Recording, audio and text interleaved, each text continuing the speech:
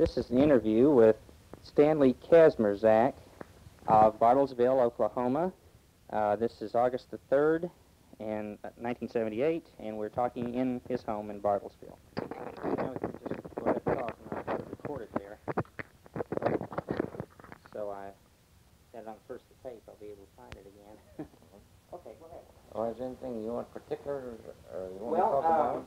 Were most of the Polish people here miners? No, they were working as zinc smelters here. Smelters. They had ore transported in here from Joplin and back from Canada, and there were smelters in various towns here. In Kansas, there was Notishay, there was Kansas, Iola, Kansas, and Harp, Kansas, and Gas City. And then the smelters started here early 1900, and they need a lot of people here. Well, they knew there were quite a few Poles in this area, so they had scouts go out and brought them in here early 1900s. There were 3 smelters here. There was number 1 was called Lanyon Star, number 2 was called Bartlesville Zinc Company, number 3 was called National Zinc.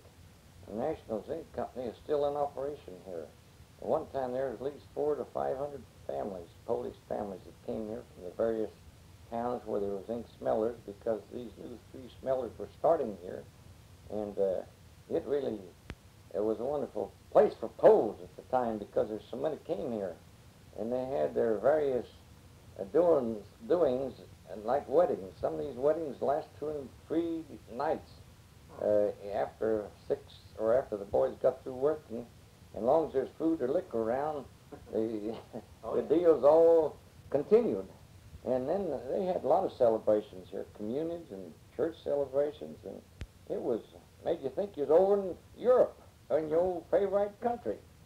And then It's all before World War I?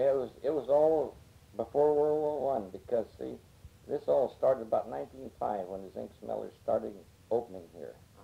And many Poles were here, and they had many celebrations, which I remember as a youngster when we came here.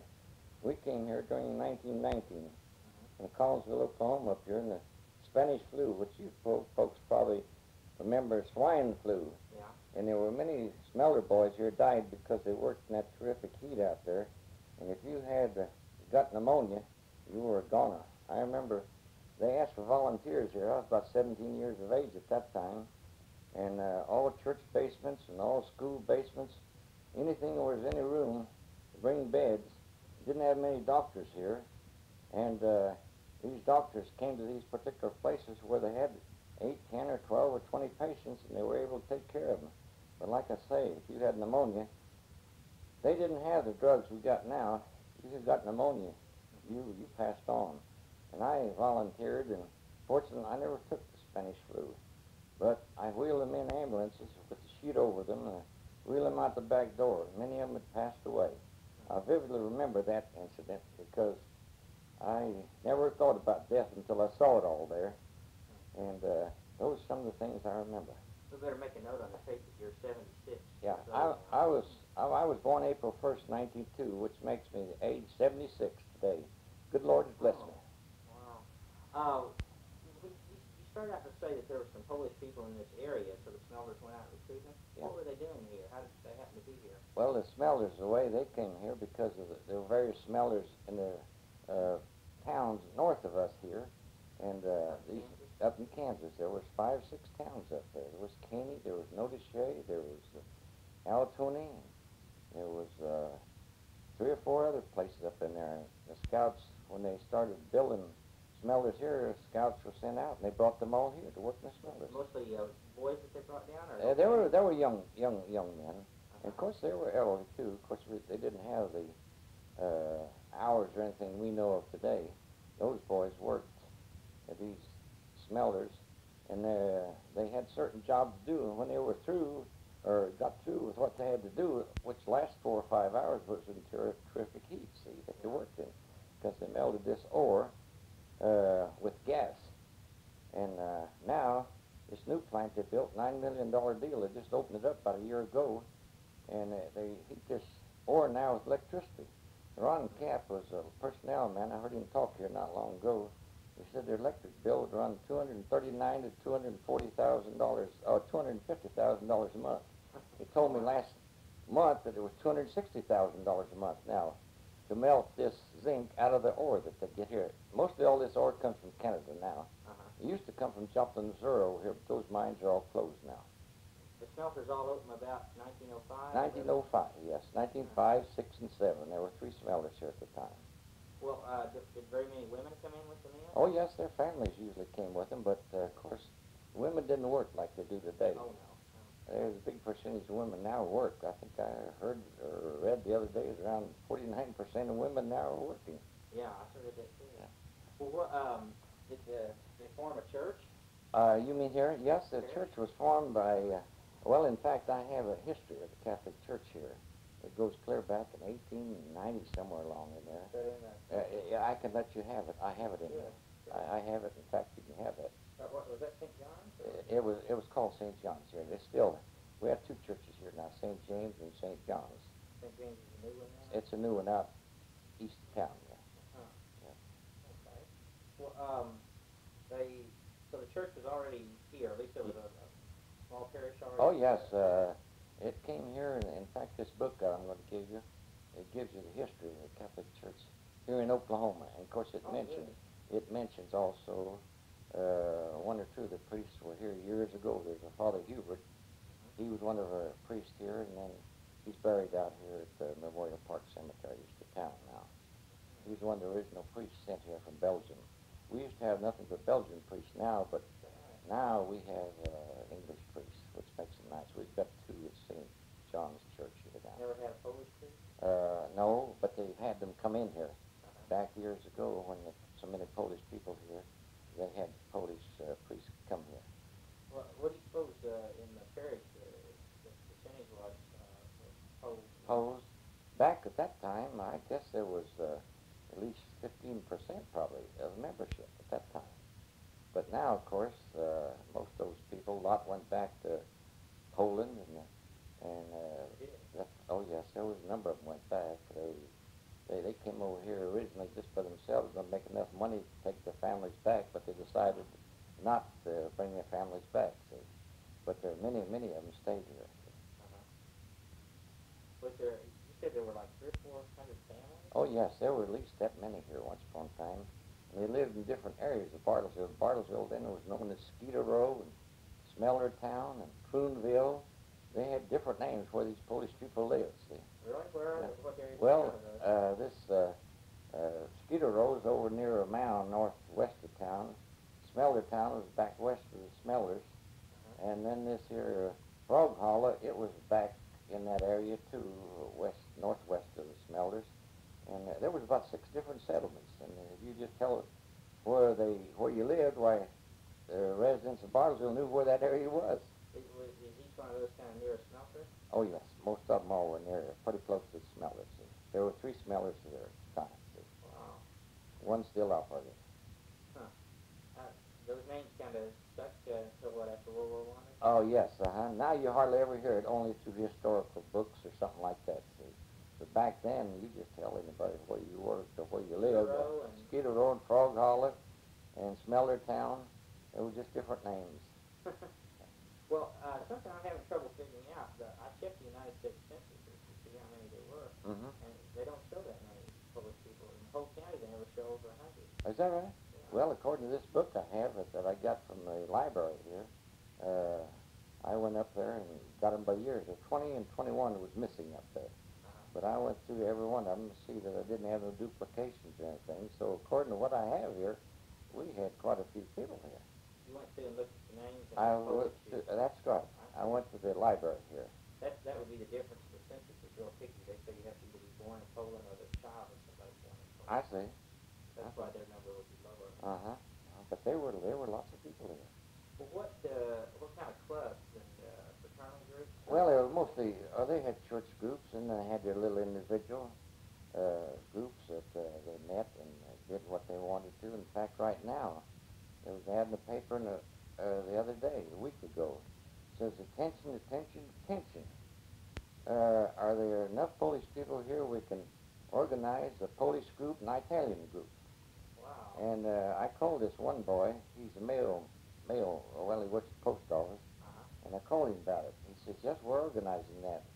And he says, I'm Polish, and the other gent is Italian. He's our chief of police. He just recently came here. His name's Bruno. They want to organize these two groups together and do things like they used to do in Europe, you know, in Italy and Poland. Great. Yeah, it's in action right now. Huh. I have to look into it. What's the guy at the post office? Let's see. I'll tell you in a minute. If I can't, maybe I'll think of it shortly, and I'll let you know. But I know the other one, Italian, his name's Bruno. When you were tracing through the directories, how recent did you get? Oh, let's see. That went up to. I'll have to look at that record that I have there. I could tell you pretty quickly, though. Oh, Yeah, you can see that later then, can't you? Must have been an awful lot. Well, what, were there, like in Milwaukee, there's Polish taverns everywhere. Yes. Well, you see, Oklahoma's always been dry. But nevertheless, down Prudenville, they made their own liquor. That's where it got its name, Prudenville. That's one of the neighborhoods. That's one of the neighbors, a lot of Poles live, see?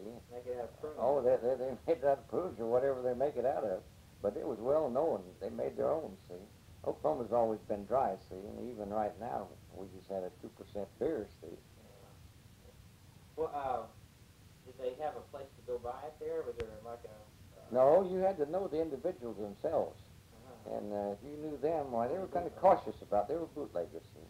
Then a lot of it came over here from Missouri in the mines around Scammon, Kansas, and up in there. They had these coal mines, and they weren't in operation anymore.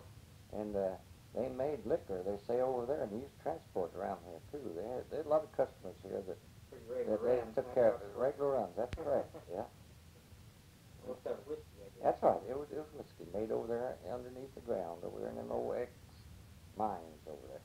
What's that account of Prudenville?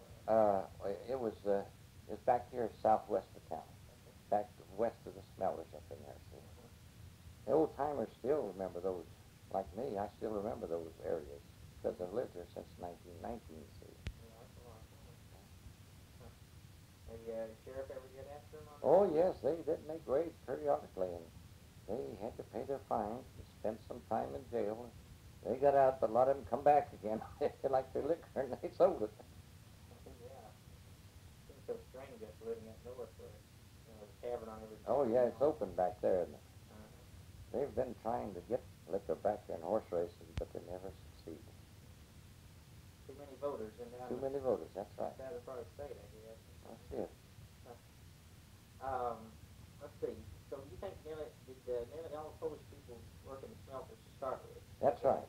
There's some now. I have one historical paper, or big sheet that come out of the Tulsa Tribune not long ago. It was August Nick.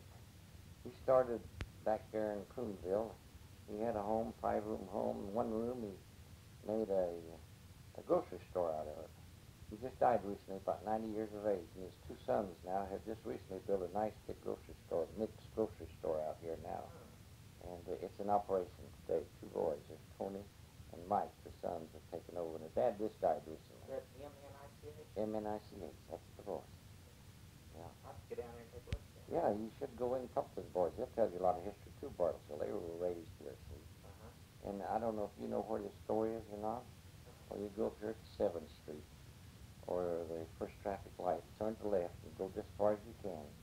And you exit there, and you'll see a big building sitting over there where you exit. Either go to the right or the left. But to the right, as you go west, you'll see the big name on the store there. And they can tell you a lot of history about Bartlesville. Is that still out there? Oh, yeah, they got Polish sausage and make plenty of it there. That's one of their features. They always advertise. Oh, all right. Yeah. Well, did any of the other people go into other things? Oh, yes, we've had a Frank Balzer here. He was a high school teacher here. And then we had, of course, this Gus Nick, the grocerman here. And Stan Orlusky, he's an engineer here. And then we have this Ted Sinus, he's an accountant here with Phillips. And there's several Polish families here, other children of some of these we've talked about, so, that they're still here. But there's not very many Poles here anymore. In fact, they all have left or died or gone back to Europe or what have you. Well, when you were young, were the Polish people have any businesses or? Oh yes, we had a meat market here, and then we had this grocerman here, and we had Oh, there was one chap, there was a blonde Jewish. He had a bakery shop here, and there were several businessmen, yes, Polish people. They weren't big because the town wasn't big back then. See, they made a living at it, though. See. Any lawyers or doctors? Well, we had this Frank Belcher who was a teacher here, but now this Stan Orlusky, he's an engineer, and this Ted Sinus is an accountant. But that's a present-day generation. See, back at that time, no, they were mostly all smelter boys. That's what they were. See. No businesses, no. So Just what all you call them, smelter boys? Yeah, smelter boys. That's what they call them. That's where it got its name. This one area where these Polish people live, they call it Smelter Town. Are they a bunch of little separate houses? Are they boarding houses? Or? Well, the houses were not, none of them were elaborate because the salaries back then weren't what we know today, see. I know. They wasn't even unionized or nothing here, see, back in those days. And they lived their simple lives, and I guess they were a happy group of people. Did they have any boarding houses? Oh, yes, they had several boarding houses here. There was one out here near Skeeter Row that was a big boarding house. The boys that were single or come in here and worked, they stayed there at the beanery. They call it the beanery. The beanery. The beanery. And they had 2 or 3 small ones, little restaurants down there.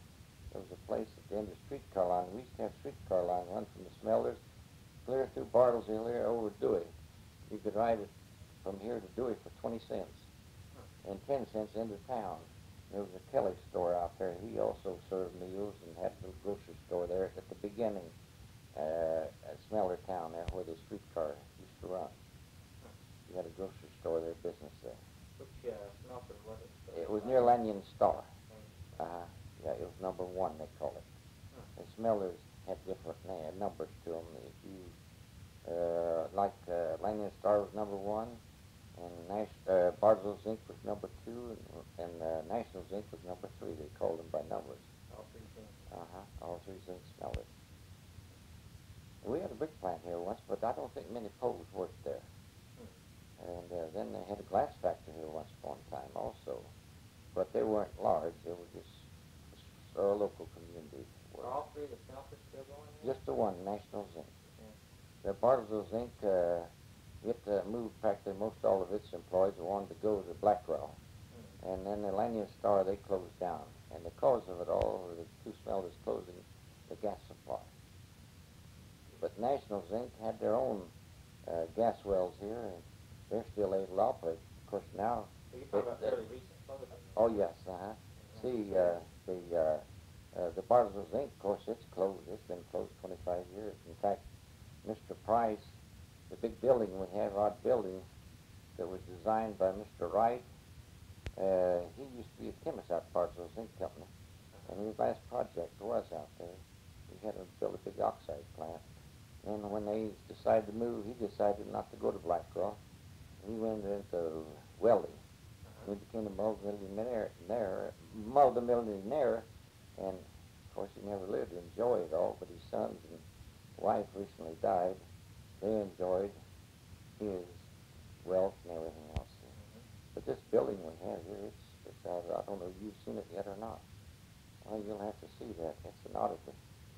Yeah, it's about 14 stories, and there are no round corners in it. I mean, there are no square corners in any of the rooms. That's right. Yeah. Well, didn't any of them work for Phillips? See, Phillips didn't start in 1917. That's That's where I spent my life. See, I had 44 years with them.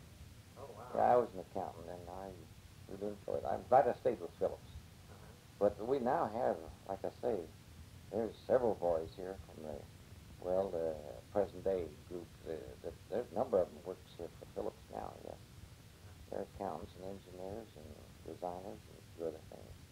Well, when do you suppose it was that there were the most Polish people here? When did About 1905, 6, 7, 8, 9. And then it's been down? And then after that, why, they started kind of slowing up a little bit, see, and didn't progress too much or put additions on. But now this National Zinc is, right now, it's owned by New York from Eberhard, some company back east. And they are now putting addition National Zinc. They're going to process another ore or some kind of a chemical. And this building now is being built at the present time. and they're going to hire at least maybe 200 or 300 more employees out there now.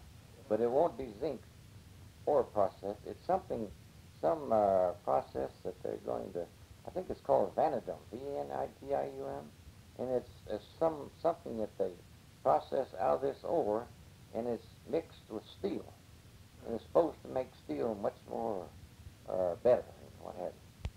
Where are the zinc mines? Zinc mines, you mean the smellers themselves or the mines? Where are the mines? Now, practically everything, if you'll notice, down the railroad yards here, there's 8, 10, or 12 cars come from Canada now.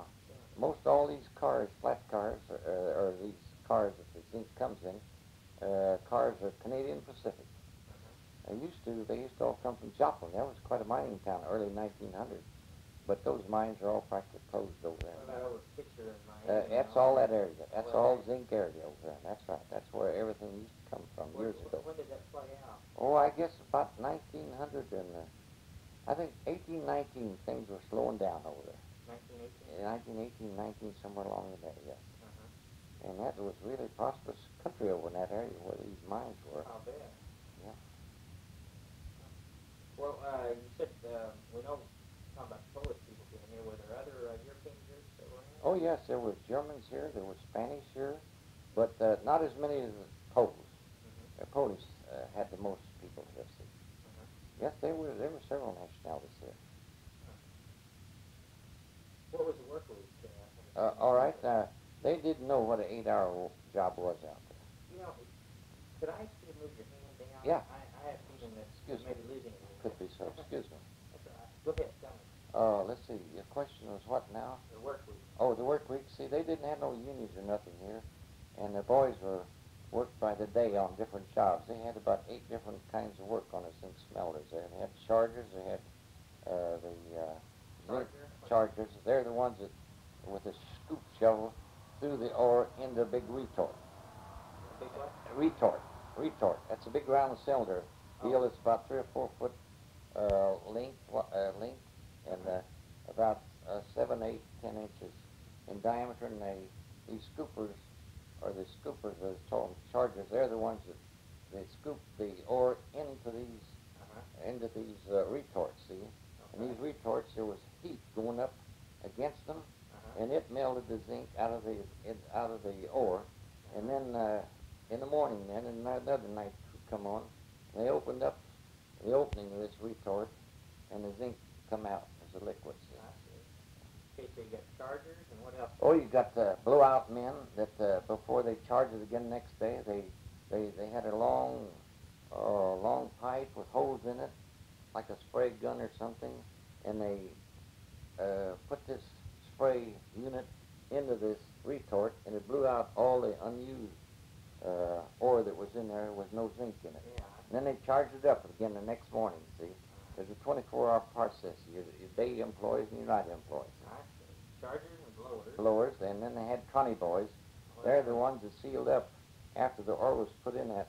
They put in some kind of I don't know, it was some kind of a unit that closed up so no zinc would come out. See? They called Connie boys. And then they had the water boys that went from furnace to furnace, and they weren't modern out there either. These boys just drank out of big buckets and just had ice and everything in it, see. And this Connie boy, he went around and watered the boys, any and all that wanted water. So there were 7, 8 different names of different boys working these smelters. How many hours did they work a day? Well, now, you take the smelter boys. Now, they had, at least, I guess, 300 of those retorts they had to fill with ore. And the faster they worked, the faster they got their job done, see. And they were through. When they filled up all this ore into these retorts and got everything ready, well, they went home, see. But they always went to work early in the morning, 2, 3 o'clock. So they got off 7, 8, or whatever time. It all depends how they felt and how fast they wanted to go, see. They run on that schedule because of the Oh, yeah, that's right, on account of heat. They always went to work early in the morning, see. Wow. Because it was heat there. What time did you say they get off? Oh, they got off maybe at least, they had at least worked 5 hours at least. 5 hours. And of course, if someone was feeling bad or something, or someone got hurt or something, like, they had to go on until they were through filling up or draining the zinc out of there, see. Hard work. Yeah, it was hard work, and it was hot work, too, see. Like I told you back when they had that Spanish flu, they worked in that terrific heat. And of course, they come out, took the shower, and then the colds were fell in back in the winter months, which the flu hit that time. They got pneumonia, they died. Many of them died. There's out here 2 cemeteries where you've got a lot of boys, Polish boys that passed away, many of them, because of terrific heat and the jobs they had out there were hard, too. See. That in December of 18 or It was January? it was in the fall of 1918 and 19. See, it lasted about a year of this, and it killed millions in the country. How many days a week did they work? Oh, that they didn't have no 40 hours. They worked every day. Every day. And they worked by a day salary. They didn't have no monthly salary. How much did they make? Well, back those days, they didn't make between $4 and $8 a day. $400. Back in those days. That's probably pretty good wages. It was back in those days, but like I say, those Poles were not a wealthy group of people, and they never had anything that we know of today, see. Today we have unions and we have everything, see, going. You just had a working man has a family, the wife didn't work. No, they mostly all those Polish people, they always took care of their children. They didn't want them to, just like my father, he followed the Smellers. That's why I know a little bit about Smellers. We 2 boys ever worked for Smellers. And that's the way most all them Poles felt, see. Your dad did work. Oh, yeah, he followed the Smellers, yeah. He worked, he came from Poland in 1892, I guess it was. And then he went to work first at Pittsburgh over there, Kansas. And he went from there to Iola, Kansas. And from Iola to Caney, Collinsville, and Collinsville to Parksville. You think it was typical? You think there were a lot of solid smelters? Oh, yes. Well, those Poles, they didn't know anything else, you know, and they were needed, and they went to work. They were hard workers. Conscientious, too. I'll say most of them conscientious workers. They were sure different than the workers we have today, I'll tell you. How did your dad happen to get to Pittsburgh, Kansas? Well, you see, Dad's oldest sister and her husband were here. They lived in Pittsburgh, and my granddad, like I told you, was in 3 wars. Poland, Germany. It was, they went to war 1864 with Denmark. In 1866, they went to war with Austria. And in 1870, they went to war with France. And Granddad said, well, Joe, that's his son, you're not going to go through what I went through. He was fortunate. He was never wounded or anything. And then this sister, Dad's oldest one that lived in Pittsburgh already, said, well, why don't you and Dad come on over? That's his brother. That's her brother. So you and Dad make arrangements, come over. We'll get your tickets and everything, make arrangements for you, which they did. So my dad never had to go to war, see. Did your grandfather make My grandfather and Dad come together, come to Pittsburgh. Then they made enough money, then they brought my grandma over and two sisters. How old was your dad on the family? Oh, Dad, I guess he must evidently, well, let's see, 1896, he was born 1878. How many years would that be?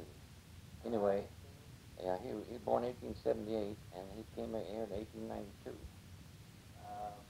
14 years old? That's about what his age, because he didn't want Dad to stay over till he was 18, because he didn't want him to go through the Army career that he had to go through. Not that he wanted to go, but he had to go, see, the war. Well, you think most of the Polish people around here were from German Poland?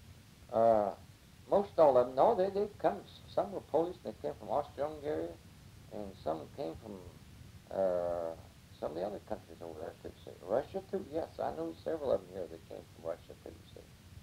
Could you take a guess as to which country most of them? It came from Poland, most of them. Well, I mean, the part that was under German. Oh, German control? You mean, let's see, repeat your question again. Did most of the Poles live around here come from the part of Poland that was under German control? Yes, under German control, that's correct. I see. That's where my granddad and dad come from. Posen. Poland, that's where they came from.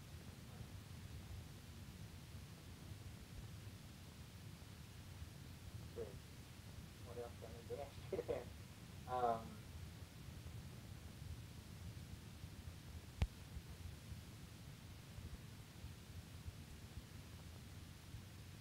Take care of it here for a while. Okay. I have to You have go some down more? and look at Yeah. the things. And You may have some more questions then. Yeah. That'd be fine. And you can keep it as long as you want to. Okay, real good. And then just kind of history to have my family too. We should come one. Yeah, I would. It's of course in there. There's some in there too, but this is Yeah, I'm gonna check the... oh I'm now in the Washington County Historical Society in Bartlesville, Oklahoma. I'm looking at an exhibit on the back walls called Other Industries. Down in the lower right-hand corner of this exhibit, there's a picture display of the first smelters, 1907, it says. I'm going to read part of the material that's listed here. It's listed under a picture of the Bartlesville Zinc Company, 1914 picture. But here's what the caption says. The smelters.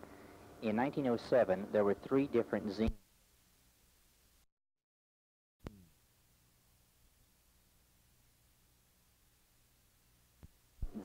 Company, 1914 picture. But here's what the caption says. The smelters. In 1907, there were 3 different zinc smeltering plants built west of Bartlesville. They were Lannon Star Smelters, that's LANYON-STARR Smelters, called Number 1, which began smelting in March, presumably of 1907. The Bartlesville Zinc Company, called Number 2, and the National Zinc Company, called Number 3. Both of these were started in December of 1907. In 1915, the Lannon Star Company sold to Bartlesville Zinc Company. 1915/1918.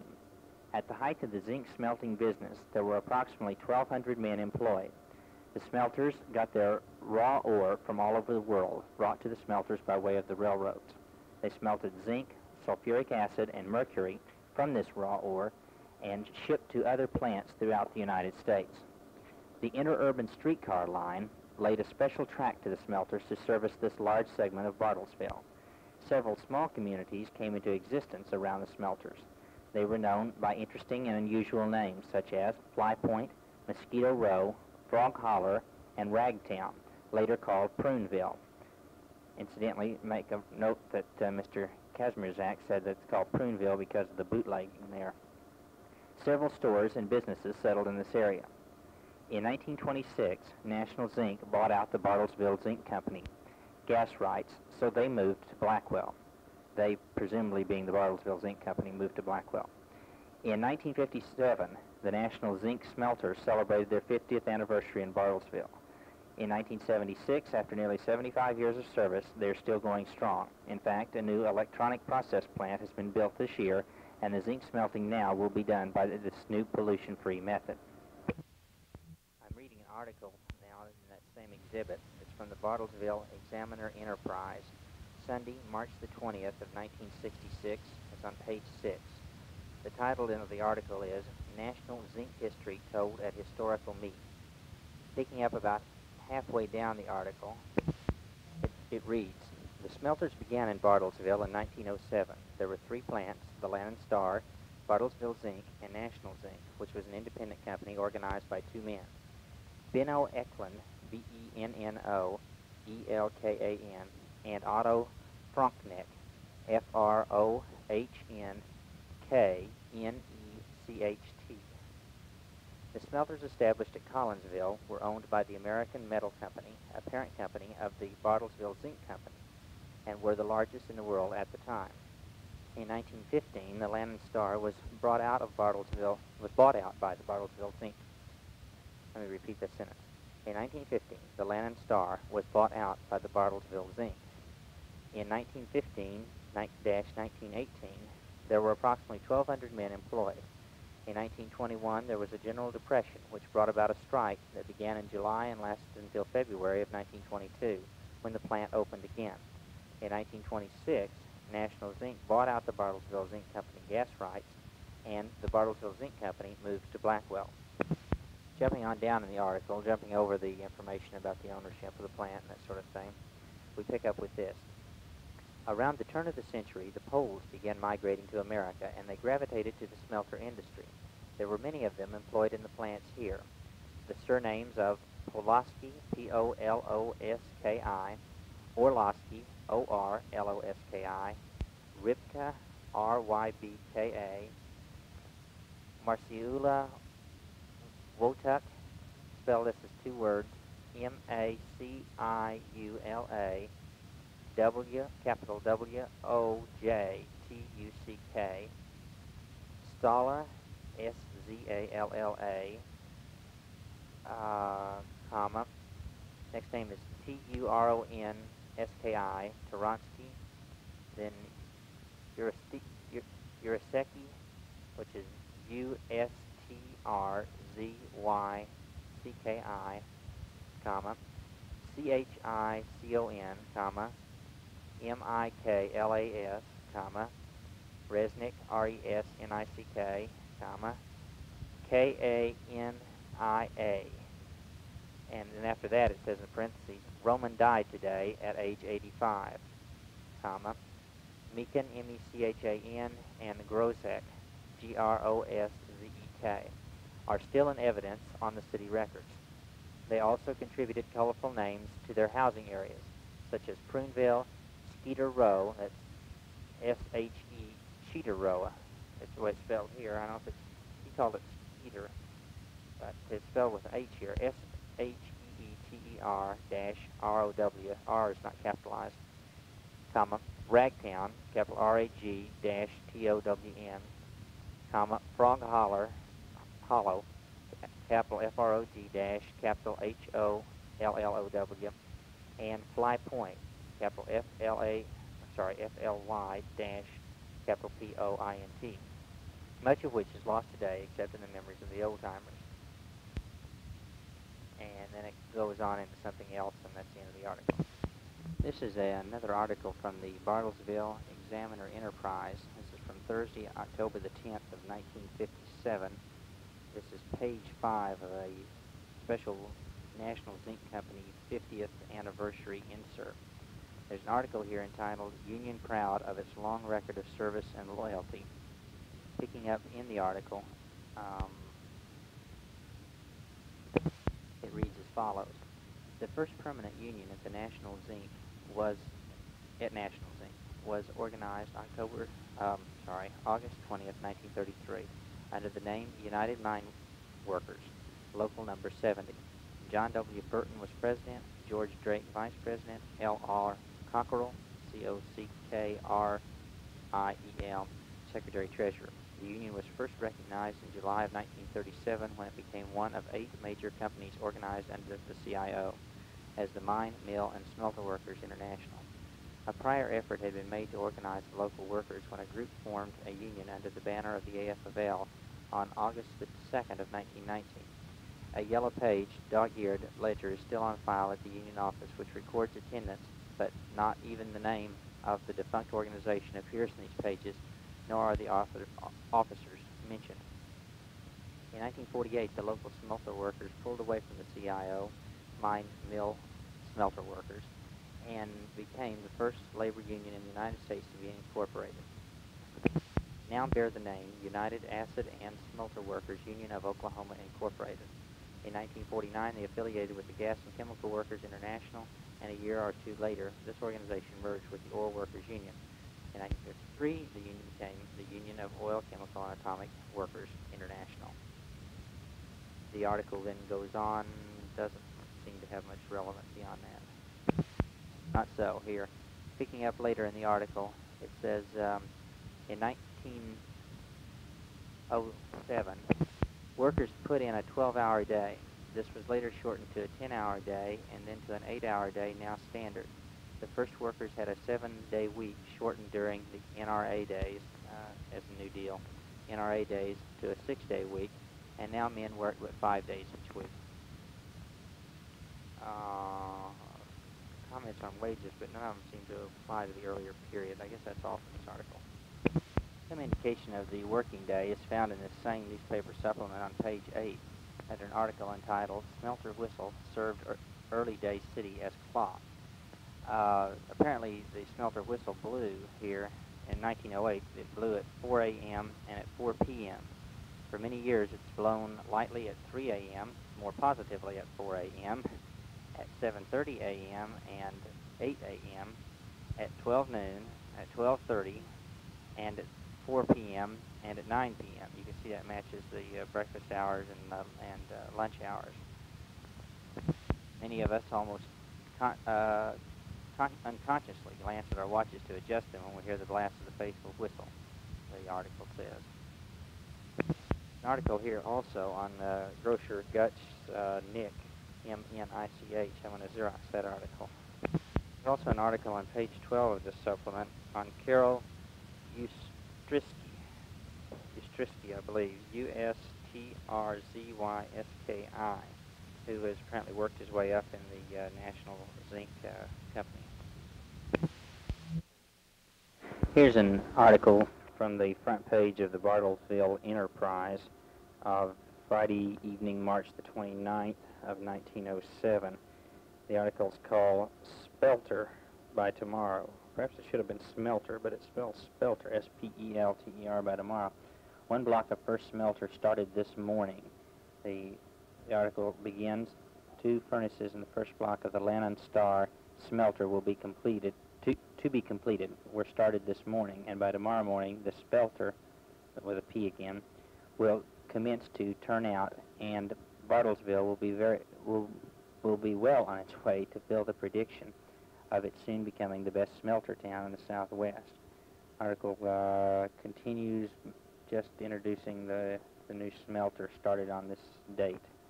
That's March the 29th of 1907.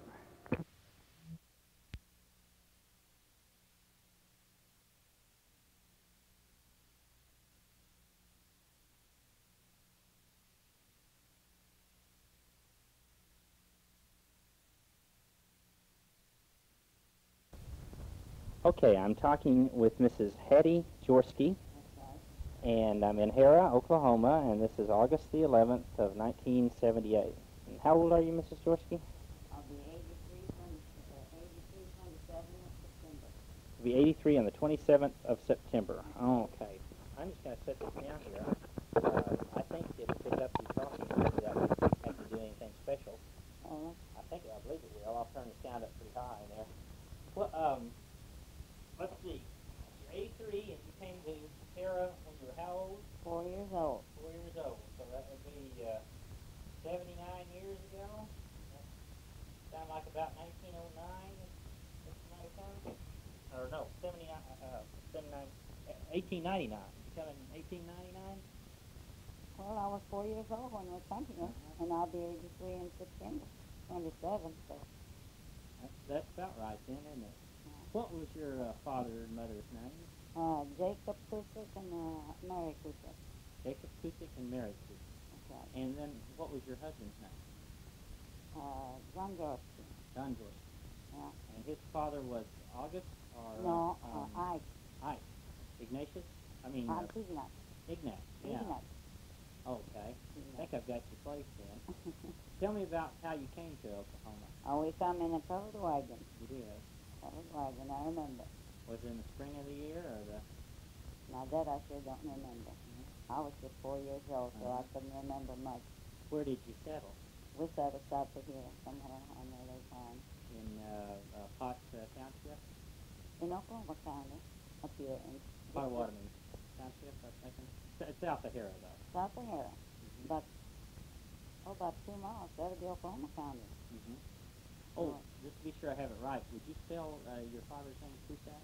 K-U-S-E-K. K-U-S-E-K. K-U-S-E-K. Kusak. Be sure I've got it right. Jacob Kusak. Jacob Kusak. Jacob Kusak. Yeah. And Can you talk for us? No, I wish I could. Well. A few words here and there, that's about it. Well, he was a farmer, right? Yeah, he was a farmer. Had you been living in Marche, Arkansas? How did you know that? Well, I've been talking to a few people. How did you know that? Some of the other folks. Yeah, I was that place there. Marche. Yeah. What was Marche, Arkansas like? Was that a Polish community? Yeah. Yeah. Farmers? Farmers, and mostly farmers, yeah. Me and my daughter went up there 2 years ago to that place over there, yeah, but I couldn't tell nothing. I was too young to remember. Where is it? Marche? Well, I wouldn't know how to say it. It's in Arkansas. It's in Arkansas. You all lived on the farm, then, you say. How many brothers and sisters did you have? I had, well, mother had 10 children altogether, but 3 of them died as infants, little. So 7 of us. That's a pretty big family for, what, 160 acres, I guess? I don't remember. I really don't.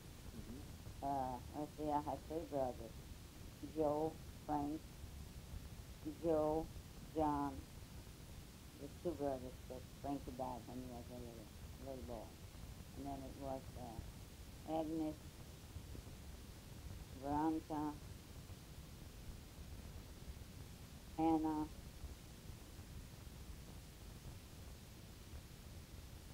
Mary, and me, Patty. That's 5 girls and 2 boys would make 7, and 3 of them died. That's pretty good Yeah, crowd. 10 of them. Yeah, 10 of them. Well, your parents must have helped form the St. Teresa's here. Right. I belong to St. Peter's Church here. Many years of that, huh? Ever since I was 4 years old. Ever since I come down here. It's been my parish. Did your father farm all his life? Well, he died pretty young. He died, let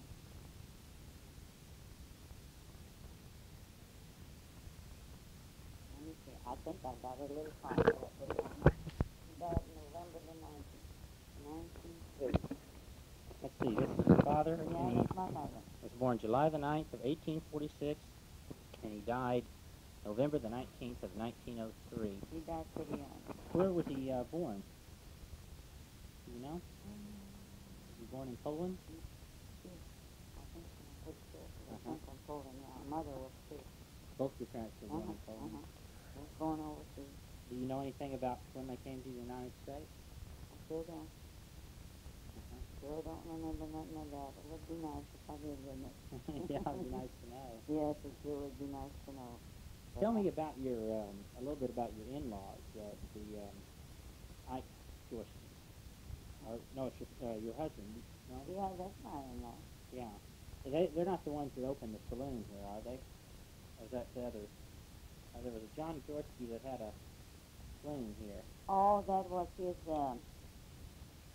yeah, that was John Gerskin open salon, but what was his, my father-in-law? Was he the brother of your father-in-law? Yeah, I don't know that. Ike and John, brothers maybe? I don't know. No.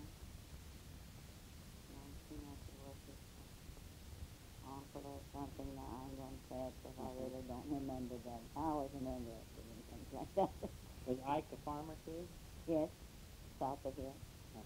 What about your husband? Was he a farmer? Yes, Where did you and he live? we live 4 miles east and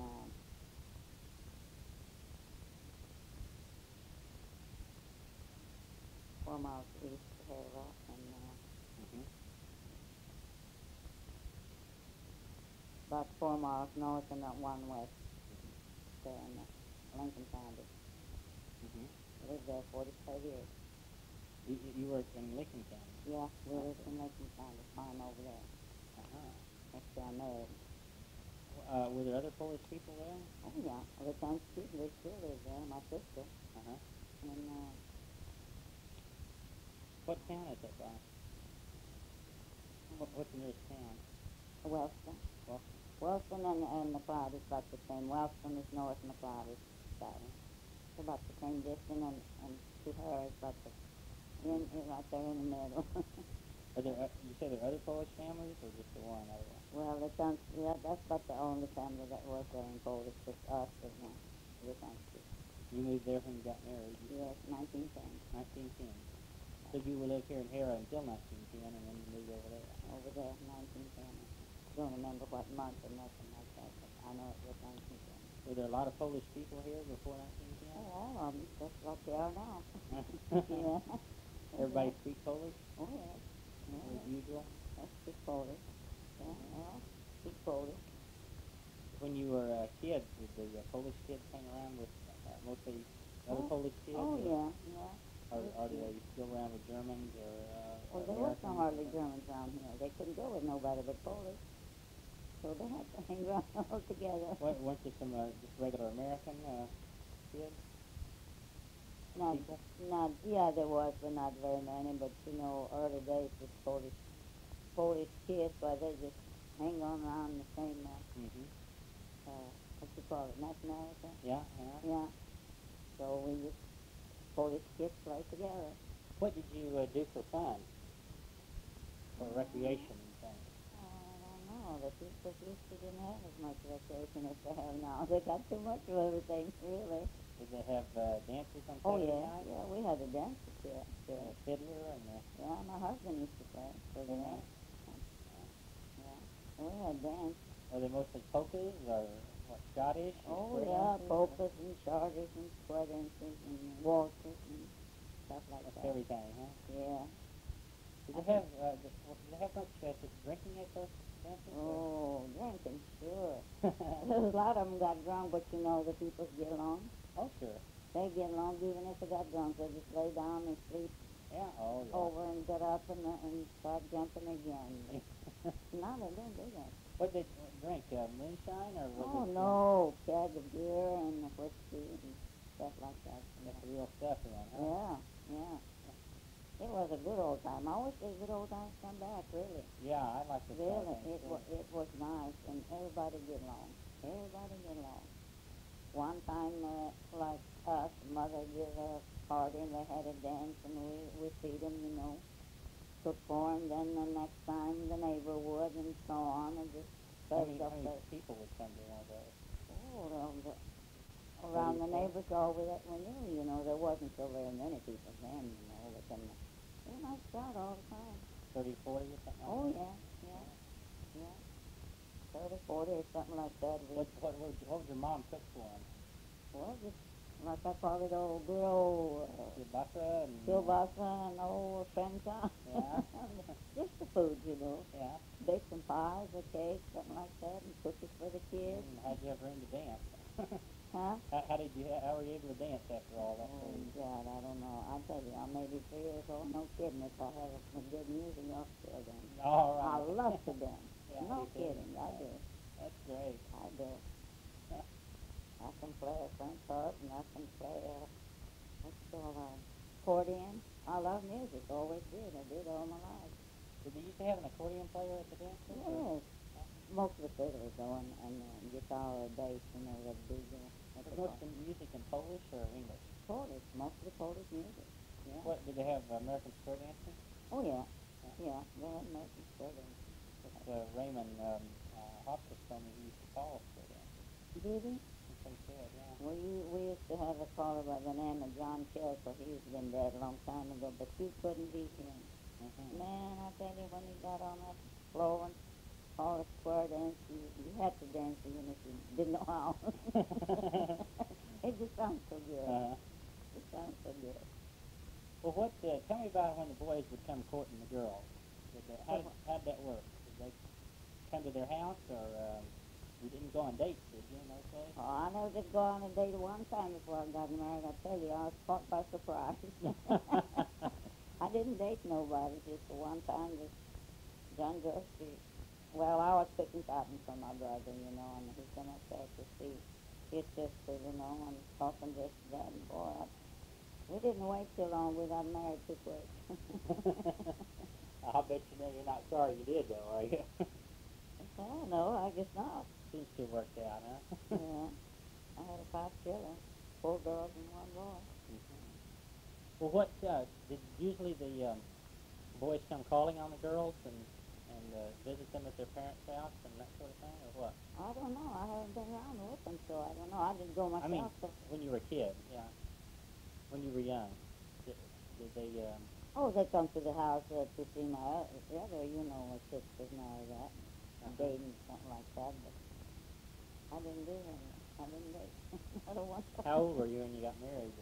Too young, 15. Yeah. That's too young. That's pretty young. Yes, it is.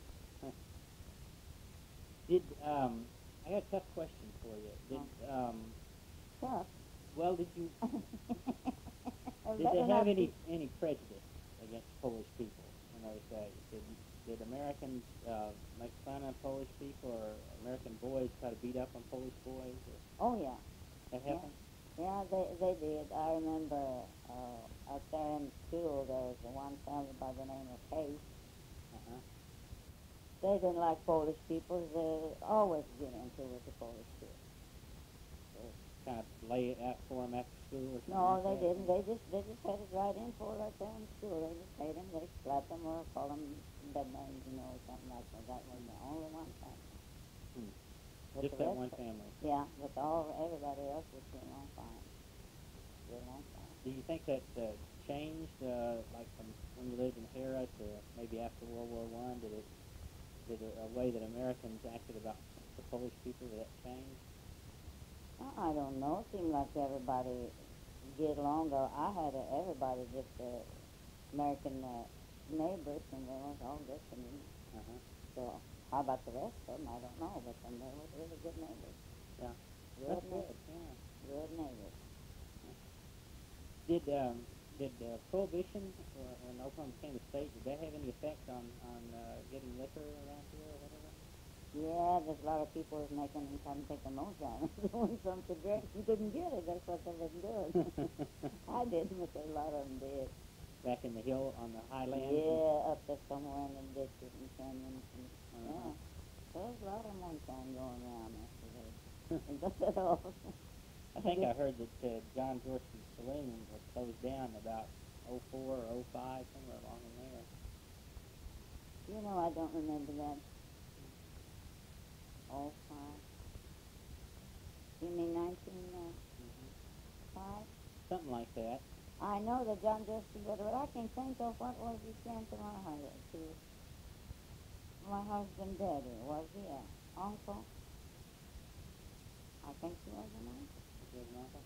I think so. I'm not sure. Uh-huh. I'm living in his house. Oh, is that right? This That is house, John Dorsey? that house is about as old as I, or older than me. Isn't it? It's held together pretty well, hasn't it? Yeah, and he built it with the help and stuff, too. It wasn't here, though. It was right by our church, but I had it moved here. I bought it from the People's Party and moved it up here. Oh, uh-huh. Yeah, that house is an old house. Oh, I can tell it is. And I didn't even know it till after I bought it. Didn't know it till after I bought it. Yeah, he built it himself. You can tell by the boards they got these that the build different than any other houses. Yeah, I was noticing that. Yeah. It's old thin board. Yeah, those little bitty old tiny ones. Huh. Narrow ones. When you first came here in the covered wagon, you said? Yes. Where did you live that winter? Did you live in a dugout or a... No, we cabin? rented the place with the house. Oh, South of here. already There was had a house on it. Yes, sir. There Oh, was that's a house good. on it, yeah. House was on it. That does make it easy. What'd your dad grow? Cotton? Well, cotton, everything, corn, and just everything. We had cattle, and Uh-huh. just like a farmer had, you know. Garden? Garden, corn, cotton, potatoes, garden. Your dad bought the place, or homesteaded it? No, we rented it. Oh, you rented it? We was poor people. We didn't have nothing. Uh-huh. We didn't have nothing. It's made enough to eat and everything. Yeah, that's about all, that's for sure. Enough to Did he eat. sharecrop it, or did you just rent the land? No, we sharecrop it, I think. Yeah, Uh-huh. I'm pretty sure we sharecrop it. Because we didn't have money to pay for the rent, you know, we just sharecrop it. What we raised, why, then the landlord got what his share, and we got what we should give. So that's all. No, my daddy was poor. Hmm. Yeah. He died pretty young. He went out there, the cattle got out one summer, I remember that today. And he was chasing the neighbor cattle out in the cornfield, you know. You know, they're wasting it. Mm-hmm. So he went out there and chasing the, and cattle started to get him out, and he got too hot, I guess. That's what I know. Then he come home and drank water just out of a well, because we didn't have no ice box then, or ice or nothing those days, you know. Then he got sick, he started coughing, and he laid in the bed 9 months before he died. And they said that he had, he run his, what's it called, lungs. By doing that, you know, he got too hot and then that water like that. And so he died 9 months. He was sick 9 months and died. That's really too bad. Yeah. So he How died. long did your mother live? My mother died in 1938. She was right around 9. She was right around 90 years old when she died. But I never did talk to her while she was living. She always, when she was born, what month or nothing, I never did find out. I didn't talk to her, she didn't tell me. But she always tried to tell me that her mother didn't even know for sure. But the best she remember, her mother was telling her that she was born in May, close to the holiday that we got in May.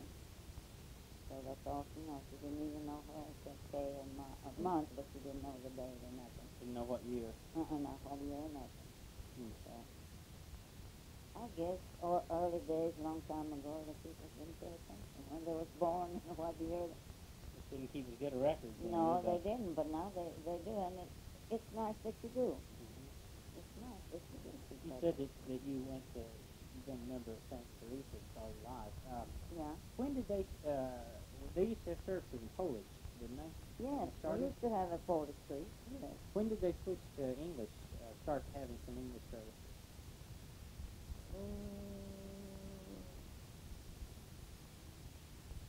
I don't remember. We had a Polish priest. I don't remember what year they sent him to California, and we didn't have anything. But as long as you had Polish priests, you had services in Polish? Yes, we did. Were there sometimes some English services and some Polish? Well, see, we have up here in our church, we got a mass at 8 o'clock and 10:30. So either on 8 o'clock or the other 10:30 mass, he had it in one in Polish, one in English. Well, so the people know what Sunday he's going to have house, so the one that wants to hear in English, well, they come to that mass, you know. When's the last time you heard a Polish mass? Lord, since that priest left, I don't remember. I've got it. When's the weekend? All right. You were young. Did a lot of girls marry young? A lot of the Polish girls marry young? No, not as young. Well, only one of them. My husband's sister did. She got married when she was 18. I mean 15. Yeah. How old were they usually when they got married? Oh, they usually was about 18 or older or something like that. I guess we just... Boys a little older than that even? Yes. Well, I guess it's just her and I didn't know what we was doing. We got married so young. Don't tell it. She's still living, too. Is that Mary right? Novick. Her name is Mary Novick. Real good. She lives with her son. She's 90 some years old. I don't know how much over, but she's over 90 years old. She gets around pretty good. Pretty good, I guess. Yes, That's get around not pretty bad at good. all. Well, I guess we're about through then. Well, That what all are I you can going to do? tell. Make a book?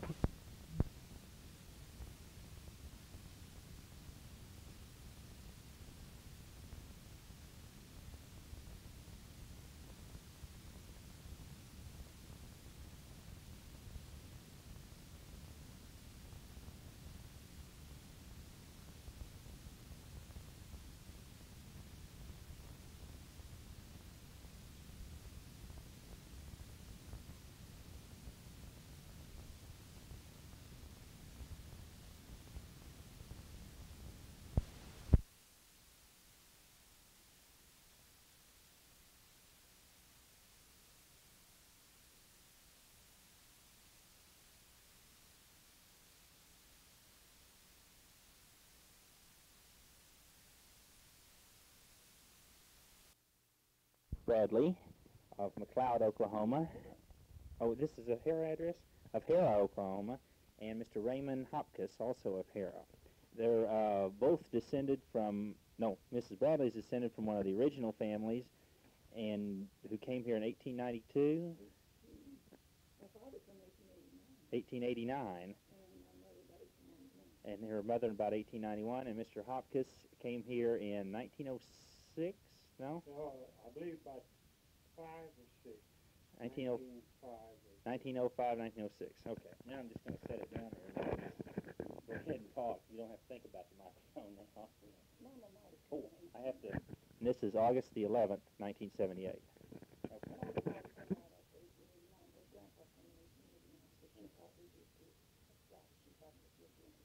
Both your parents came, you think, in 1889? This land wasn't part of the run, was it? The original land run? They must have come right after that, I'll bet. No, my father made the run.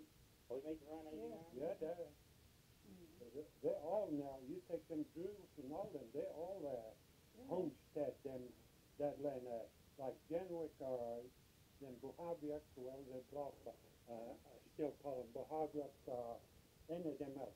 Now, they're all come from Arkansas, the homesteaders, they were the But they homesteaders. didn't come in 1889. No, they're a year or Yes, two, but you see, my know. father came in 1889, but he built a total bridge. And did? so there's 10 families come from Arkansas, and they had to come around because he didn't miss the river bridge east. He come from the east. Okay, wait a minute, I gotta back up a little bit. Now, he made the run of 89. Where did he come from? Did he come from He Arkansas? comes from Kansas, Kansas. Dodge City, Kansas. Dodge City, Kansas. But he had been born in Poland? No, my father wasn't Polish. He was Irish. My father was Oh, born okay. in Wisconsin. Now I'm getting it. Okay. Now, I need to back up to your Mother's parents. mother's parents. Well, they were both born in Europe. Grandmother was born in Austria-Hungary, and Grandpa wasn't. Was born in Germany. But they're both Polish. Yes. They were probably born in the parts of Poland that Austria controlled and Germany. Yeah. Austria. Okay. Now, when did your grandparents come to Hera area? That's my back seat. Okay. Now, the one who was building the bridge, Yeah, I might be. I said, you got a lot of that. You don't need to get right Oh, now. look about it. I'm young.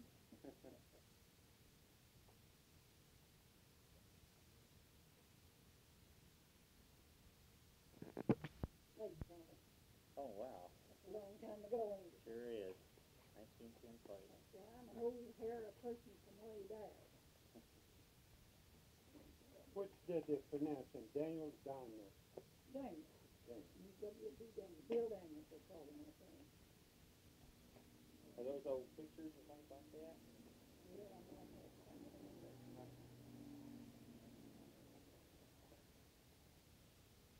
Let's see, I probably ought to be sure I got it straight there on the tape, because if I forget something, I'm going to go back and listen to Now, the tape. that's real leather. He's taking, wow. you see the dates when he come there.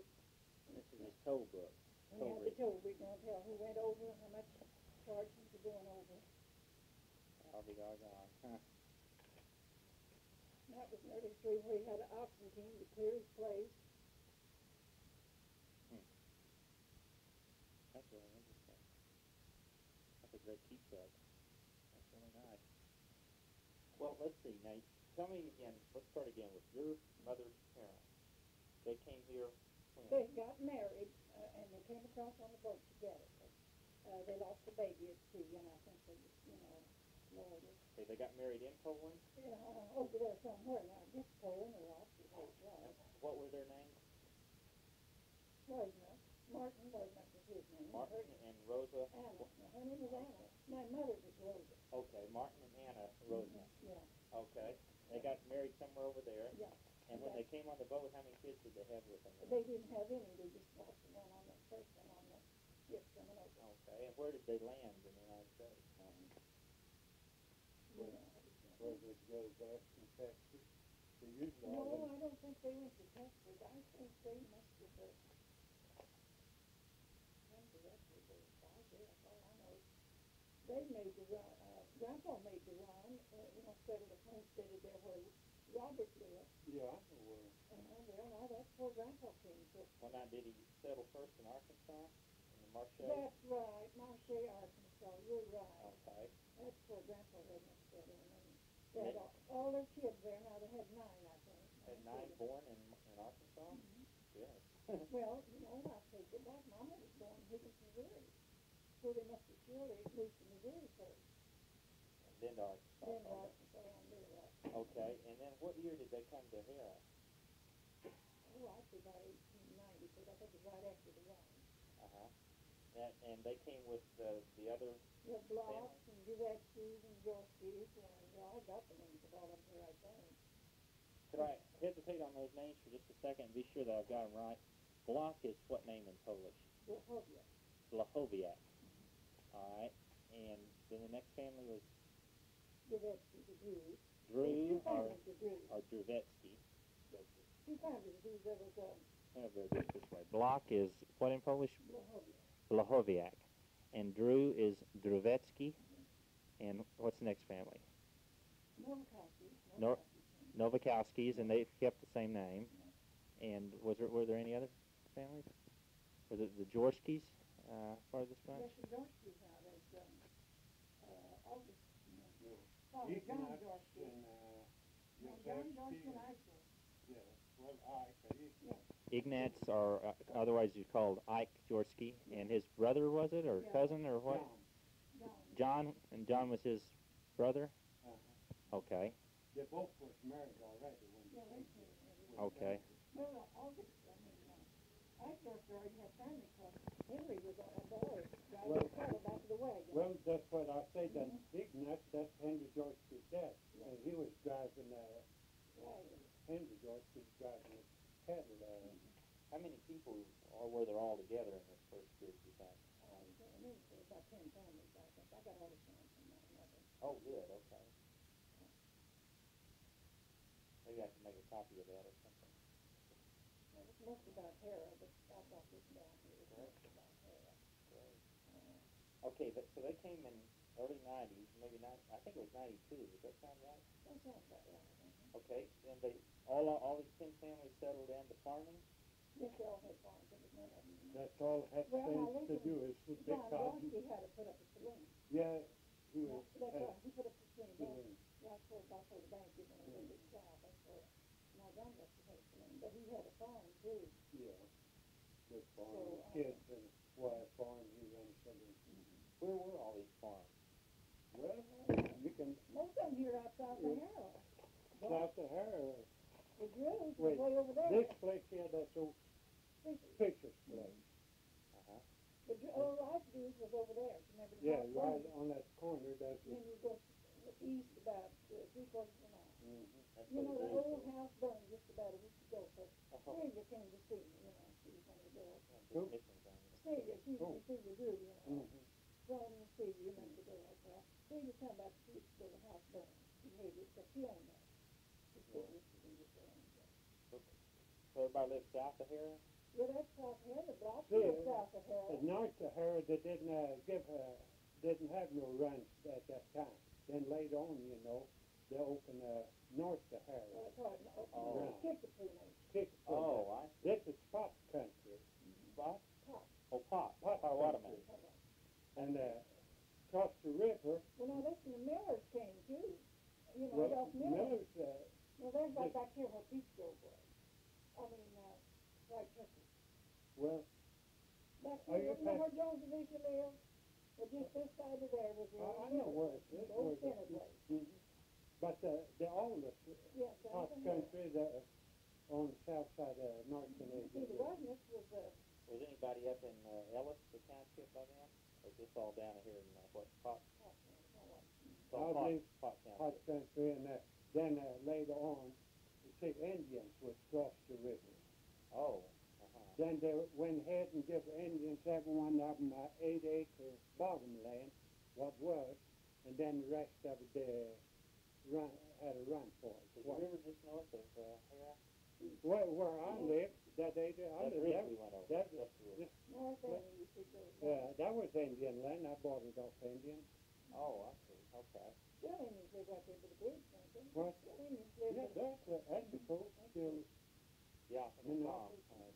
Well, is there some up in Dewey Township? Up in, north of Ellis?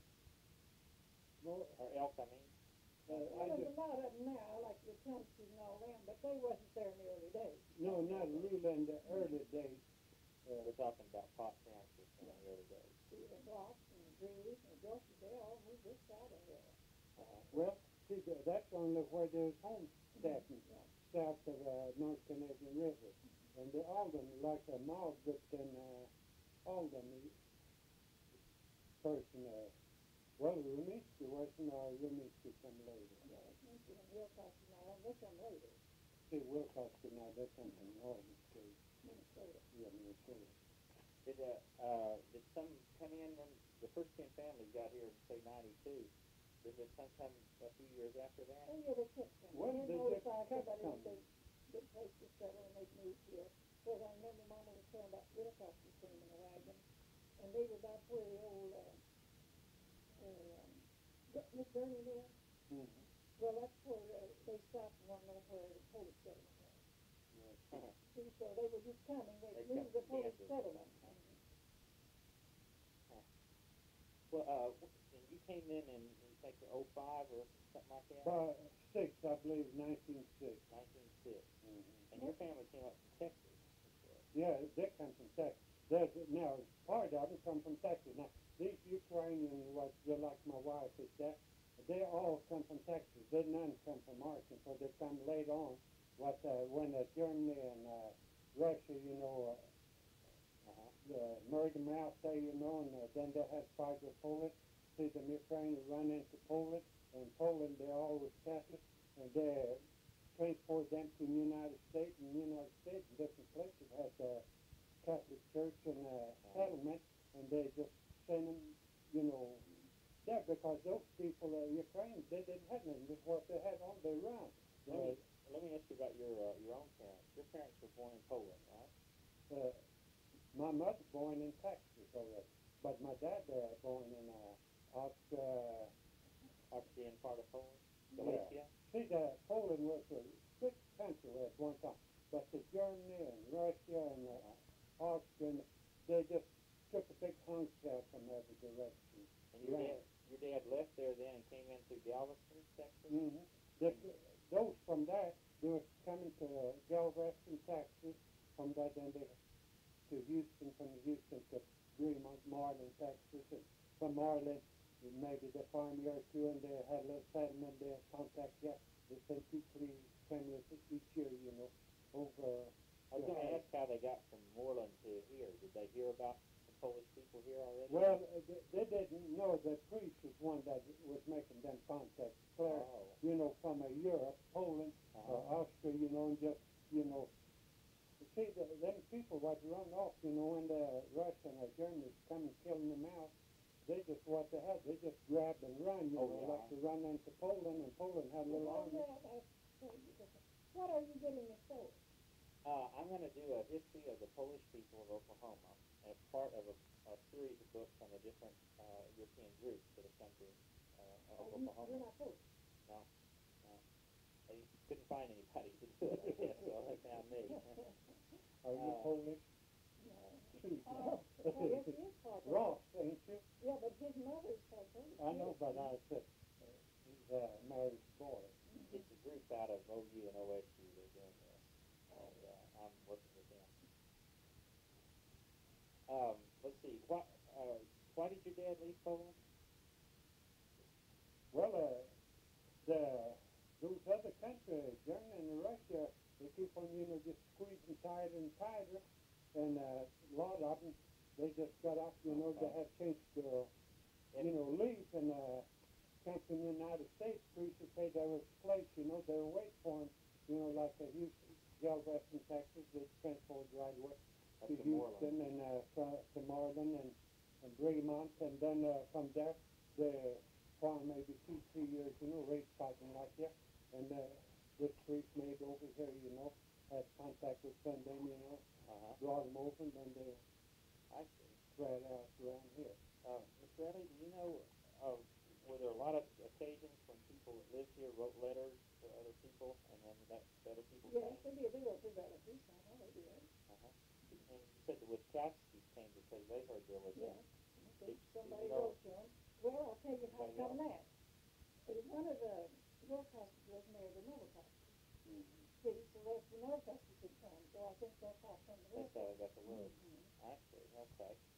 Well, now, when people settled here, you were telling me in the car, Mr. Hopkins, that they mostly farmed cotton, but also fruit.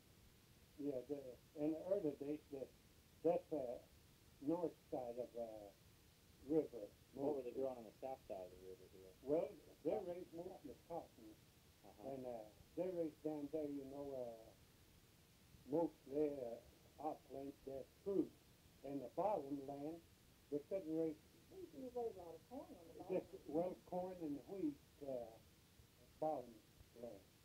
They had old steam engine threshers, like around here they thresh old Dyke, whatever his name was. He had steam engine, you know, when they got through threshing, ran there and they're going to go to Ram Jones thresh later on. Well, they couldn't cross with those big things and low bridges there. They had to load on the box car, one in flat car. He had a hair and took it to Jones, then unload that thresh machine, steam engine there, thresh over there. Wow. Load going. A lot of hard. You're talking about the wheat and the corn stuff. Is that on the south side or is that north side? Mostly on north side there. Well, they raised shares for their own use. You know, they didn't have gasoline then. They had horses and things there. They raised their own hogs and cattle and everything. Gardens? Garden, canned fruits and garden stuff and orchards. And About when did people start moving to the north side of the river? well, that was, That's about 1900. yeah, about 1901 or something like that. When they opened the Indian lands up there, etc. Well, that thing was already open. They made one run for, down here they was homesteading for, well, I don't know, about 3-4 years, wasn't it? There was a lot of land you could just come pick your house, you know, if that still was open. But the north side, they didn't. They had it, every 160 was a stake, had a stake on it numbered. And they all had to gather in one place at one time, how you want to run, on a horseback, a foot, or a wagon, that thing. And when that guy shot, they run for their places, you know, where they got that 160, they just sit down, you know, they took them some meat along with them, because they had to stay 3-4 days, you know, then they had to come along, you know, got the names and whole thing, you know, legal prescription, everything. But this area here wasn't part of the run, though. I don't No, think so that either. was just I real, believe, of course, they got the marker wrong on top there. They said that that's the end of it. But now it isn't either, because if you talk to, I don't know Johnny Thompson now, but Johnny Thompson's wife, and then Burris, you know who Burris is. She says her grandpa lived there. And they got the yeah, marker. but the Indians, way back there, Indians. Yeah, but then, I mean, they got that place there in 1889. And they got the marker in the wrong place, because they were this side of the marker, and the marker's on the other side, and they made the run. Oh, boy. So they hadn't got There's it a lot right. of those mistakes, so But she told more me that. mistakes than the car. Well, let me ask you about the cotton farming. Did everybody cotton farm then about the way they do today? Except No, they No, everybody. completely different. See, they had bigger families, and everybody picked cotton. Like me, I had 10, 11 brothers and sisters. and everybody went out and picked. And, yeah, there's one more thing I was going to tell you. They had a cotton picking champion. You know, they didn't have them cotton pickers. This was your cotton picker. Yeah. And I held a champion cotton picking one year. All right. And I picked cotton. I picked cotton up until after I was married. Well, I got a curious question for you that you may think is a little strange. But in Europe, everybody lives close together and walks out to their fields. But here, old farmhouses are spread out. Yeah. Was it always Everybody been had his spread own out here? barn and team. None of this living close together. No. Okay. Did you have to use a lot of fertilizer then, or No. Just your animals, you know, manure. that was plenty? Were crops pretty good? Yeah, they good crops. Them days, they raised corn. I remember my dad said they weighed out an acre of corn. They'd figure out some 65 bushels. But you know, later on, they quit raising cotton and started putting in alfalfa and wheat. Early days, they didn't raise much wheat here. Well, they didn't have the way, no traction machine. I believe Dyke, whatever their name was, that was the first Those steam. shoelers out there, you know. Who? The shoelers. You Well, know the the shoelers. Shoelers, they come a little later on with their machinery. See, they already had a steam engine where they go pretty well over country. But that Dyke was in early days. I was a little bitty old kid. I didn't know what it was, but several years later, I finally got old enough to understand what that was. Well, what I'm wondering is, did the cotton play out the land? Did you have to switch off the cotton? Yeah, I tell you No, what I happened. think when Roosevelt come in, he made it plowed up. you know, 1933, I believe, that they did. And I remember my father cried under the nicest cotton saw made a bed for mattress. And I'm going to tell you what his daddy said now. My husband's daddy said, you watch one of these days, people are going to be hollering for mattresses, for cotton mattresses. He said they are always punished for destroying something that's useful. He believed, you know, old time something. So anyway, sure enough, boll weevil started coming in, people had to quit raising cotton. And I tell you, the reason you don't find today, back north of Harrod, them offlings farming no more. See, that offling, that's land they clear out first. They didn't fool with the bottom land because that bottom land was stuff, handling stuff, and they didn't have that kind of a machinery really, them days. But what it was, this offling, is, you know, down off the hills, you had that Paris, Villa, Lavis, and things like that. And they didn't know nothing about it. They just farmed that thing, working the water, come big old rain, just wash away. First thing you know, it's just right from me, right where I live, where years old, they just crossed on each side. It's, you don't notice that, but you get off them look, that's about 30 feet from the top of the hill down to the ditch. It's about 15, 20 feet wide gully, and about 20 feet deep is just them kind of gutters. Where you can't find nothing, a few old cows grazed around there. Well, let me ask you this, about how long do you suppose the cotton was the main crop? About when did switch off? I'd say till in the 30s. Till Roosevelt time. Yeah. Well, they raised a little bit. Oh, this scale raised a little bit around in State Senate bottom around there. The last 3-4 years didn't, but up to 4 or 5 years ago, they raised a little bit, brought some cotton pickers in, you know, and pickered the... But the gins then quit here. Yeah, the gins quit here. there. They all have to haul it to Neepers. What do they raise around here now? Alfalfa? Mostly hay, alfalfa. Alfalfa, corn, maize. What about that fruit you're talking about in the early part of the century?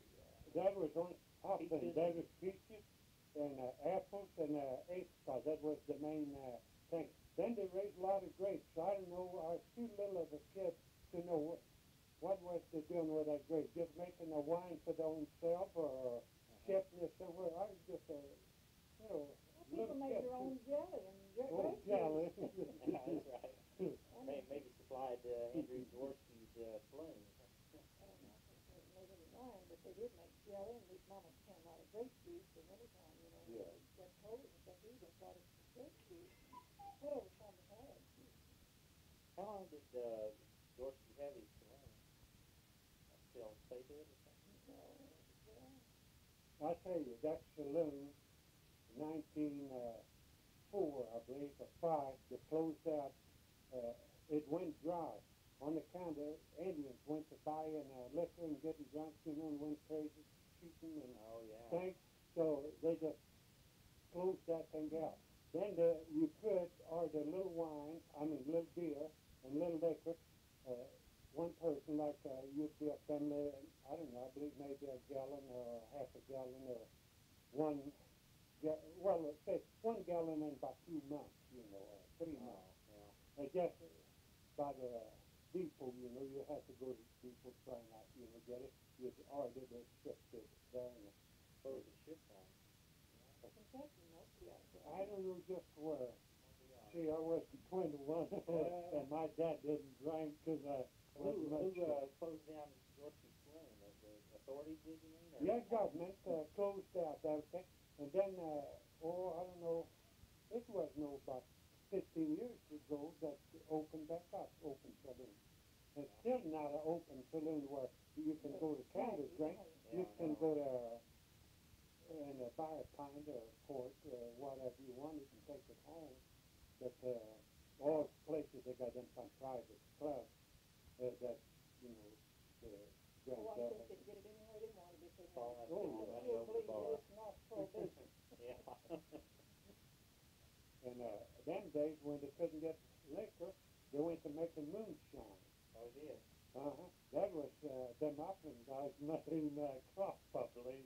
They're in a blackjack thing. They dug holes out and put 4 maybe girls, 4 barrels, oak barrels, and fill it with water and sugar and horse yeast and a bunch of things, and let it work out, you know.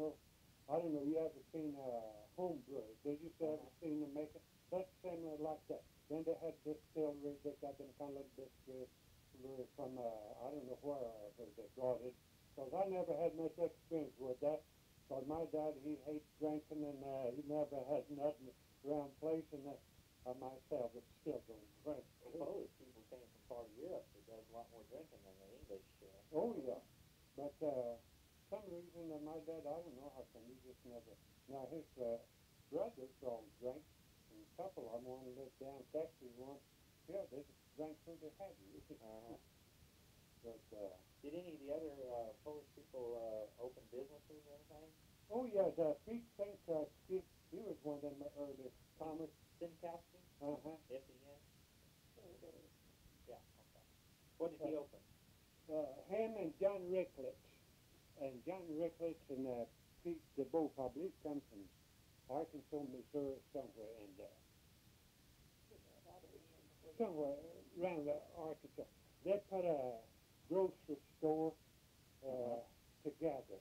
Then later on, Pete thinks that's the one kind of undertaking a bit more.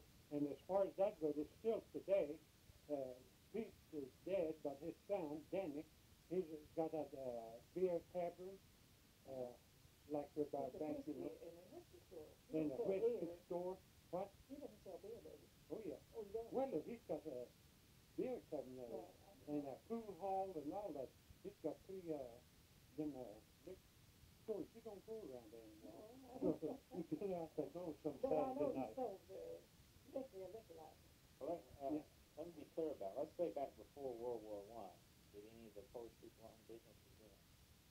Before War One, well, Most of them farmers, did you say? most of them, I believe, farmers. Robert and Joe Block and all of them, they farmed. Yeah, they was practically all farmers like that. Okay, let's say then between maybe World War I and World War II.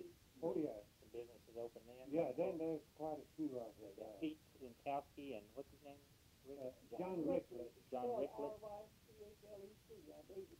I believe that's And they opened a grocery store, all right, and then he went into undertaking. Sinkowski went into undertaking. And then who else? Any other businesses? Well, then John George's grandson, they opened a Chevrolet salesmanship and a garage. They got a wholesale, retail garages now. There's practically, there's a whole thing that's Catholic. Now, like you say, George is on this side west. Right on this side, Static, the blacksmith. That's another one comes from, from Texas. And I need to hold on that one a minute. How do you spell his last name? Yeah, please. S-T-E-C-I-A-K. S-T-E-I... S-T-E-C-I-A-K. S-T-E-C-I-A-K. And his boy still runs that. Runs the... No, he runs, how do you say, poker. well, now, that's the other one. This is Rugg, one in town. But mile west of here, on the south side, there's a great big old wholesale and retail plumber outfit. All kind of plumber, and he sells propane and things up. It was his daddy, though, that started that. Yeah, his daddy started, but Before World War II. But what I get after the Polish people practically owns most of the Harrod now. See, they're Catholic too. And then you take right on corner, they close that now. Adam Nelwick, he used to run that liquor store. That's his building. And his sister ran the farm liquor store. And he's a barber. Right on corner was a barber shop. Now, he run a barber shop, but they closed that about 8 months ago. And so just leased it out, and I don't know what happened with that man and woman. They both were single. They both got married, and during that time divorced, and that thing's all locked up. And What place is that? Adams was barber shop. Oh, it's locked up now? Oh yeah, that thing's locked up for 3 months already. What other businesses before World War II? What? What other businesses before World War II? Well, George's Chevrolet was that Pauline George's. Now that's John George's son. Now he was a Chevrolet salesman. Oh, he was what about the mill, the granary there? Oh, that's when they locked That's later. And I But know it there's was another George before War II. They already, George's had that before World War II. They had the grain thing before World War II? It's just a little thing. Now, see, Uh-huh. that was Walter Marshall. He was in that, kind of, what do you call, feed store business, you know, buy Uh-huh. feed and grind and sell and things like that. He was a Catholic, too. And then, I have to kind of stop and say about some other people's Polish people. I just Say what? Stop and think just a second, I'll turn the tape over. We'll continue the interview on the second side of the same tape.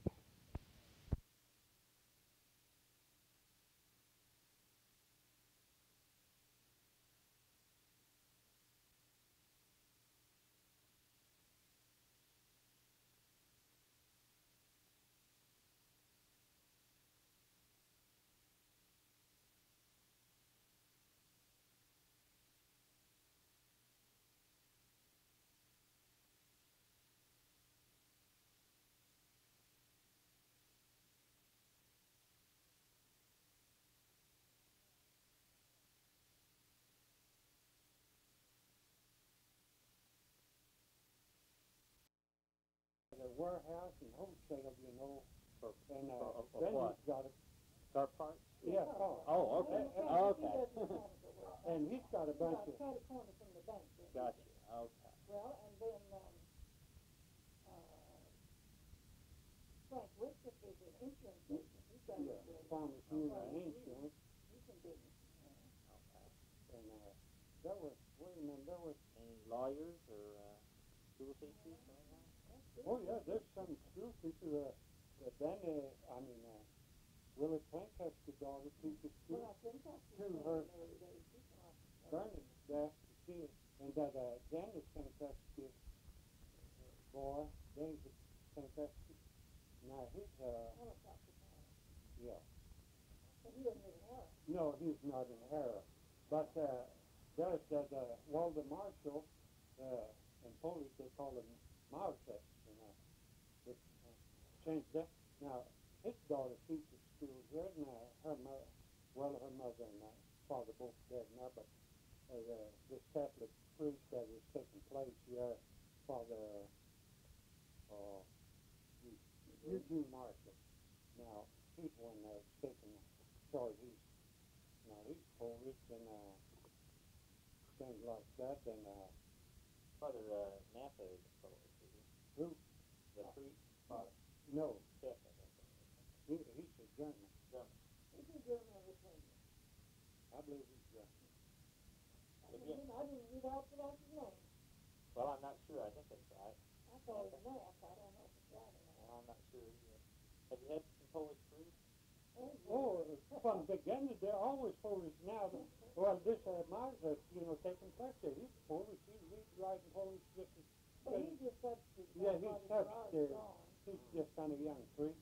But we had all them priests from the beginning. I started with Father Savosky. He was here before Father Savosky, that Lucky. And then there was a Father Schumann. He's German. Mm-hmm. He was short down. Third was before Father. Were any of the Polish people not Catholic? Yes, there's some, Very few. well, that's old Will.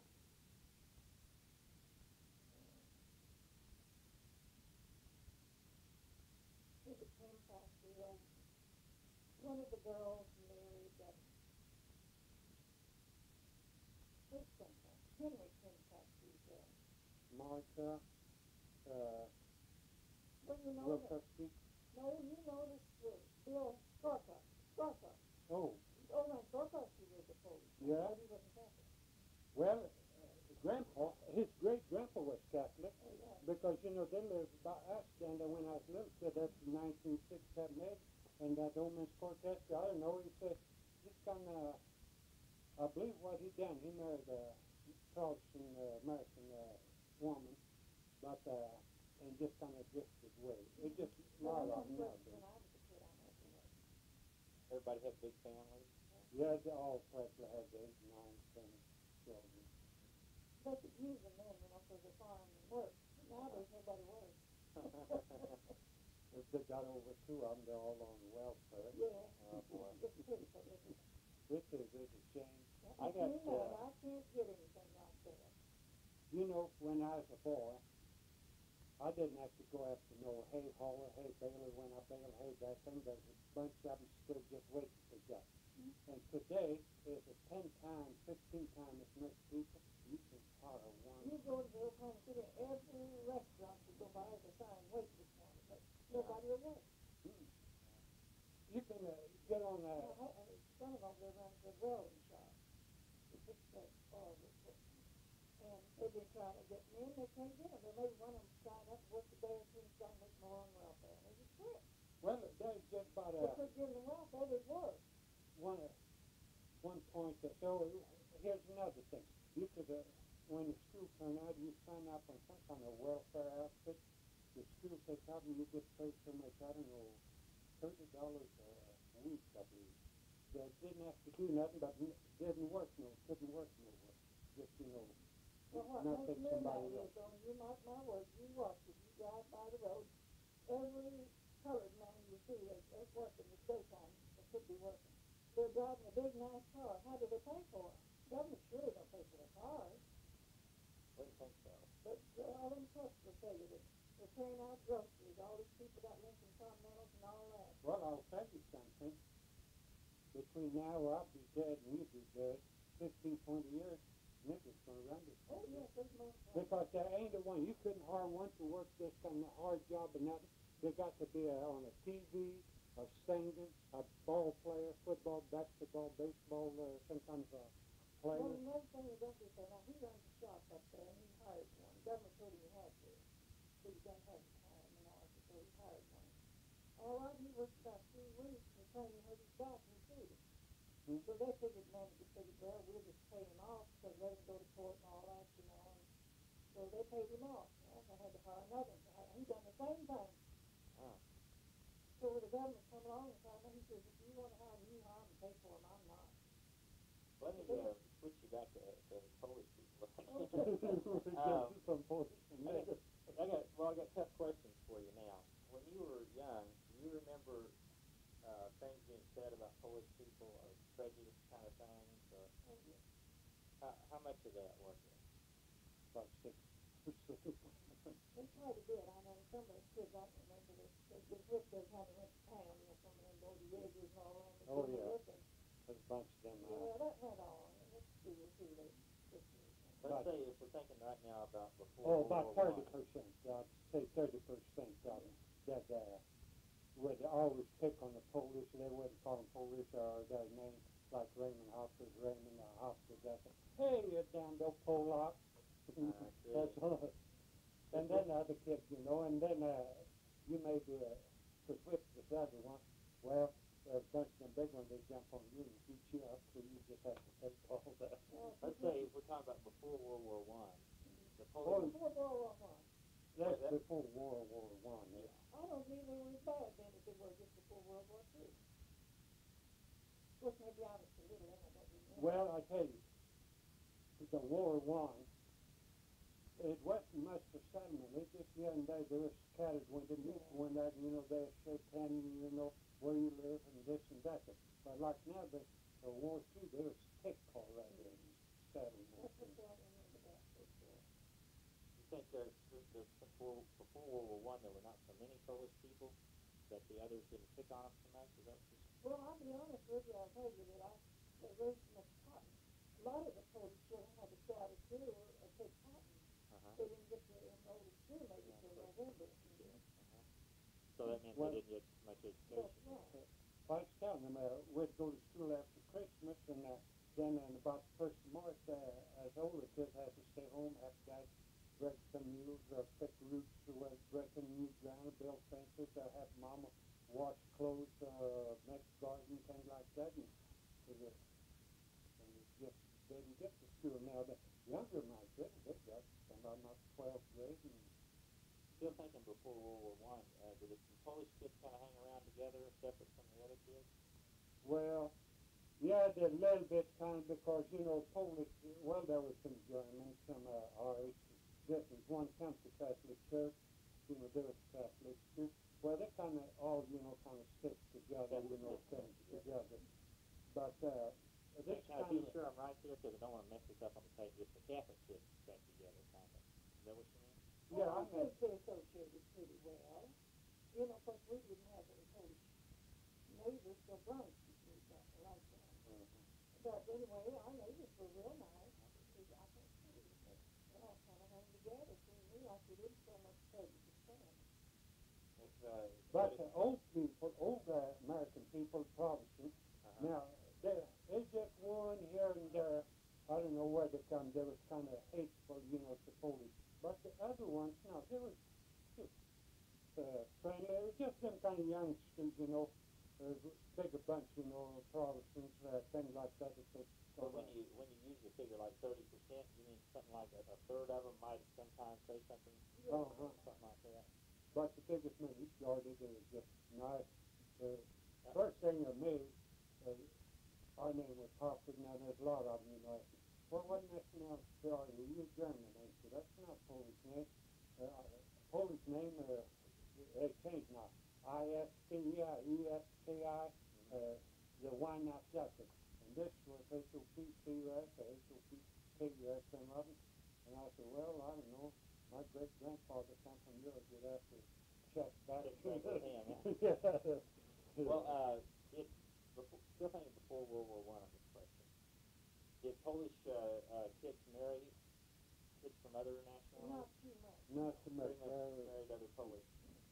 If they did marry somebody else, was it somebody else always a Catholic? No. Now, my For wife, your parents. That would be Irish and Catholic and Polish, and then both Catholic. my wife, she never was Catholic. She became Catholic when she married me. She's Orthodox, Greek, not Greek, Orthodox or whatever. Orthodox. Orthodox. Yeah. That's what she was. But they got a little church down there at Jones. There's about 16 families. But she fought for me. She was 16. No, I lost my first wife. I got 2 children, and well, I got a boy. He's 48-year-old, and girl, she's 3 years younger. She lives in Indianapolis, Indiana. What were you about saying? What were you about to say? I don't know. Well, what about between, now, I'm going to switch the time period to between World War I and World War II. Do you still think there was a lot of, say, prejudice and hateful things, and kids being beat up and stuff like that? No, I There's a think lot less? it was that real early where, I don't know, all from Kansas, Nebraska, I think, you know, north of the river bridge, you know, when the new settlement, you'd have heard about that in the years before, you know, they're going to open up, you know, that country and begin settle Indians down, you know, giving them ages and things like that, and they're going to have that run, you know, and stuff like that. And those guys from there was coming in, they're the one really, Part of the trouble. yeah, well, not the old folks then, things or maybe some of them come next fun, but the kids, usually 3, 4, 5 of them, and 1 or 2 Polish, well, they kill on them, who's going to work and things like that. They had to take it. And I wonder why everything eased up. Is it just a matter of living together that I think long? they got better educated and, you know, got around a little more. well, See, they used to do get around, stay at home and work. Yeah. They made their own stove and they made their own shoes and everything. They wouldn't have to rub on the stove on the rubber and stuff. They didn't have modern stuff, so they didn't do much. It's just dirt stuff. Between the 2 wars, did they start marrying more? yeah, they began marrying, you know, cross-married, you know, Catholic and Protestant and Polish, and then But they found it better. Did Polish parents tell their children to marry another Polish person? Did the Polish parents want their children to marry Yes, Polish? they read it. They wouldn't have found this. What about today? Do you hear Polish jokes and things like that? That's just, I can tell you a lot A lot of those. I think that's the time. It used to be Rastus, and then, you know, Yeah. liver growth, and then it started out Italian, now it's Polish, and then the hair will go from there. Yeah. But you don't let it bother you particularly, huh? Well, the main thing was, in early days, Polish get married, what they done, they started at the home, you know, there in the morning. There was a bride and groom at the groom's home, you know, their wedding. They had a big wedding, maybe 40, 50, 60 families invited, a lot of eat all day long and night, and big old platform dance, things like that. And they had bridesmaids, bunch of them, and they had they call, I don't know, just the best men was, they call best men now one, for the one getting married. But, he had a big ribbon. Now he set a big torch, you know, before the church started and things like that. And I don't know, they didn't understand in Polish now, but I used to been one of them. You know, the four of them, two girls, two boys in the hall. Hanky, you know, stretched out, and old parents stood down there, you know, and that flower the boys from where they was put in that thing, and best man, what they call Grossbud, they call it in Polish. He had them ribbons, that thing, and he said a big poem, you know, and then they all got read in and weddings them days, and they had them horses all dressed up with them kind of ribbons, crepe ribbons, that thing, and that made them old horses going to all have fish on it, have a little bit of rolling up, boom, boom, boom, boom. And them old horses just natural with that ribbon, went like hell in the same way coming back. What? But in the early days, they had a little prejudice when they had a wedding, because the Protestants wanted to go, and they did old folks, the Polish people didn't want it. Because everybody kind of eat, you know, because people would still have a big beef and had lots to eat. And a lot of them would run from town, want to go just to eat. Well, But they didn't have a little fight. and it was just like that thing when they started fair. I'm going to tell you 3, 4, 5 words that how to start it. Stałomożeństwo I kapela wybrana. Już to, żeby państwo młode do ślubu dostarczyć. Oj, sieje, ziele, i jak te laki wiele. What else is going on? How do you translate that? What are you saying?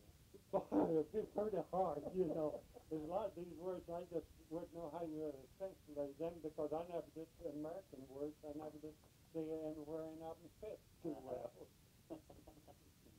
And then there's a lot of those stuff. Then at night, when they're, about 10, 11 o'clock at night, you know, they're going to take the veil off that girl, bride.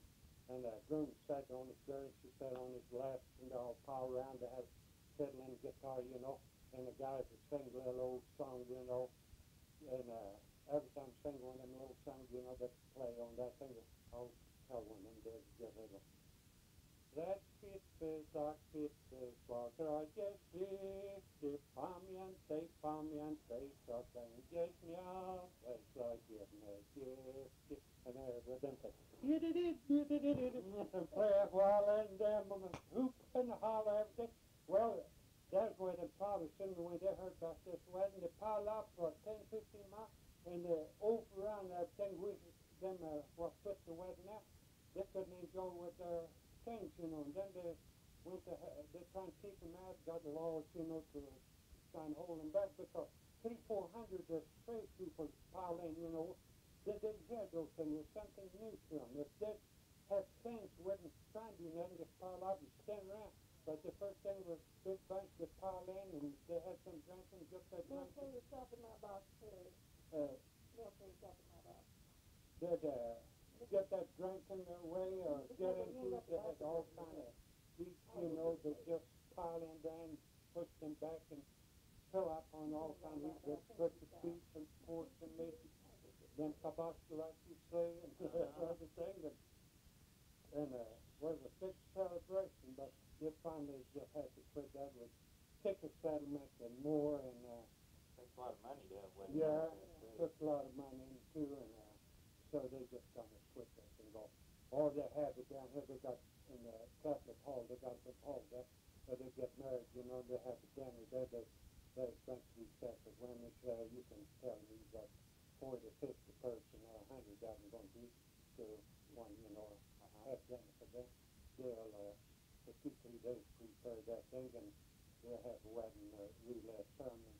Start about 10:30, you know, about 11:30, a little after 2, and by the time they shake them and everything, it's time to eat and have the table, you know, and eat and sit around afternoon and talk and laugh, and maybe then at night I have a big drink and things like that. But What else in the old days did you do for fun besides go to weddings? well, summertime we done a lot of swimming on Sunday and fishing, and wintertime a lot of hunting. At daytime, rabbits and squirrels and quail. At nighttime, we hunt possums and skin possums. And How do you like to taste the possum? I never eat with sell hides, Oh, just the hides. And, you know, you got hides $2 for good hide, and you know them days you were work for 10-15 cents an hour. And you know, that was a good wage if had a good dog, you know. That reminds me of a question. A lot of Polish people, a lot of Europeans in general, when they came, didn't have much money. But these people seem to have enough money to go farm around Marshall, Arkansas, and then come over here and buy land. And I wonder how that happened. Well, now listen, they didn't, when they come, they didn't buy that land, they homestead that land. Oh, right. See, so way later, I don't know how much years later, they just cut that thing out. The biggest part of them already was homesteaded land. Filed claims and got it for free if they lived on it for 5 years. No, they homestead and they just they build their homes and things like that and grab that land. You know, it was all in timber. Yeah. And had to drill their own wells. A lot of them just made the ponds and things like that. My grandparents homesteaded too. I know it's you tell me what you do for good times. Were the dances? Yeah, we had Saturday night and Sunday night. Afternoons they used to have baseball games. Yeah, Saturday afternoon baseball games. I was playing County League for 2 years, but they just County League. Some place to go around somewhere. Where, on the dances? You said there were dances? Yeah, Saturday night and Sunday, but they're just a home dances. All big bunch of, you know, relatives and friends. You know, they get together and they do someone can play tennis, guitar, bass, you know, or someone. No accordion? Yeah, accordion too. And did hocus and have a good time. Then there was the last 8 weeks, you know, before Easter. We couldn't dance or nothing. That kind of slowed down life. Yeah, that slowed down there. Were these dances very often? Maybe once a month or something? Oh, damn, maybe every week you get from there. Oh, somewhere they had that every week. Somebody's house or whatever. See, they had a lot of square dances. I got to go to them square dances. I was pretty good on calling them square dances. Then I finally got in Oklahoma City where that, Trianon Ballroom. What? The Trianon Ballroom? Ballroom. I called square dances there, and I could win on 40, but I tell you, and it's still there. They're trying to get me. I got some records made of my own. I wouldn't show you my own wife. There's one that, you know, get some Polish and some American. I used to call them square dances and things like Were they that. really, yeah, you're really talking about square dances. You're not talking about polkas. No, I was talking about American square dances. Yeah. Like Fort Couple do. It's a high side, high, eight hands up and spread out, far up and far down, here by the left, corner by the right, promenade the corner swing, hug your boys, don't be slow, make them big the jar to go. Alderman left for the old left hand, right Yeah, hard to go right right there. hand. And it was frankly a different one, and but I didn't have no kind of studio like I Your told baby, Jerry come back yet? I mean, And I just, all I could done would be a cotton farmer. Did they do Cotton Eye Joe? Something like that in the dances? Do what? Cotton Eye Joe? Yeah, but I tell you, I forgot that song. You know, like 20-some years, all that thing died off in 25, 30 years. And you forget there's a lot of them. If you hear it once or twice, you know, you pick it right back up. I got an interesting question. Were most of the music, was it mostly American or Polish? The Polish, the old timer was Polish, and later on it was like quite a, you know, red brown jug. That's even more American. Yeah, that's Americans in all their walls, floor walls is Charlie's, different stones, and I say most of it was the German too. Because the Germans really had they had more rhythm to their songs, you know, and things like that than Polish. But this pure American, it's kind of dull. It never sounds too well. Kind of like American food, just kind of dull. They're like Polish American and real American. Then we have we're kind of good speaking.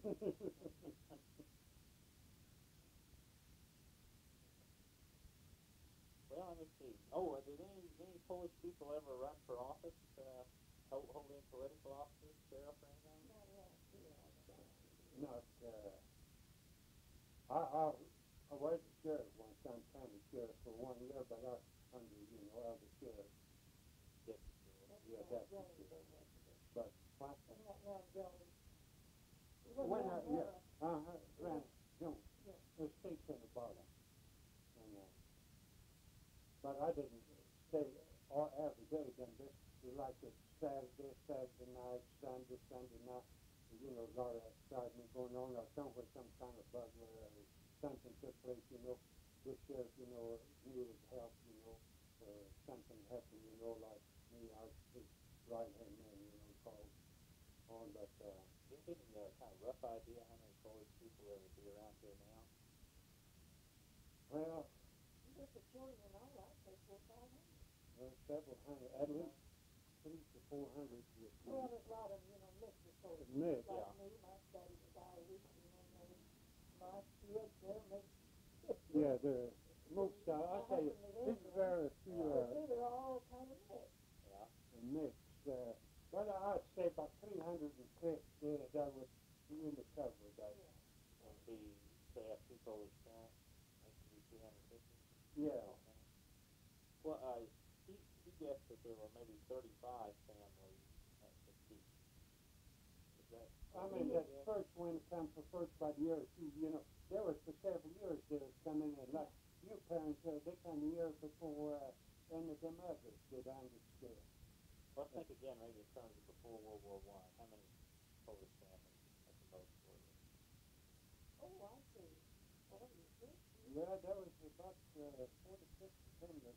And then say between World War I and World War II, were there more, or did some move away, or? Well, they getting married and stuff, they're part Polish and part not, you know. It's hard to define. I think that's the And war, I you know, think- the soldiers married a lot of them, you know, and stuff. But I'd say as far as this year, Polish is every place is started. Okay. Because we had the first size little church, With 40 or 50 families with all the kids could mean quite a lot of people. well, we had good sized church, and that church is Sunday, you know, some special, you know, nice weather, you know, they didn't come very often. Church is way far with weather, because when it rained or too cold, they just didn't come. But I know some special, you know, occasions, that little church is just like sardine packed up and way on them steps, singing and everything. Poles have always been the majority of the church segment, of the Bethel church here. Has there ever been very many that were not Poles, that were in St. Lucia? Well, no, not in the early days hardly, but then it began to move in before World War I, because it's the fisheries down here, and Beals, and Well, now, Bills and Fisher, now, they was really before, World War I. well, before your dad, about the time your dad, you know, where that church, you know, Bills, you know, give that land, you know. There, Omen Fisher, not this Bill Fisher lived at this farm here, homestead, his dad, you know, he was the first man buried on the cemetery, wasn't Oh, he? no. Wasn't I told you he was. Her name was Scott Kinston. Your mother, she's from Arkansas. She was old lady Gorney. You remember the Gorney? Yeah, I She knew. was old lady Gorney's sister and mother one. And she's freshman buried there. Is And my it? little sister is the next one. Got a little sister buried there. She was buried in 1908, I believe. But they had to clear a place next to her. They didn't have a house. cemetery. I know there was no cemetery. See, the church was in the cemetery, separately not the building, the little frame church, that board just wide for the floors, you know, that direction there. But,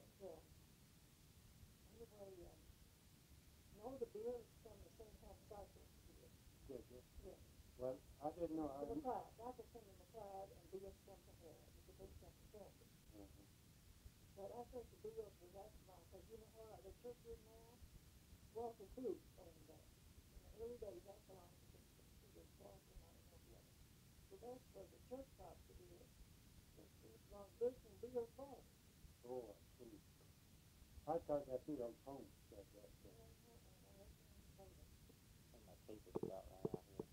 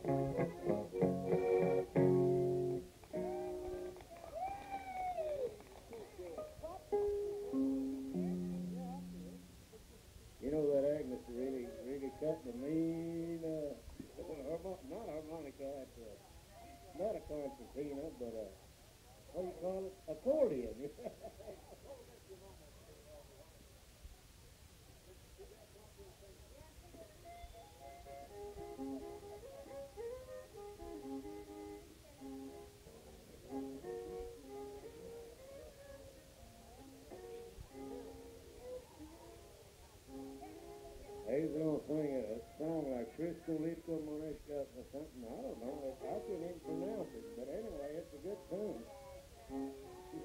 Yeah, that's it. Yeah, that's the one.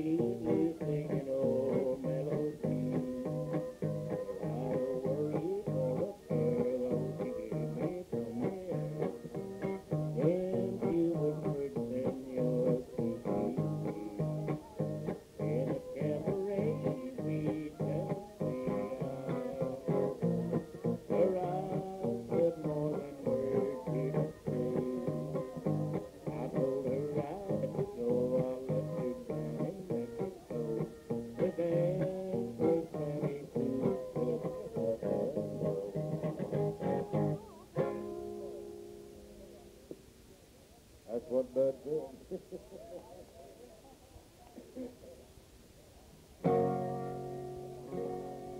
Little tune here that we wrote about 2 or 3 years ago.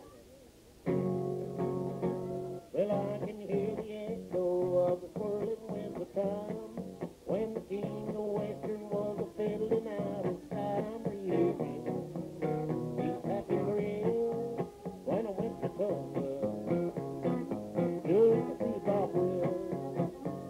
Where we used to dance with Faded Love and San Antonio Road. We'd pop a top and blow some smoke, smoking big cigars and we did all night. That was Tulsa on a Saturday night.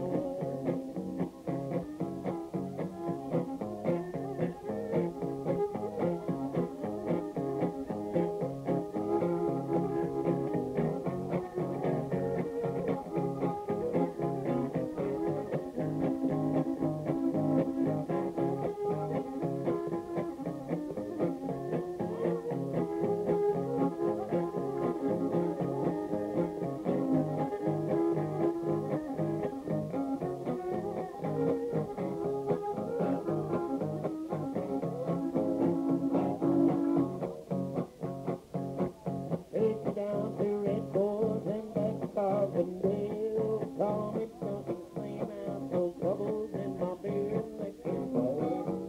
Come to my mind, feel that was Tulsa on a Saturday night. Where we used to dance to Faded Love and San Antonio Road. We'd pop a shot and blow some smoke, smoking big cigars and we did here all night. Yeah, that was Tulsa on a Saturday night. Yeah, that was Tulsa on a Saturday night. Got Brother Anthony coming up here to do a couple right now. Just bring old Anthony around here. He said he's gonna come up here and do a 2, 3, 4. Come on.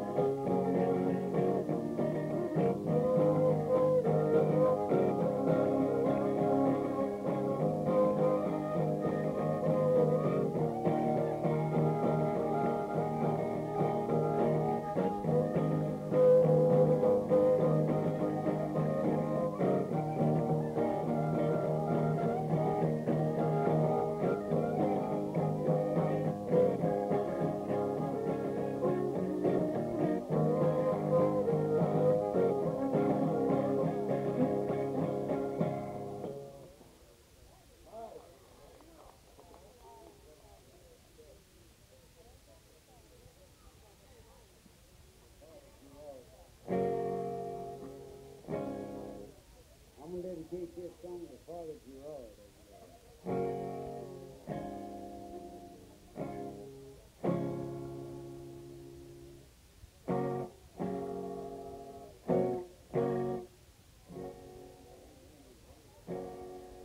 Well, it's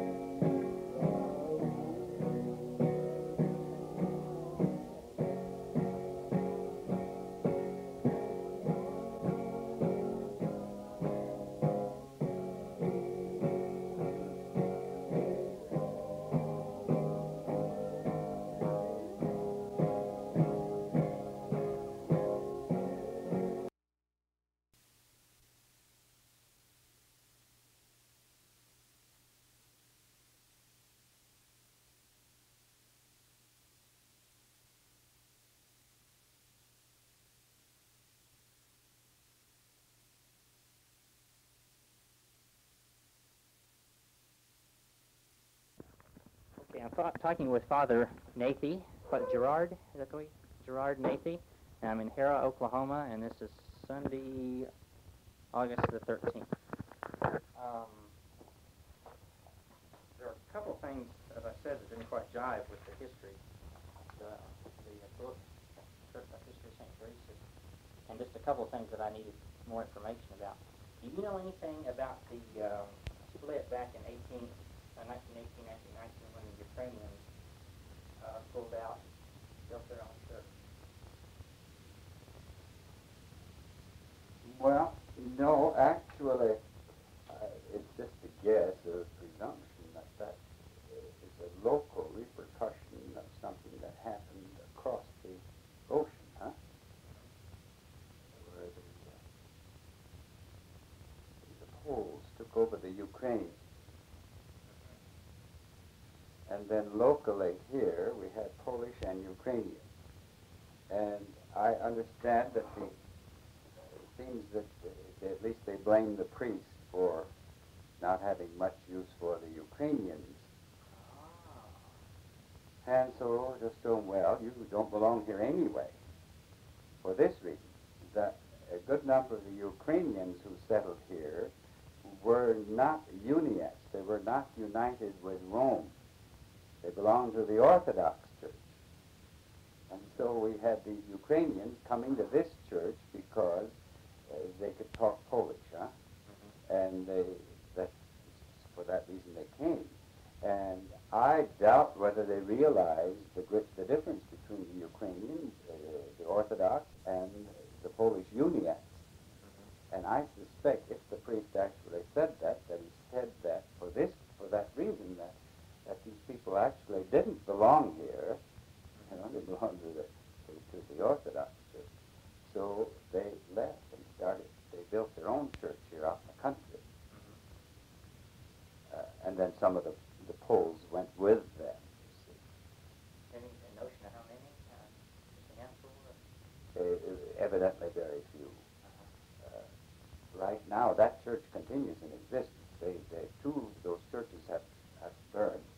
And now the third church they built in Jones.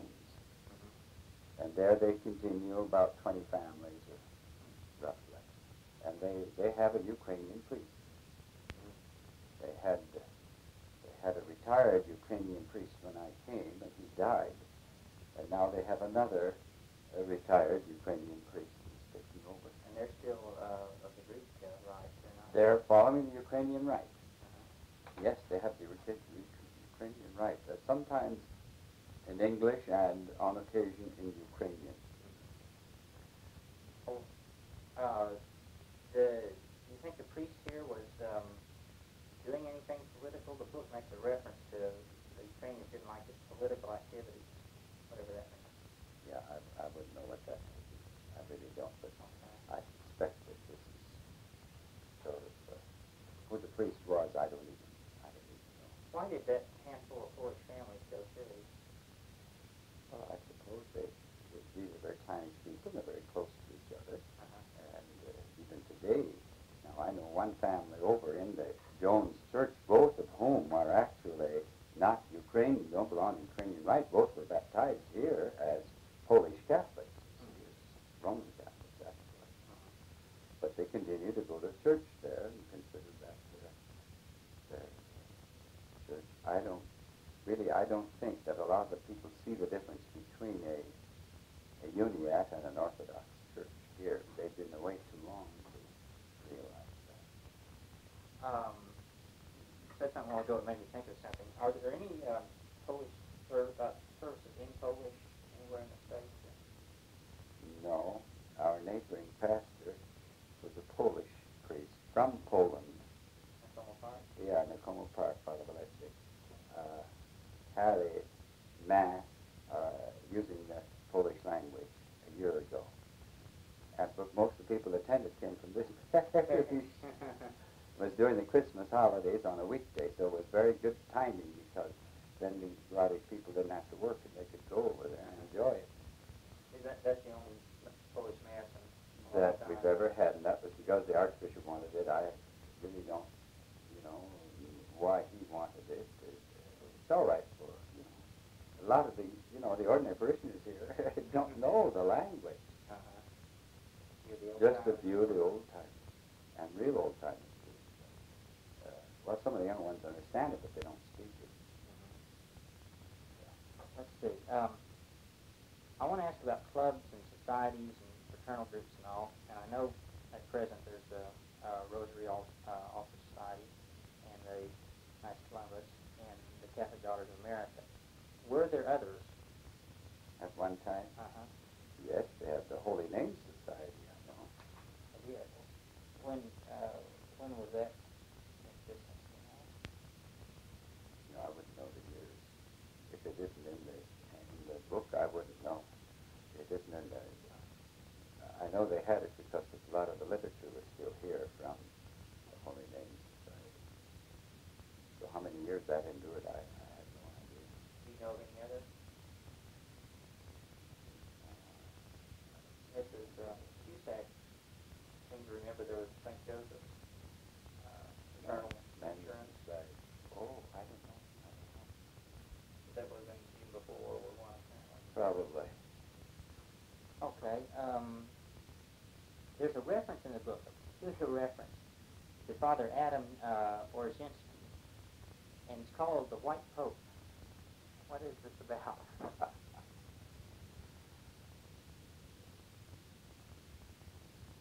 Well, let's see.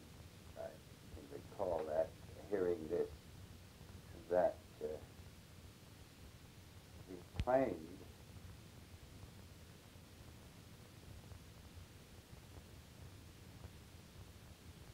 to have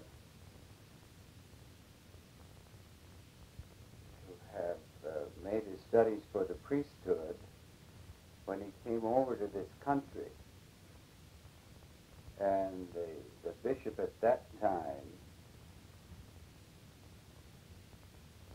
I don't know, ordained him for some reason or other, and only finding out later that he wasn't properly prepared.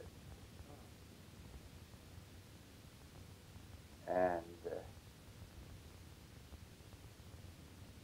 then, I guess, withdrew his faculties.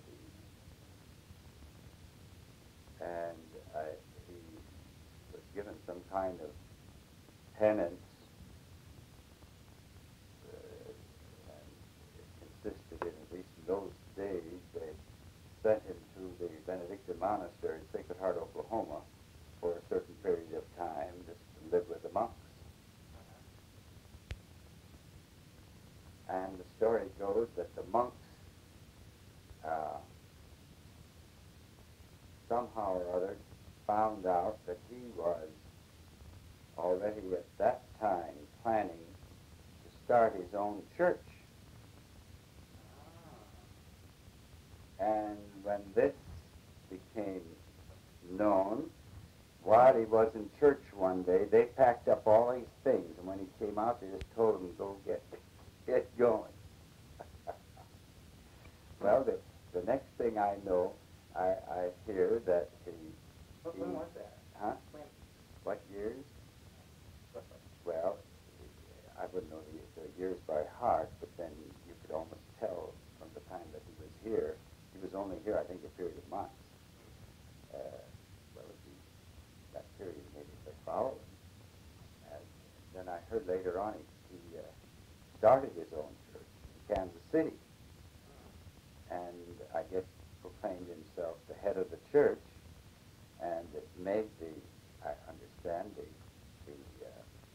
Bishop of Oklahoma an honorary member of his of his church. Yeah. Well, this is, and where he got the title White Pope, I don't know, but this is what he's referred to. The whole story is evidently in the chancery office. When I asked one of the fathers about it, he says, we have the whole story down there.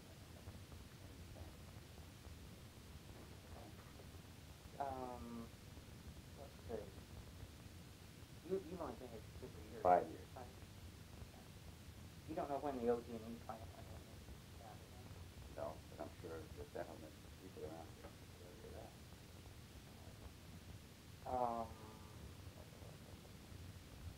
that's not all off that list. Bud Houston was telling me that there's still a lot of prejudice against Catholics, not necessarily public Catholics here in Harrow. Do you have a feel for that? Oh, I suppose there is a little, but then I would suspect there isn't any more prejudice against Catholics than there is against Baptists, hard Catholics, or any other faith. No, Besides the really. example that there were only two fully Catholic there down on the school board. Oh, well, that's true. Yes, Catholics, evidently, as far as I heard, they had a hard time never getting a teaching job here. But now we have one, two, three Catholics that I know of in the teaching department here. This is fairly recent. Well, this is recent. I mean, in my day now, I don't know if they had any here before my time or not.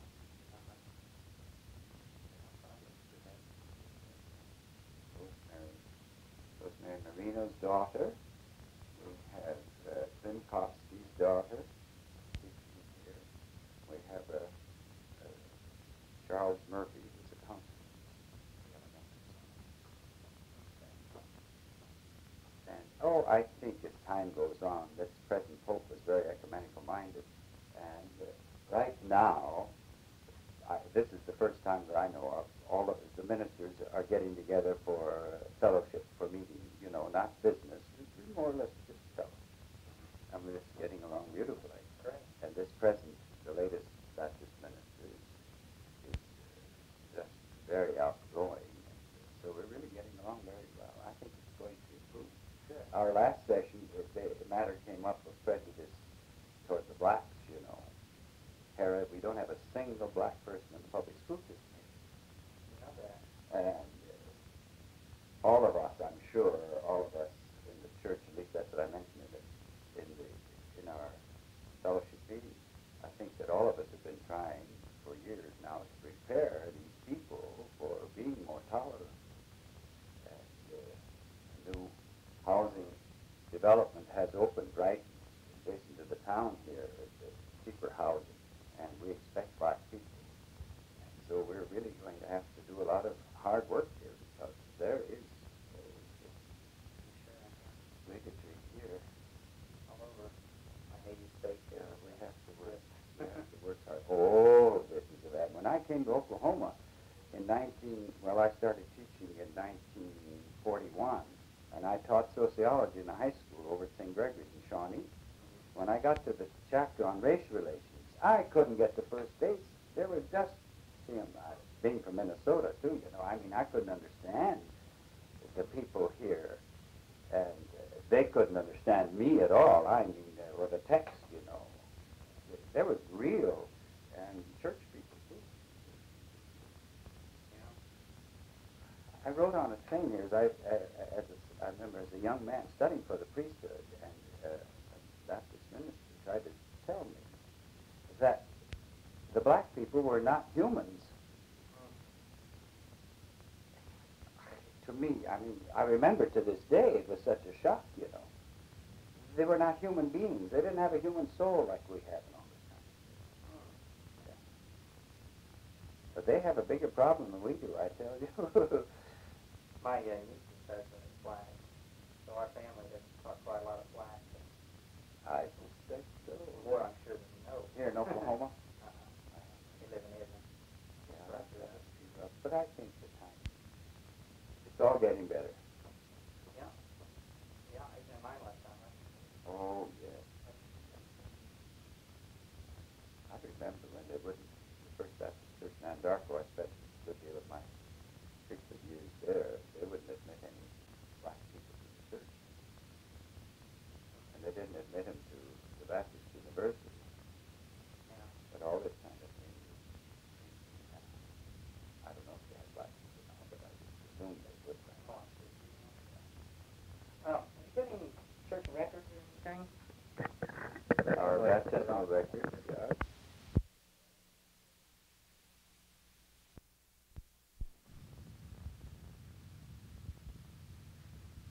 Okay, I'm looking over the parish records for Hera, that are in the possession of Father Gerard Nathy here. The first record I have is a typescript. It's called List of Contributors to St. Teresa's Parish, Hera, Oklahoma. Cash received from February 1, 1933 to February 1, 1934. Okay, this is, just as it said, a list of contributors, and it's alphabetical. It appears to be, in other words, the entire congregation. It appears to be a roll for the entire congregation. Now, there are two very interesting things on this list. One, at the bottom, handwritten, is the following words.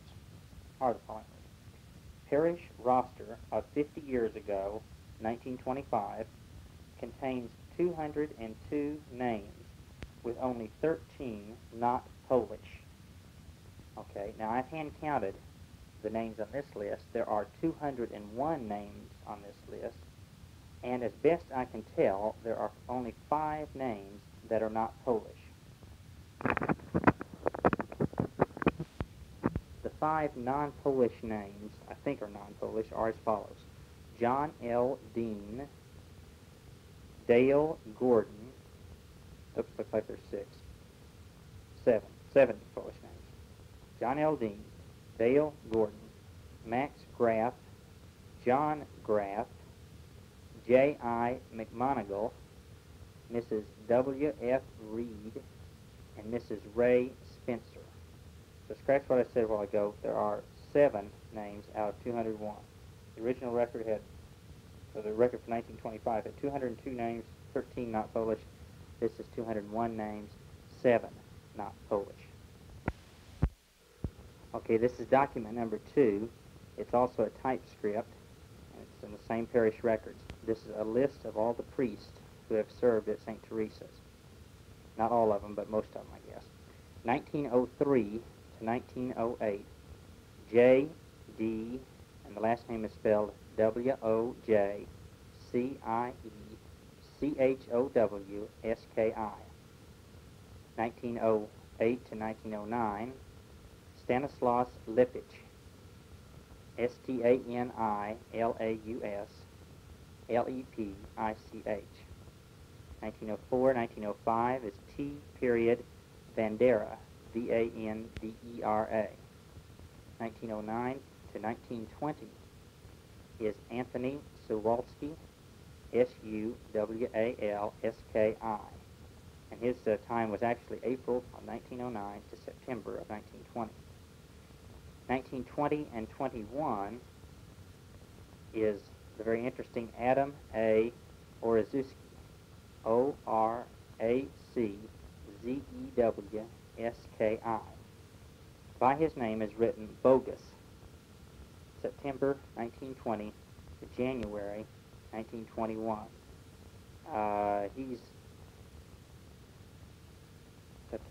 He is the one that called the White Pope.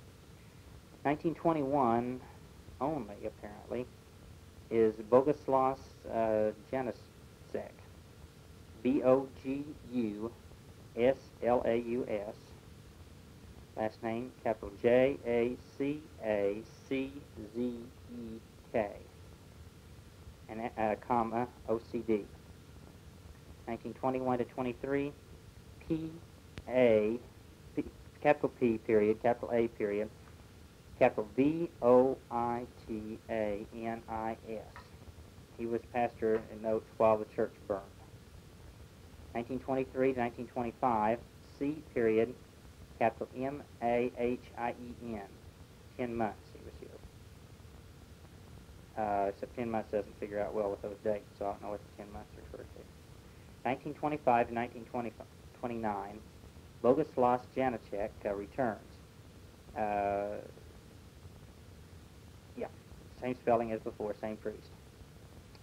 In 1929 to 34, Hyacinth Zimowski, H-Y-A-C-I-N-T-H, capital C-I-S-M-O-W-S-K-I, and after his name goes O-S-B. It's a Benedictine. 1934 to 1939, Norbert Lutz, N-O-R-B-E-R-T, L-U-K-E-S. OSB.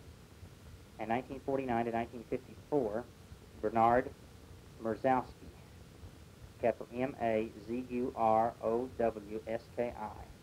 and he's also OSB. And that's all the names on the list. It stops in 1954.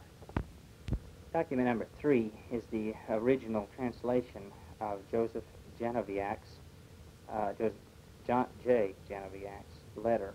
He wrote the letter, which is a history of the church in 3 pages, handwritten, in September 1929. He wrote it in Polish, and it was translated by Mrs. August Jorski. The main thing there is the date, because the letter is reprinted in full in the history book of St. Teresa. Document number 4 is an item that's referred to in the history book of St. Teresa's. It's by Robert J. Nervari, Jr. It's called Early Days in Hera. What this turns out to actually be is nothing more than an advertisement. I'm not sure its origin. It may be from a football program or something like that. It is an advertisement for the Sam Ellerbee, E-L-L-E-R-B-E-E, construction company of Hera. And it's has a date on it of October 1974.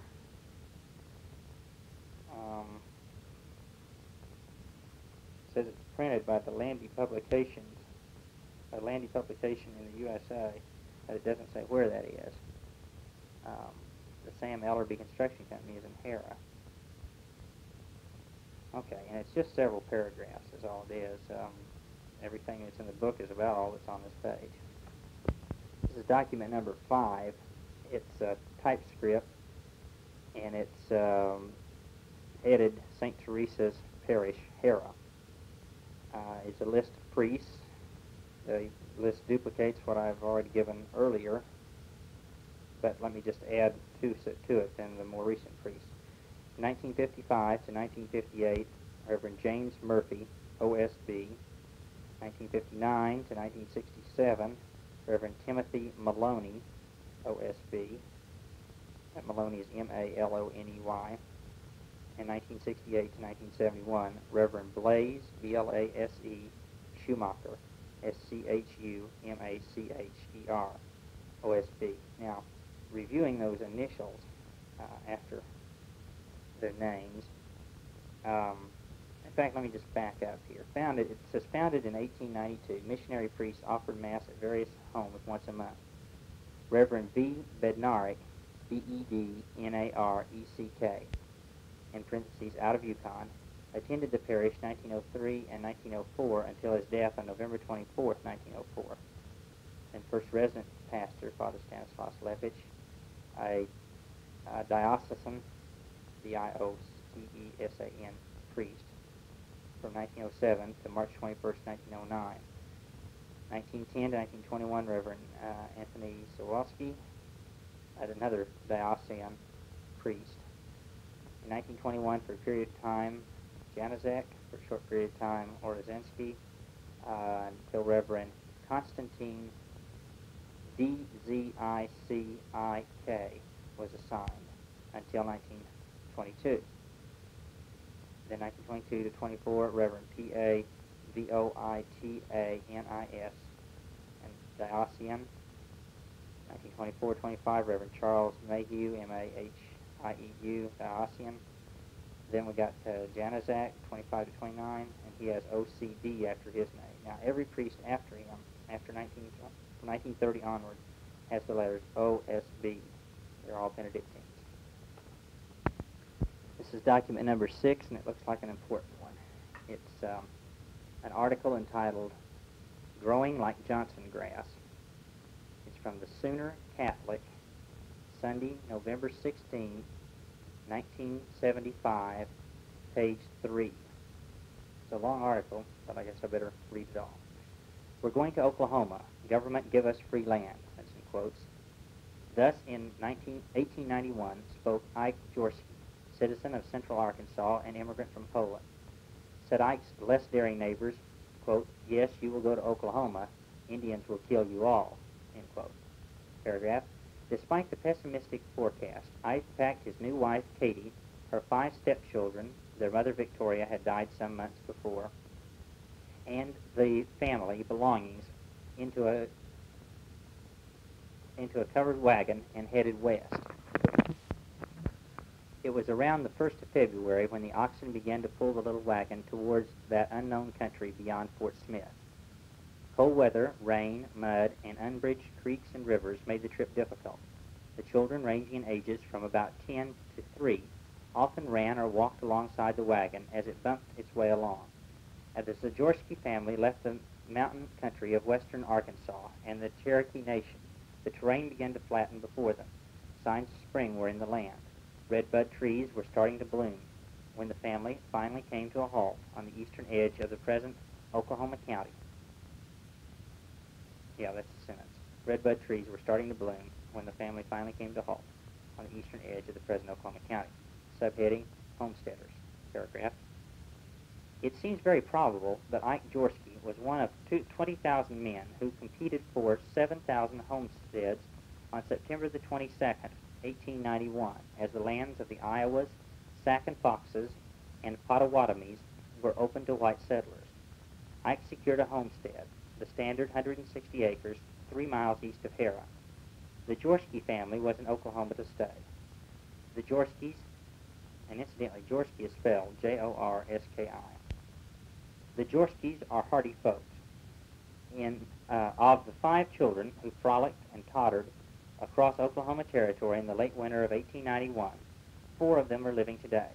Andrew, Mary, and baby sister Cecilia have their homes in the vicinity of Hera.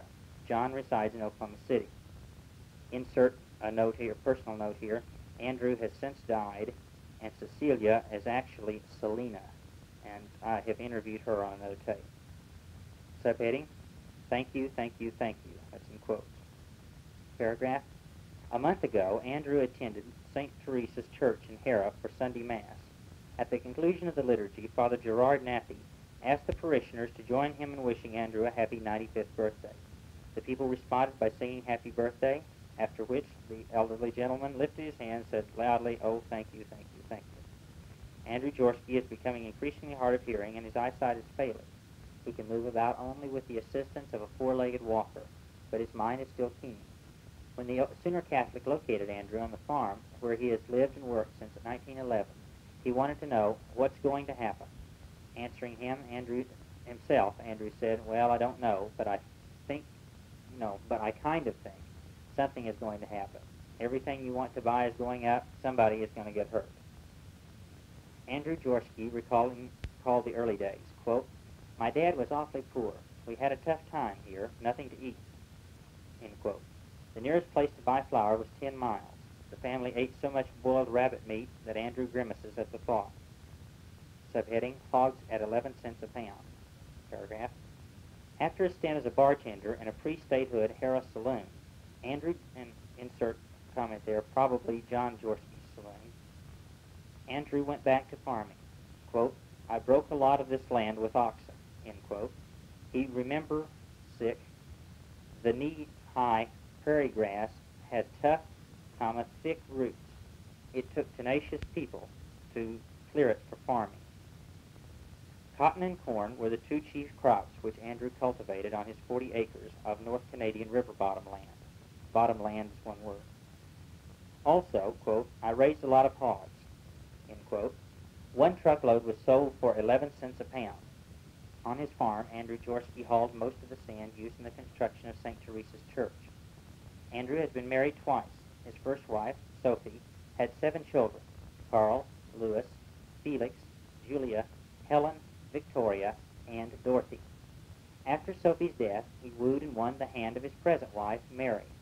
They are a mutual admiration society. Mary Jorsky Nowakowski, and you spell that Nowakowski, Nowakowski. Okay, beginning the paragraph again. Mary Jorsky Nowakowski, Andrew's sister, is a healthy and humorous 92-year-old older. Seated in her favorite chair, surrounded by her offspring, Mary is a fountain of information about times past and present. Grandfather George Olenchek, that's spelled Olenchechzk,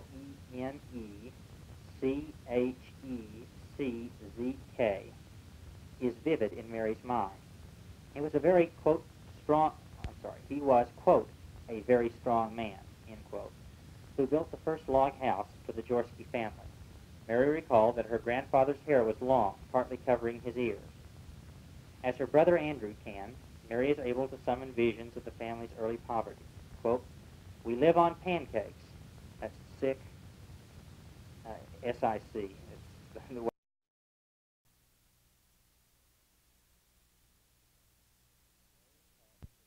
Mary recalled that her grandfather's hair was long, partly covering his ears. As her brother Andrew can, Mary is able to summon visions of the family's early poverty. Quote, "We live on pancakes." That's sick, S-I-C. The way it's actually read in here is, quote, "We live on pancakes, comma, a little coffee, comma, a little sow belly, S-O-W, belly, 2 words, period." Continuing the quote, "A wash tub was on our table," end quote. However, she also remembers the many nights when Grandpa George played his accordion before the fire. Quote, "We was happy, my, my." And that should read, quote, we was happy, exclamation point, my, exclamation point, my, exclamation point, close quote. I think I have 2 my's there, that's what it should be. Subheading, quote, "I cried and cried," end quote. Paragraph. When Mary reached 15, her father decided it was time for her marriage. Ike Jorsky arranged for his daughter to wed Andrew Nowakowski, a relatively prosperous farmer in the area. Asked how well she knew her husband before her wedding, Mary replied, quote, "Not much," end quote. She had met Andrew once at a baptismal party. He had asked her to dance. Quote, "I told him I don't know how to dance," end quote, to which Mr. Nowakowski replied, quote, "Well, we'll just jump," end quote. The marriage of Mary Jorsky and Andrew Nowakowski was the first to take place in the original Catholic Church at Harrah, or Sweeney Bridge, as it was known then. Sweeney is S-W-E-E-N-E-Y. Sweeney Bridge, as it was known then, in close parentheses. Mary's recollection of the wedding, quote, "They fixed that veil on my head, those flowers. I cried and cried," end quote. From this union there have been born 12 children: Regina, Teresa, Anna, Cecilia, Lucy, and twins, Emma and Emily, each of whom, and in parentheses here, each of whom weighed 8 pounds at birth, close parentheses, and Adam, Vincent, Anthony, Carl, and Leo. As Mary says, the Jorskys and Nowakowskis are like Johnson grass in Oklahoma, and Johnson grass grow good here, end quote. Subheading, Harrah, a Polish community. Paragraph. How well the Jorsky and Nowakowskis, that's sick, it does say Jorsky singular and Nowakowski's plural. How well the Jorsky and Nowakowskis have grown in Oklahoma is reflected partly by telephone directories. In the Harrah directory, there are 7 Jorskys and 5 Nowakowskis listed. In the Oklahoma City area directory, not including Harrah, there are 9 more Jorskys. If you drive along Harrah streets, there are advertised Jorsky Chevrolet, Jorsky Grain Market, and Jorsky Service and Supply.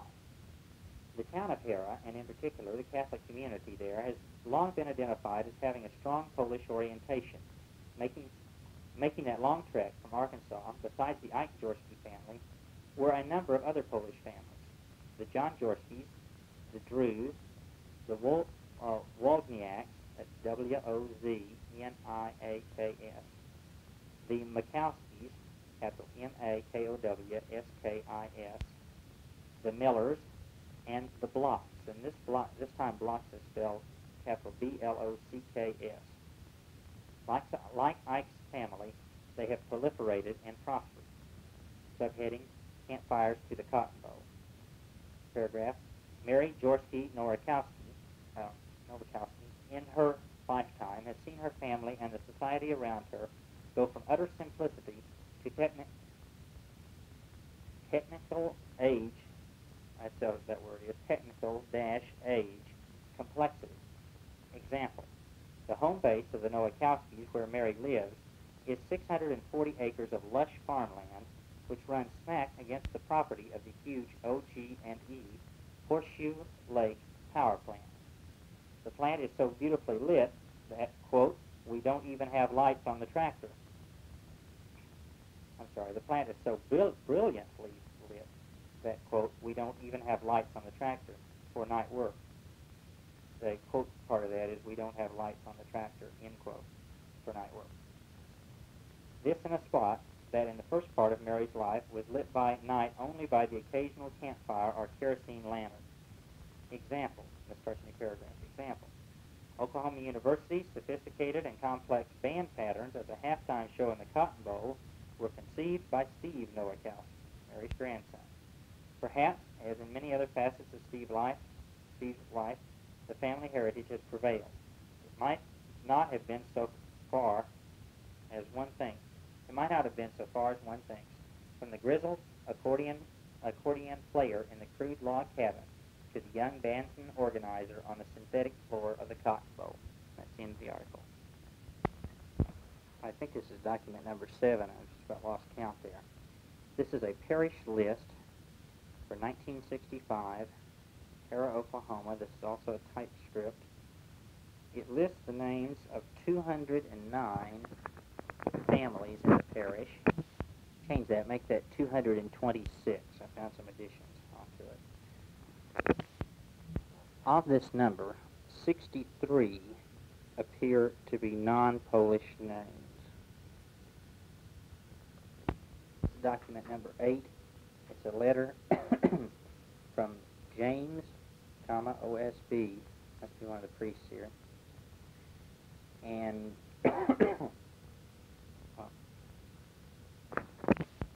let's don't even call it a letter. Let's just call it a manuscript.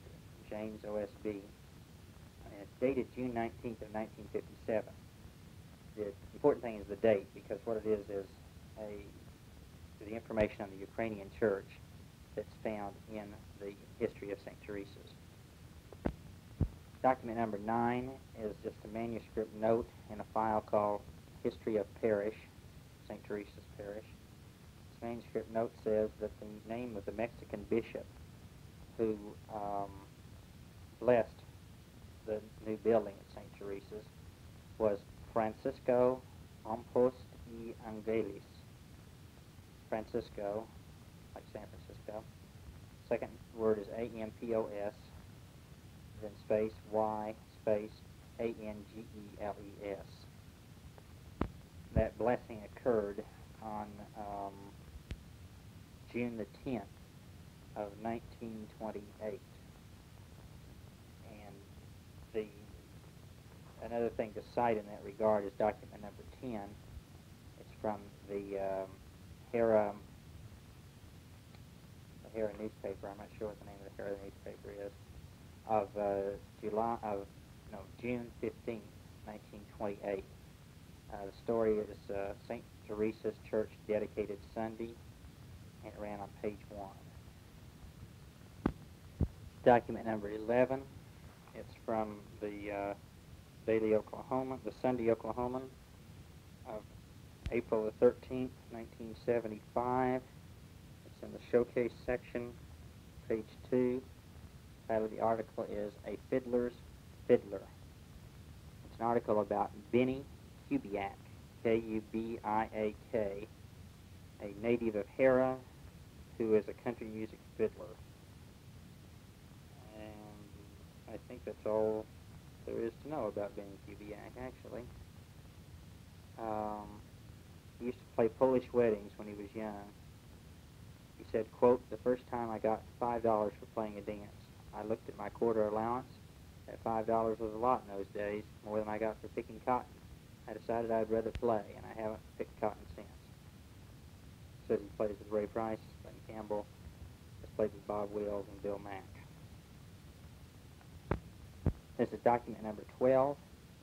It's the Orphans Record, O-R-P-H-A-N-S apostrophe. The Orphans Record, official organ of the Diocese of Oklahoma, June the 9th, July 1918, page 30, heading Hera, reads as follows. The Feast of Corpus Christi was fittingly celebrated at Hera on May the 30th with a solemn high mass at 10:30 o'clock, followed by an outdoor procession of the Most Blessed Sacrament. The Mass was sung by the Reverend John B. Dudek, D-U-D-E-K, of St. Joseph's Orphanage, Oklahoma City, assisted by Reverend Frederick Teyssier, T-E-Y-S-S-I-E-R, of Gary, Deacon, semicolon, Reverend Emil G-H-Y-S-S-A-E-R-T, of Duncan, subdeacon, comma, and Reverend Edmund Fontaine, of Oklahoma City, Master of Ceremonies. The pastor, Father Suwalski, S-U-W-A-L-S-K-I, preached a sermon in Polish on the Holy Eucharist, while Very Reverend Urban Dehask, that's D-E space H-A-S-Q-U-E, comma, capital D, period, comma, taking occasion of the day being Memorial Day also, delivered a patriotic address in English, in which he emphasized that patriotism and true Catholicity, C-A-T-H-O-L-I-C-I-T-Y, were by no means inconsistent. Present also in the sanctuary were Reverend J.M. capital K-E-K-E-I-S-E-N of St. Joseph's Orphanage and Reverend James McGuire of Capitol Hill. Music of the Mass was sung by the parish choir. During the procession over the spacious church grounds, the congregation sang hymns in Polish and Latin, and the benediction was given at the three repositories, after which benediction, with the Blessed Sacrament in the church, closed the religious exercises. I can note the importance of that is the mixture of religion and patriotism in the key war year of 1918. Make a note also in this these files of the St. Teresa's Parish at Hera. There is an old picture of a confirmation class. The picture is partly torn but perfectly usable. It has the priest and the children decked out in very nice garb to make a good picture for the project. There's also a small picture in an envelope that says Mrs. Bradley on it, a small picture of the original church, the original St. Teresa's. In Father Nathy's file cabinet, there's a scrapbook, and in this scrapbook, there is a souvenir program from the 80th anniversary Mass held at St. Teresa's. The front of the program looks like it would be good to make a photograph. It's all in Polish, and it indicates that the church was founded in 1897, and this Mass is being held in 1977. It gives the time and place of the Mass and that sort of thing.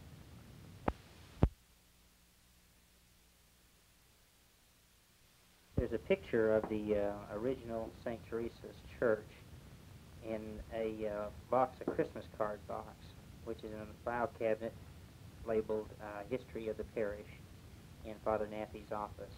This would be better than the other picture mentioned earlier here of the original church. That's all on this tape.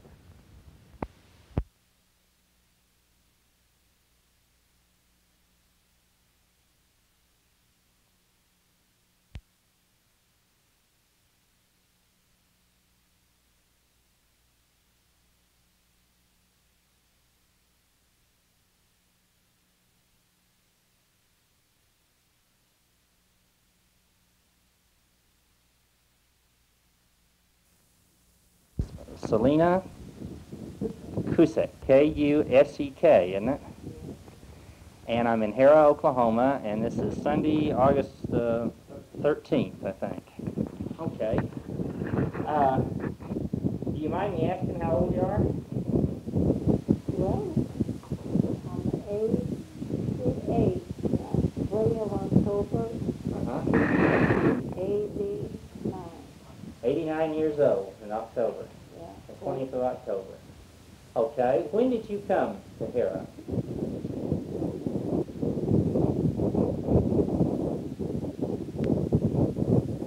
Maybe a better way to ask it is how old were you when you came to Hera?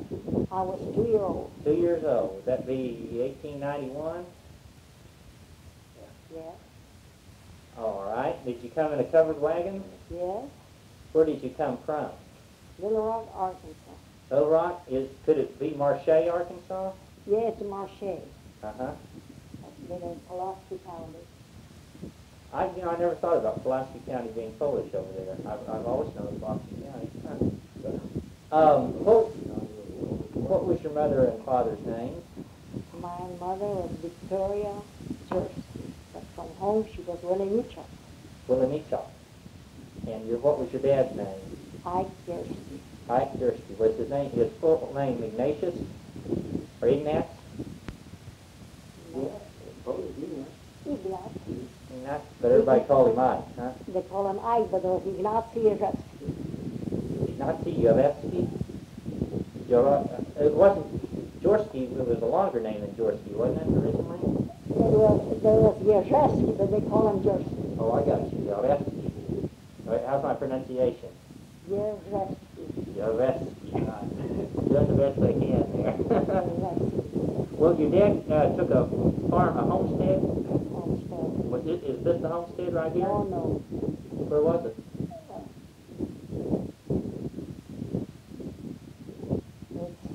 It's 1 mile east from Country Ball. East, 1 mile east from Country Ball. 1 mile east from Country Boy? Is that what's that? That's a store. Oh, I see. You know what highway that's on? That's on, highway. 1 mile east. Highway 270. What did he grow on the land? Well, most anything, cotton and Uh-huh. corn. No, nothing to begin, just timber. Uh-huh. And our home was covered wagon. You lived in the covered wagon for the winter? First winter? 2, 3 years. 2, 3 years. Oh, I didn't know that. Then we were dug in a cellar, Uh-huh. lived in that cellar for 2, 3 years. A dugout. Wow. Dug out. How big was the dugout? Pretty good size, but I don't know how. Didn't have no well. We used the water from the creek. Carry about 1/4 mile. Uh-huh. That was our water. Was that dugout about the size of this kitchen? Oh, yes. Or is it bigger than this? We was 5 children, Mom and Dad, 7 of us, and we live in it. That's doing pretty good, all right. Pretty good size. When did you get out of the dugout? When did you get a cabin built? Well, then Grandpa built a logging cabin, and we had about 10 years. About 10 years you lived in either of the... Wow, that's all. Did your grandfather come over here from Marche also? What was your grandfather's name? Do you remember? George. George? George. Jorsky? No, Willenichuk. Willenichuk. Could you possibly spell Willenichuk for me? It's got in a book. I get that book. I get it. It's hard to spell. It's long. Oh, that's Willenichuk. Ah, there, Adelbert Willenichuk. Oh, but they call him George. Here's Albert. Ah, lot of Z's. Got it. A lot of Z's. Got it. Willenichuk. This is on page 7 of the history, and it's Adelbert Olenichuk in the book, but he was called George, right? Do you have a book like that? Yeah, I got one out in the car. I just got one yesterday from Raymond Hopkins' wife. Or the day before, I guess it was. That's part of it. Okay. So, and your grandfather and your grandmother came? Did your grandmother come? From Arkansas to Hera? Yes. Both, and their families? How many of your dad's brothers and sisters came? One brother. One brother. And his name was John? John Jersey. Okay. Did the Jorsky parents come? Did John Jorsky and Ike Jorsky's father come? Yes, they did. Came also. Okay. And I guess they're down there too, aren't they? Is there another Jorsky? Well, 7 families come on those homesteads. good job. Oh, that I know, Paul but he wants to know your father's father. Yes, your grandfather. Your grandfather Jaworski, did he ever come? No, No. I think he was dead. Okay. Now here's a key question for me. There's a difference between what that book says and what another study about Harris says as to how many families came first. Se- 7? 7 families come from the Marshade. Is the list that's in that book a correct I list? believe it is in there somewhere. Is that the correct list? Because I've got another thing that says differently. Jaworski, Drew, And it says right there, the original families who traveled to here from March, Arkansas. Marshade, yeah. Well, the problem is that this fellow was around here a couple years ago, and he talked to Andrew Jaworski before he died. And Andrew said there were only 5 families. No, it's 7. And you say 7, and then there's 10 there, you see. That's what I'm trying to figure out. Well, could you name the 7? It's in there. Are all of, but there's 10 there, see, and you're saying Well, 7. they come after a while, I believe. I know, but here's Wozniak, Jaworski, Yeah, 2 Jerseys. Drew, Yeah. 2 Drews. Olenica, 2 Drews. Novakoski, Bloch, that's in Blahoviak, Blahoviak. Markowski, and Yeah. Miller. Miller. Count them. Wozniak, 1, Jaworski, 3, 2 Jerseys. 4, 5, 8. 6, 7, 8. But the 2 Jaworskis, I know the Jaworski is Jaworski. Those 8 listed there? Well, there's 10 names, but there's just 8 families. Well, no request come after a while. Oh, I see. You're combining the Jaworskis for 1, Yeah, and the Jews for and the Drews for 1. Yeah, So that yeah. gets But that there was 8. 2 Drews. I know, 2 Drews and 2 Jaworskis. Yeah. So there's And 1, William 2, Sugar, Miller, and Blahoviak.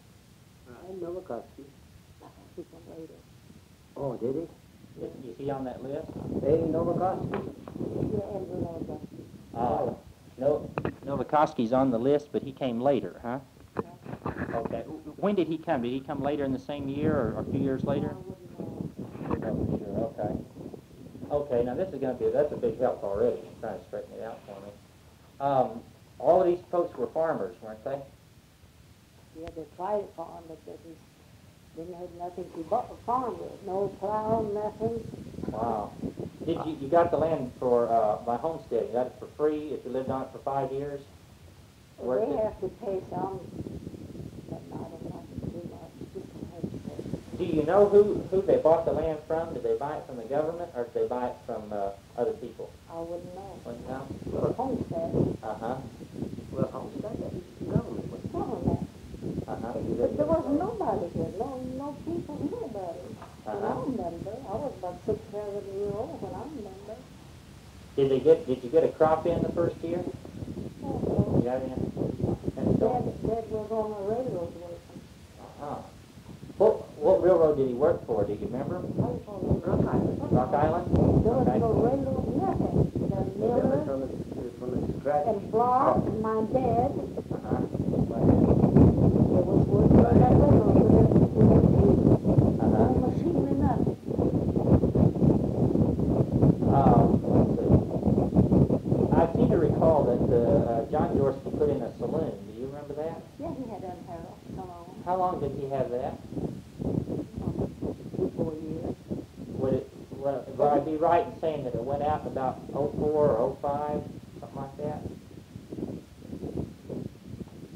There was 1901, 1902. My brother Henry got married in 1903, and he still had a salon. Still had it then. He must have 3 years salon. Uh-huh. Do you know why the saloon went out? No? I guess he got broke. Well, I heard one story that he was, the authorities were afraid he was selling to Indians, and they were getting drunk. I don't know. Huh? Don't think so? Okay. I think one of the other people put in a saloon also later. Was it Miller? Was there another saloon? There was in McLeod, not in Harold. Oh, is that right? And Miller had a saloon in McLeod? In McLeod. There wasn't another saloon in Hera? No. Huh. Okay. Did any of the Polish people own any other businesses in Hera?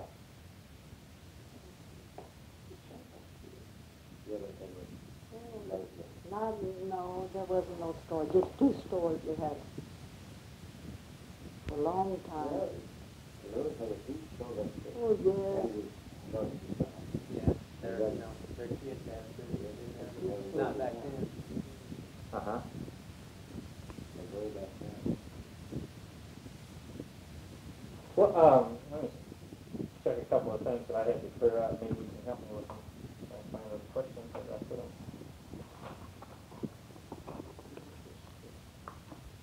How many of these pieces of paper did I finish?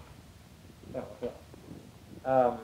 Do you remember in about 1918 or 1919, the church split and the Ukrainians left? Yes. Can you tell me about that? What happened? Oh, I don't know. They just, the father didn't get along with them, and Uh-huh. they just left it to build a new church. Were they, the people that left, were they all Ukrainians, or did any of the Polish people go? No, Ukrainian. All Ukrainians. Okay. Was it a problem over belief and church doctrine? Well, I don't know. They just want to have their own church, I imagine. Uh-huh. They got one in Jones now. Oh, no, they never did go like that. Yeah. Yeah. Kowalski? That book there says that there was a political difference, and that the Ukrainians thought that the priest was being too political, and I didn't understand what that meant. No, they just had one of their own church, I imagine. Uh-huh. They got one church in the Jones now. Uh-huh. Yeah, but Do you, about the same time, do you recall Father Swarovski causing any sort of unhappiness because he wanted the people to give more money to the church? oh, no. No? But there's a mention of that in there too, and I was trying to track it down. No, they didn't pay much as they can there. Everything was cheap. Uh-huh. He didn't get much money. Well, he was a good father, but Uh-huh. they just want to have their own church, I imagine. Ukrainians. Uh-huh. Well, today I guess they're I'm thinking about church societies. There's the Rosary Altar Society, right? And the Knights of Columbus and the Catholic Daughters of America. What I want to ask you is, back in the old days, in the early days, were there any of these societies or things like that? Well, they belonged to Rosary Society and everything, but there wasn't much doing there. Nobody didn't have the money. They couldn't go no place. Yeah, yeah. Did they ever organize into associations or fraternal insurance groups or anything like that? That sound familiar? Well, they do. Was there ever a Polish insurance? Yes, it was. St. Joseph. St. Joseph's. Uh-huh. When do you remember when that was? Would that be before World War One? Yeah. Would it be as far back as before your brother got married in 1903? Yes, yes. It was before that? 1908. I was 1908. Holman Kennedy was the head of it. Jim Uh-huh. Kennedy. Yeah. He was the head of it. Could you, I don't know if you would know this, but was it just a local group, or did it tie up with some people in other cities, or? No, they just went to church, went together, and had a group. Uh-huh. It was insurance, I and know what Joseph that was. insurance. No, all over. I don't No, not all over. Was it? Maybe, yeah. Must have been headquarters somewhere. It was headquarters something, but Genevieve was the head of the man. Janovic was the head person? Yes, Joe Genevieve was the Joe head of Genevieve. culture. Uh-huh. St. Joseph.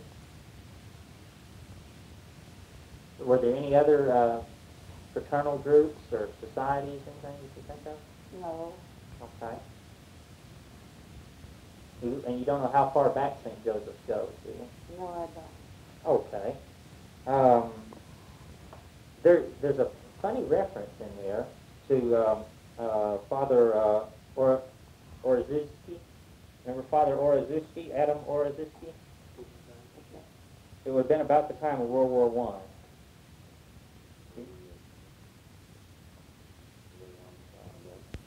No, we was on that time. Okay. They called him in the book. It said that he was called the White Pope. And I wonder what that meant. We lived on the McLeod. We lived there about 5 years. Well, you know that's not there. Oracuski, O-R-A-C-Z-E-W-S-K-I.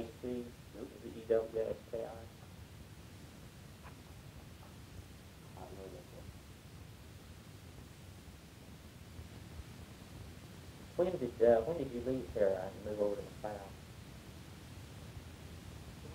When did you leave Hera and move over to McLeod? 1915, we went to McLeod, lived there in From the flood. after that flood, 1903 had a flood, then we moved. We was living on his land place, then we moved here in 1925 on this place, I see. and we're still here. Okay, so it's 10 years there you were over at McLeod.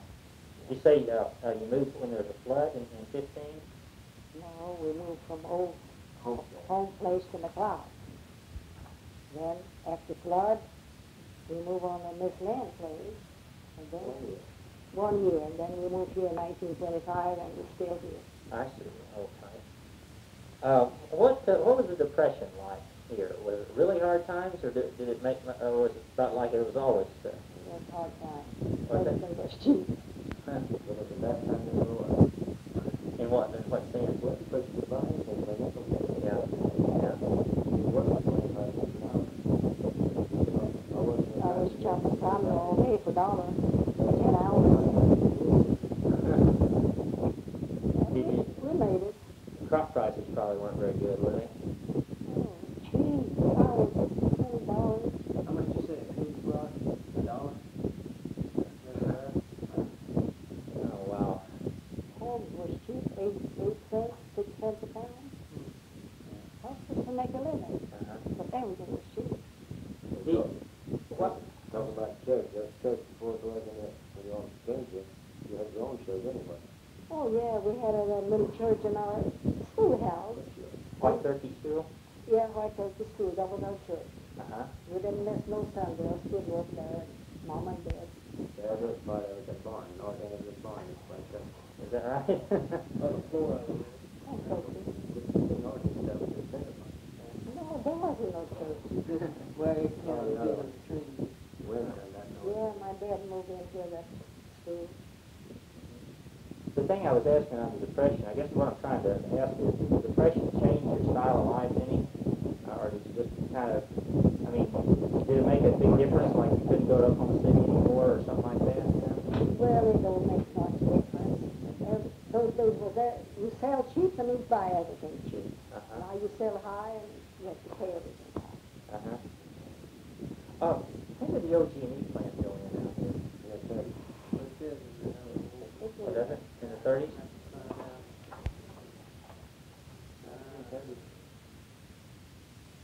I took 2 rounds on that. Did very many Polish people work there, or did they work there? Well, I remember once you told me that they had to change their names before they could get a job out there. Like, well, you know, Mr. Marshall had to change his name from Marshall to Marshall because they weren't hiring Polish people. That's good. Oh, well, okay.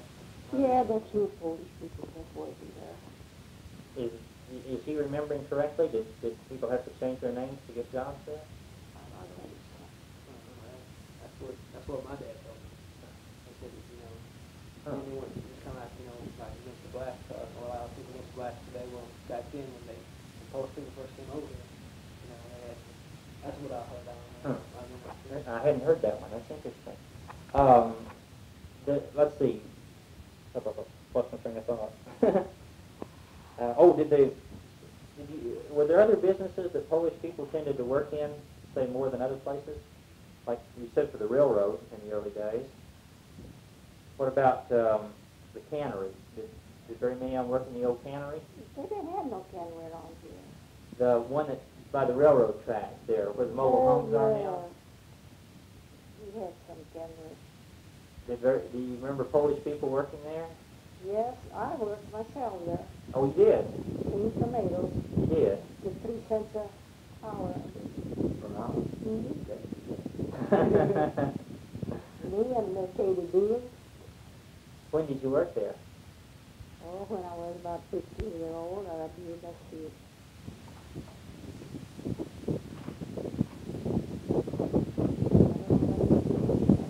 Do you remember when the cannery went in? When it was first built? No, I don't. Or do you remember when it shut down then?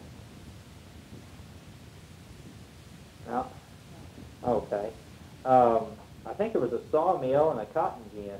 There was 2 cotton gins. But, yeah, they had a sawmill there on the river. Again, were there very many Polish people that worked in those places? And the gin, I believe, quite a few working there.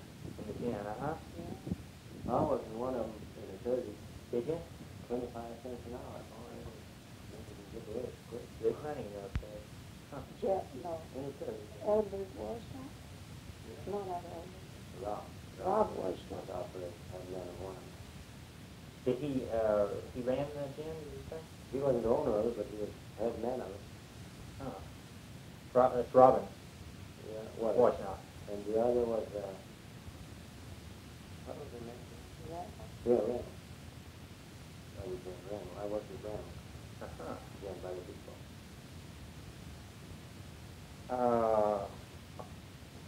When you were young, if I'm not mistaken, didn't everybody speak Polish around here? Everybody was speaking Polish. Okay, now here's a tough question for you. When did they begin to speak English around here more? I just went to learn. Well, that's what I'm trying to figure out. Did the Polish people keep on speaking Polish for a long time, or? There was nothing to speak Polish then when they started coming in from the different countries, some German and some English, we started speaking English. Is that before the turn of the century, you think? When you were 9 or 10 years old? Or was it later than that? Oh, I could keep an eye at 8 or 9. Mr. Malone. Uh-huh. There was 2 girls, and those 2 girls, we speak Polish to them, and they speak English to us. But we understand one another. Uh-huh. That's good. Well, what, say up by the time you moved over to McLeod, were people speaking English pretty much by that time? Yeah, they did. They did. What about in church? Were the church services in Polish or in English? Polish. Still in 1915, they were in, when you moved to McLeod, they were still in Polish? No, we had a service English. The father come from Shawnee, but here in the Harrow they had a Polish father. Did he do all his services in Polish, or what about then when you moved back over here? Was it the land? Well, we had mostly English then. Mostly English then. But Yeah. Bogus, oh no, it was Father Bogusa was there long time. Yeah, he was Polish. he did, Serving Polish. did he do one in Polish and one in English? No, just Polish. Just Polish. Okay. But only one, sorry. Wasn't no 2 service, just one. Polish. When did they start going to an English service then? Do you remember? I don't know. You know, it occurs to me, I never have put on tape what your first name is. Uh-huh. Frank, okay. This is, with us is Frank Cusick, I think, right? This is Mrs. Cusick's son that's also in the conversation. Now, let's see, when did they start having English services, is what I'm trying to figure out. Was that, would it have been before World War II? I don't know, because when they run out of Polish streets, I guess. Yeah. Father Bogusa was the last one here. Polish.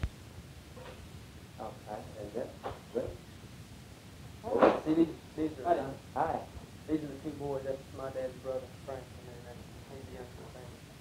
Just recording them? Yeah, we're recording right away here. If you need to, for us to break up, we can go ahead and stop.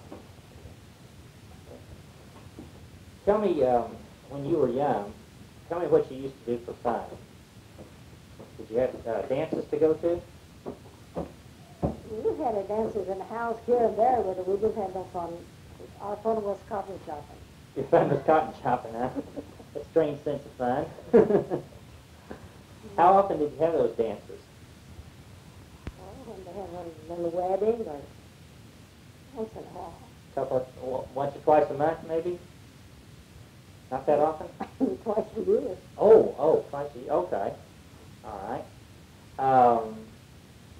Let's see. Is that usually fiddles and guitars and accordions and that sort of thing? No, they use the fiddles and how you call bass, big bass. Bass fiddle? Yeah. That's the Was most of the music Polish music, or was it Yeah, everything Polish. everything Polish? Was it polkas and that sort of thing? All kinds of waltz Polish. Oh, Did they get into any American square dancing? Or, Yes, they do. or Western swing? Or Bob Wills music or anything like that? No? Doesn't ring a bell, huh? Bob wasn't here yet. I guess that's right, isn't it? Where now? Square dances? We used to have a square dances. Let's see. I'm about to run out of questions, I think.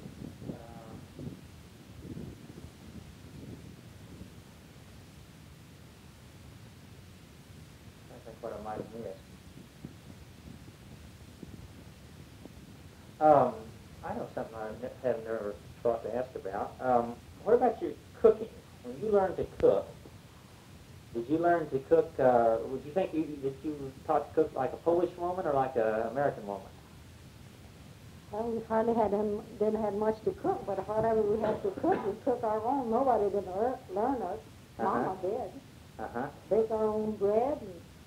And Did you ever compare notes with, say, an American at what you cooked? Was it any different? Yeah. Go ahead and jump in. How was it different?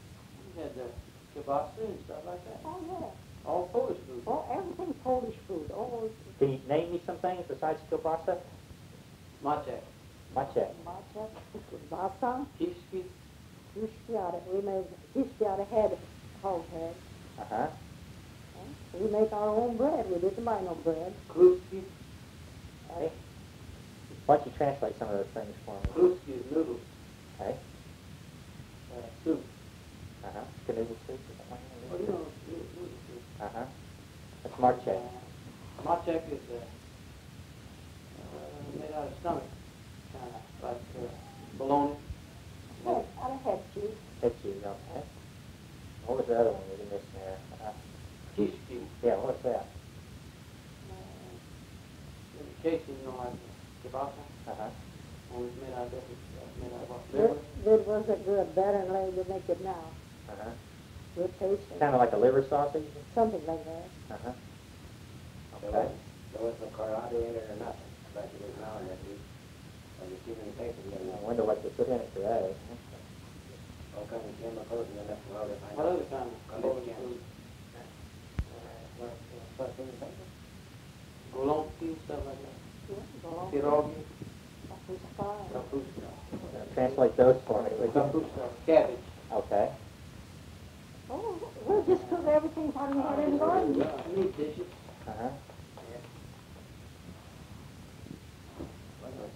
Did you have your big meal at noon or at night? At dinner we had a big meal. Was that at noon? Did you take it out to the fields and the men come in? No, we all come to the table. We were 5 kids, and Mom and Dad was 7 around the table. Kvass. Kvass. That's tomato soup. Okay. Big meal on Sunday? Big Sunday dinner? Yeah. Tortilla. Oh, tortilla. What's that? Soup made out of blood. Out A of little duck. bit of blood.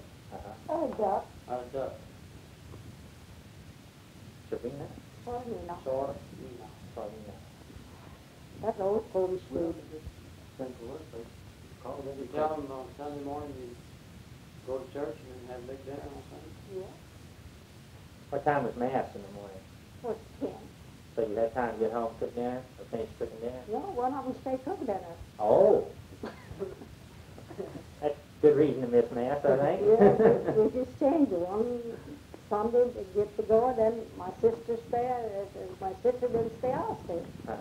Mom and Dad always go to church, but make us want to stay home, cook big dinner. Did you have altar society meetings on Sunday morning too? No, you didn't have no meetings. No, they, Altar society They didn't had a priest that probably come in here once. well, for a while, the Polish peace come twice a year. For a while, but then we had a, But I mean, didn't the priest come in here every Sunday to have church? oh yeah, no, Charlie.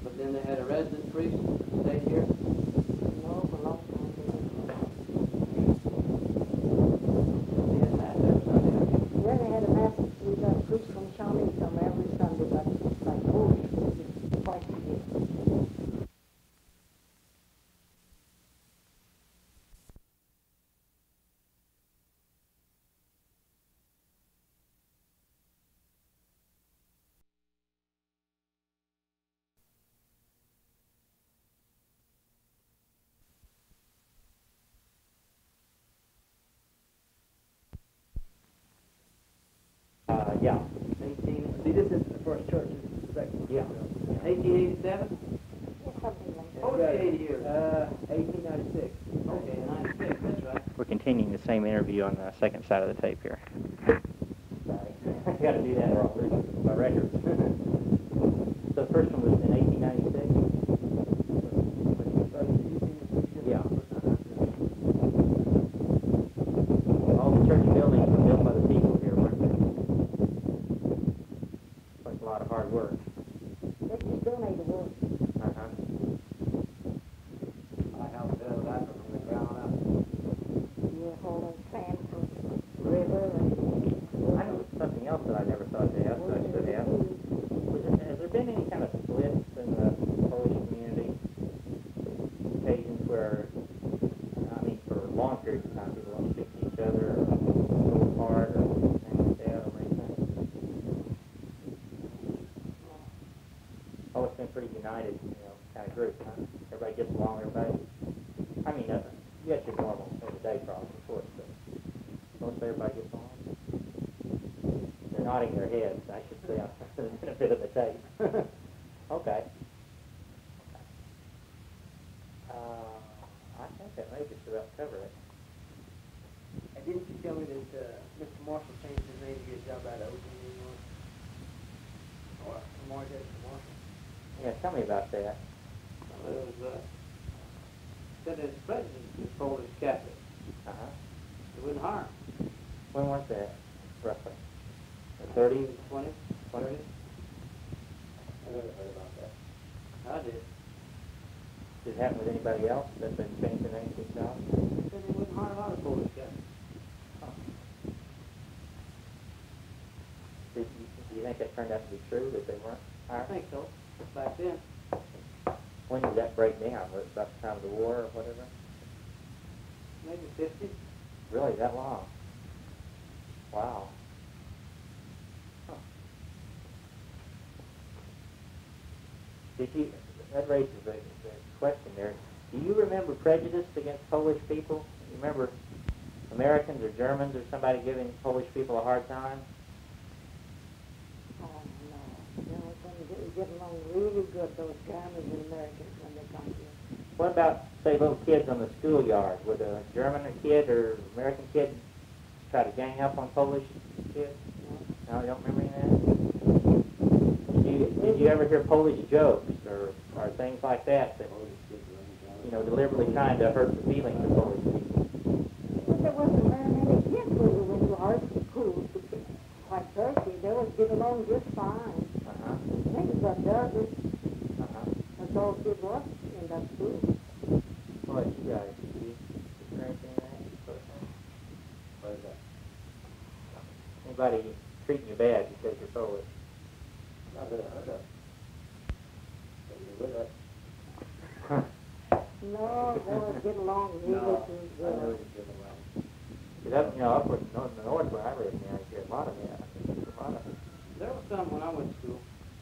Oh, maybe now, but when we were in I mean, school, when I went to school, 40s. Uh-huh. I believe there was just Turkeys here, Maryland and Jews. Yeah, if you call your boy, that calling in. You didn't do it.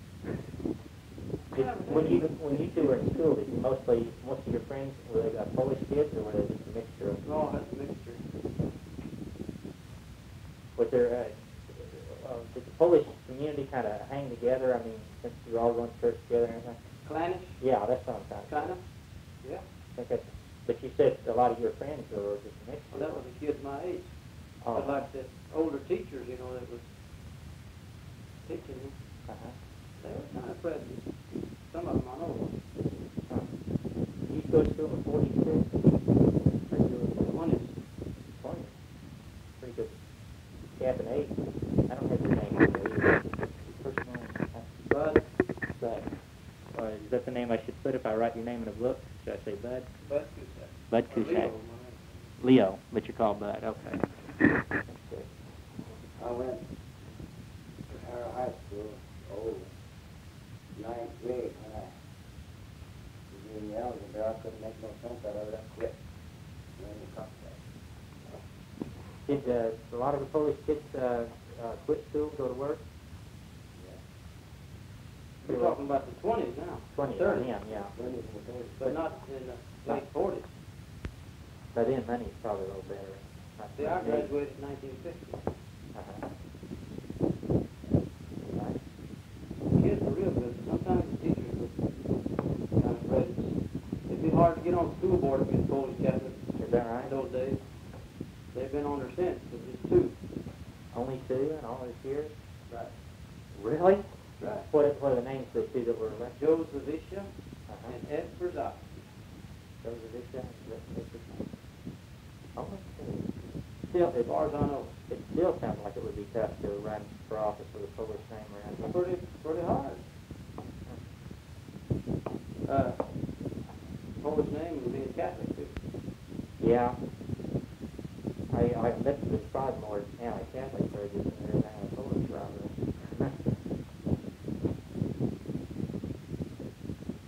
How big is the parish now? How many members you suppose? 400 families, I think. 400 families. And then try to compare that to the size of Harrow. What percentage of Harrow you think are Catholic? Now, Uh-huh. well, used to probably be Catholic. When we're talking about the 20s? Yeah.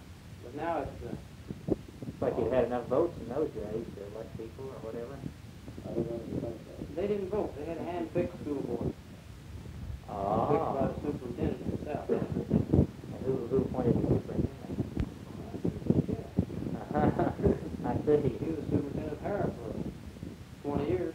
He didn't have no school board voted in. He picked his own.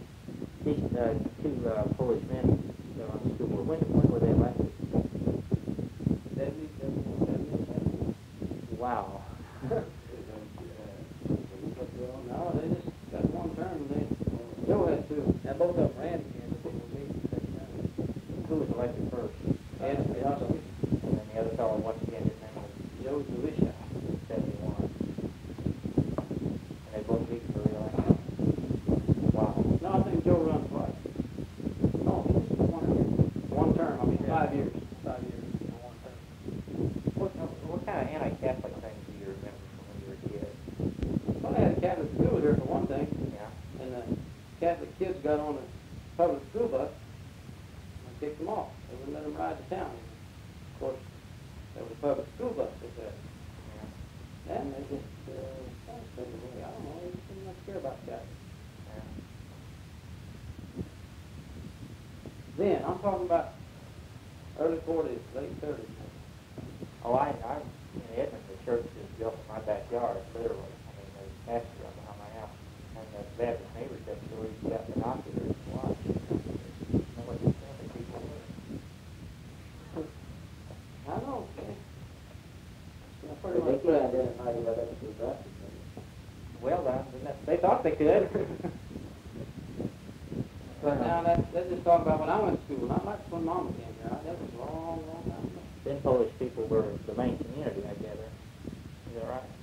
The poor Polish people, when they come here on the homestead, they have a hard time. But they made it. Sure, yeah. Oh, that's a good question. Did any of them not make it? Did any of them leave? No, not a one. None of the old settlers pulled up and said, this land's rotten, I gotta... Stay here till they are. That's impressive. Just us. 3 of us is living now. No, 4. My brother John, Mary, myself, and Clara Bruce. They come from Arkansas. Just 4 of us. It's amazingly positive kind of history. People that have really made it. I mean, You starting tell from them the how bottom. far your dad had to walk to bring a sack of flour home? No, I didn't. How far? You know where Choctaw is? Yes. And you know where 29th Street is over here? Yeah, A mile west of east of this highway? yeah, roughly I got the idea. From Right. there to Choctaw with 50 pound sack of flour on the shoulder. Or Oh. was it 100? No, 25. Oh, that'd be cross country, it'd be what? They didn't have the little section line. Six, No. 7 miles? All you had to do is get on 23rd Street and come to No. There wasn't no section lines, no fences, nothing. You tell him how high the grass was in here? I didn't know. That's about waist high, you found out. No, 20 foot. Wow. No trees. No bushes. It's here and there, big trees.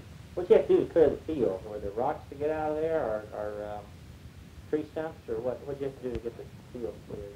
We didn't have no trees. Here and there just was a tree. No rocks. Uh-huh. Just the grass that they plowed under With oxen. with ox.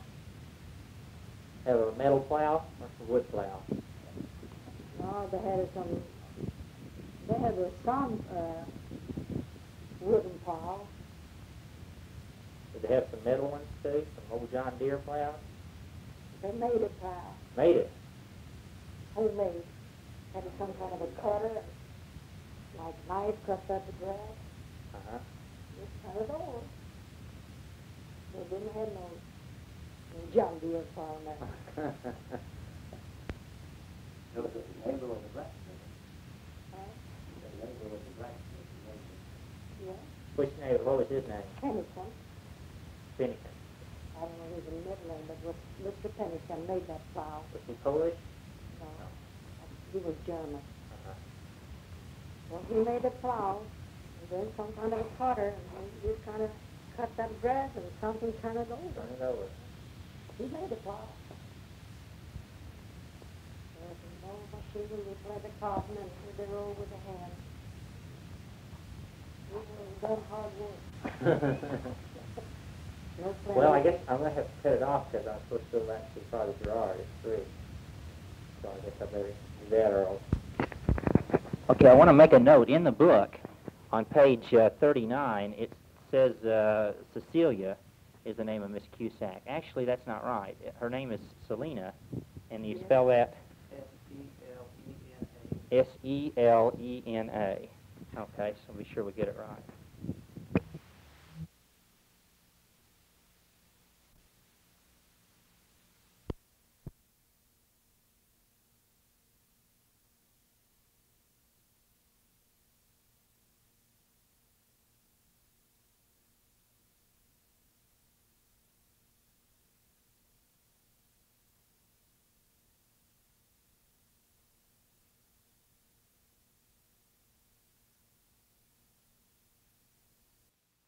I put a little lemonade there. Oh, real good. Thank you. Thank you. Okay, I'm talking with Mary Anna Novakowski. I'm in McLeod, Oklahoma, at her home on a farm, and this is Monday, August the 14th, 1978. I need to put that on the tape at the start, so if I lose anything, then I'm all set up. Whatever you old son, whatever your sister, your brother, whatever I don't know what you wanted. I want to hear about when you first came to Oklahoma. When we first came to Oklahoma, Uh-huh. my. Do you remember that? Something a bit loud, Mama. Well, Go ahead and tell me now. Okay. well, my grandpa and my daddy did the house in a ditch. Was kind of deep ditch with no water there. The dog here on the side, and my grandpa had a stove from Arkansas. We put cook stove like this, and we baked bread. Oh, we just loved that bread from my daddy. You brought a big stove like that from Arkansas in the covered wagon? My grandpa brought stove like that from Arkansas here. Oh, boy. My grandpa had it. And we put stove like that, baked bread and cooking that dog house in the ground. Oh, we thought we got nice home. What was your grandfather's name? Let's see, my grandfather. My mother, daddy was, let's see. She's changing now. My daddy, mother was. I know that name good. See, I can't come to my mind. Well, by the way, how old are you, if you don't mind me asking? How old I am? 95 and 2 months tomorrow. 95 and 2 months tomorrow. Yeah. Goodness. Maybe Ike in Jersey. Ike in Jersey, I think. Was Ike Yorsky? My daddy was Ijersky. That's what I say. He's supposed to tell it to you. Is it Ignatz, but they called him Ike? Is that right? The Polish, they say Ignaz. Okay. Ignaz. But English, they say Ijersky, my daddy's name. What was your mother's name? Victoria. Victoria. Victoria. Do you remember her name Oh, before she yeah, got I married? remember her name. Well, she gave us 5 children and died. She was 33 years old when she died. That was in Marche, Arkansas? And someplace by Marche, Arkansas. Okay. And then my daddy, Yellow fever. I think Sometimes I'll that, repeat. that's what they say, yeah. Yellow fever, she had it. That's When, what, when did she die? maybe, I don't remember, July or maybe this month. I just, Of 1880, oh, 88 or 87? I don't know. But I was 9 months, You were 9 years old. you were 9 years old when your mother died. Yeah, Did your dad marry again? yeah. Then about 6 months later, my daddy married some kind of lady come from I can't talk what I said, from Europe, from all countries. Poland? From Poland, someplace, I don't know. Uh-huh. And my daddy got acquainted with her, got married with her. What was her name? Katie. Her name was Katie Rominsky from, Katie Rominsky. from home, Uh-huh. from daddy, her daddy, yeah. Rominsky was her name, Rominsky. Had she come to the United States by herself or with her family? With somebody, some kind of different woman.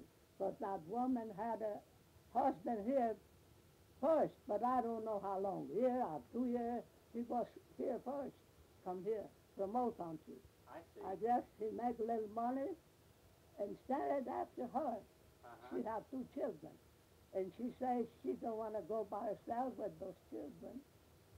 So she asked my stepmother. Well, she wasn't just my mother, no, her, I see. in the whole country. Well, what were the names of your brothers and sisters? My brother, sister. What were their names?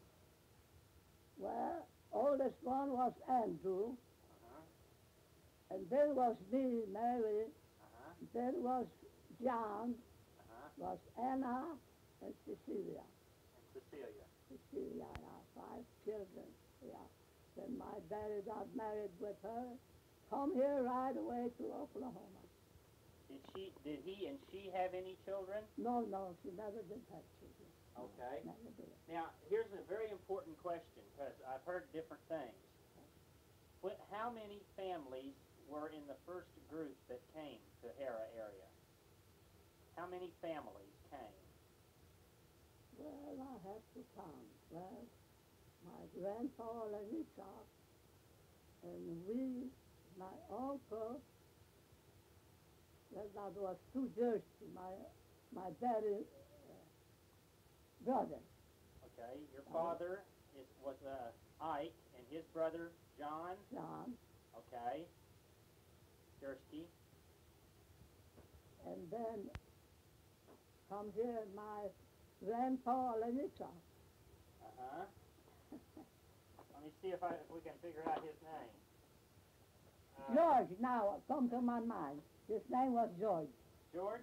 George Olenichuk, my real mother, daddy. George, George Olenitzak. yeah, Olenichuk. Olenishak. That was your grandfather. Okay. Did the Wozniaks, did they come first? Yeah, that was 2 Jersey. Uh-huh. My daddy's brother and my daddy, then my grandpa, Uh-huh. and then Block coming here. Joe Block. No, his name was different. That old Block, old man. I guess he's been now about more than 100 years old. Uh-huh. And Miller, Miller, Adolph Miller. yeah, Uh-huh. and McCoskey. McCoskey. Valentine McCoskey. Yeah, McCoskey. Were the Drews also? And- Berezevskis? And 2 Jews. 2 Drews. Jews come here, but they say they're not kin. I don't know. They say they're And all of those families came. yeah, come here at the same time. Yeah, to Oklahoma. How many people were in those families? Oh, I don't know. One Jew. Let's see. About 4 girls and 2 boys. John, Tom, Joseph, Ronnie, and Lily. Was that One, Mike that's Drew or one Jew. That was not Lawrence Drew? Lawrence Jew. Okay. And another Jew, he was living pretty far away from this side, from us. Another Jew lived on this side. Uh-huh. So another Jew, How many were in the other Drew family? well, was Shirley, Elizabeth, Mary, John, August. Five children. In us was 5. And then there was And that both, mothers. well, both Drew had 5 children, and us was 5. And both had their wives with them, didn't they? Yeah. Uh-huh. The thing is, we all come at the same time. How many were there in the Wozniak family? Let's see. I think Washington had 8 girls. No, 7. Yeah, 8 girls and 2 boys. And 3 boys. 8 girls and 3 boys. Yeah, Washington had it. Oh, boy. Yeah, 8 And- girls. Let's see, how many? Only one was born yet in Arkansas. She's here, but the rest of them are all gone. But What? one was born in the last one from Washington, girl. Uh-huh. She's here at the Harrow, living there yet. She's just as old as my sister Cecilia. Uh-huh. Well, I don't know, maybe 1 or 2 months different. I don't remember. But about the same age, yeah. How many were in the John Jorsky family? John Justy. Well, Pauline and Paulina, 2 children. 2 Pauline, children? 2 children. And Pauline. let's see, that would leave us, well, your grandfather's family, were there still some children with him? Your grandfather's family? Well, my grandfather, How many? you mean my mother and daddy? You were living with your mother and dad. Who was living with your grandfather? Well, my grandma has died. Oh, it already died. Yeah, she died before he come here. And my grandpa got married in Arkansas and come here. Brought her? She had 2 girls. One girl was already growing. I don't know, maybe 20, 21, maybe 22, I don't remember. Was growing girl. And one wasn't my age, but she was a little older, about 10 years old. Did the grown one come over to Hera too? Who? The grown daughter, did she Yeah, come my to Hera? growing daughter come here already, one. And one was not growing yet. I Okay. think she was maybe 12 years old. I think she was a little older than me. How many were in the Nowakowski family? Well, my husband come here first. Uh-huh. And he lived with his mother and brother and sister in Arkansas. Uh-huh. But Not his father? huh? Not his father?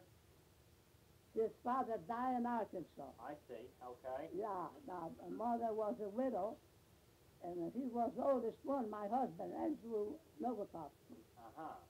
And he come here first, because everybody got a 21-year-old get the land here. Uh-huh. So he was 21, he come here get the land. He came before the rest of his Yeah, family came. before the rest of the family. I see. Oh, I don't know, maybe about a year later. I don't remember that. I think about a year later. What were the names of his brothers and sisters? And his mother, too? Well, his mother was named Mary, Uh-huh.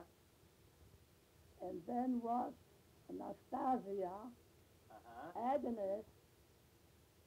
Well, first was my husband Andrew, Uh-huh. and then was John, his brother John, Uh-huh. and then Tom Novikowski, and then was Agnes, Nastasia, Anna. Okay. Anna, yeah. Now we're down to the Markowski family. How many? Markowski only had 2 children, but I don't know their names. Uh-huh. I know girl, Clara. I know girl was Clara. But And she was a little girl. did Valentine's wife come too? Yeah, they come same time. Okay. They And come- finally, Adolph Miller. How many were in that family? How many they have family? Well, In the Miller family. let's see. I know Frank, John. That's all I remember, Frank and John. Fred and John. Okay. Frank and John.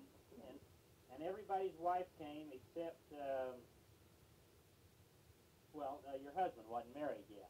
But all the other men had wives that came. Yeah, they come with their wives, yeah. Okay. Yeah, all come Now, with wives. when they came, did they have to buy the land or could they homestead it for free? They give free, Uh-huh. land free, but I don't remember just the pay for the paper. Just, To make the paper, yeah. uh-huh. Kind of deep. Just a registration Yeah, fee yeah. would be all. But I don't remember. Maybe $10. I don't remember exactly. Was But there a rule about having to live on it for 5 years to get it?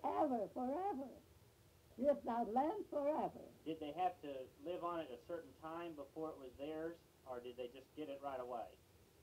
When they come here, they go get the deed in Oklahoma City, Uh-huh. and they can live how long they want and work.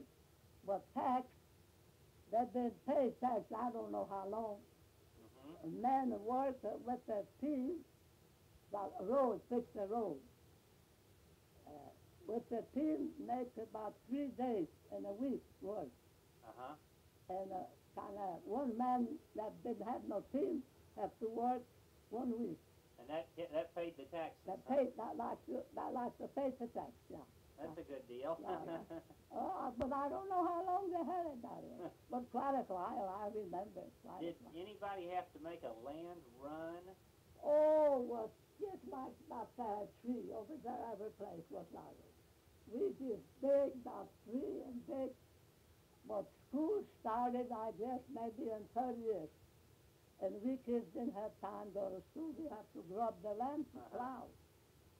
Would anybody participate in a land run where they lined up and ran like they did in the unassigned land? No, never, nobody did that. So everybody, all of these people, Yeah, got their own land, government given. they went down to the agent in Oklahoma City and signed up and came back and there was the land, right? Yeah, there was land and you can do what you want. You can clear up or you just stay there. What did you live in the first few years? Well, it was lots of dry tree limbs Uh-huh. that make a big fire. Uh-huh. And then, that just make a pancake, that's all. Uh-huh. Pancake, some people say slapjack. What did you live in for a house? Did you live in the covered wagon? Yeah, we had covered wagon. Uh-huh. Big sheet on a wagon. After you got here, did you have to live in the wagon? Well, for a long time before they make first, I remember first little room my grandpa made, maybe about that big. Uh-huh. Put little, not very big, maybe about that big tree, cut it off and Uh-huh. put it in the ground and put wagon sheet on the top for roof. Uh-huh. So it was like a tent, is what you Yeah, described so it. that was first house. How long did you live in that? I think maybe about 2 years. 2 years in a tent. And that tin, wagon sheet on the top of roof. What did you live in after that? A dugout? No, Or a house? first one was dug out. First, that was second. We thought we got nice home. Second, that with that tree. Okay, first you lived in the dugout, and then Yeah. you lived in the tent. Then later. How long did you live in the dugout? I guess maybe about 1 year. So 1 year in the dugout, and 2 years in the tent, Yeah, I think so, about 2 years. and then what? And then that somebody had cut lots of that. How you call that big tree? Pine tree. Huh? Pine? No. Post on? On a big tree, pretty wide. Uh-huh. And they cut it on a board. Yeah. Uh-huh. And then my daddy bought that board and make one little room. Cottonwood. Cottonwood. Maybe like that, a little bigger. Uh-huh. That Talking was, about that maybe was third house, 10 by 10 or something. maybe, yeah. And then we lived there, I don't know. Did it have a wooden floor in it? No, dirt. Dirt floor. Dirt, no. Dirt, we lived on the dirt. But you had an iron stove at least, didn't you? Yeah, we had stove, yeah. And that came in the covered wagon from Arkansas? My grandpa brought it, that stove from Arkansas. That's what we put it in that first dugout. We baked my grandma, well, she was my step-grandma, Uh-huh. and my stepmother. The baked bread, oh, how we like that bread. My, so tastes so good. And then, third house, we did was big tree like that almost. Uh-huh. And we just clear up, kind of clean up the skin, everything.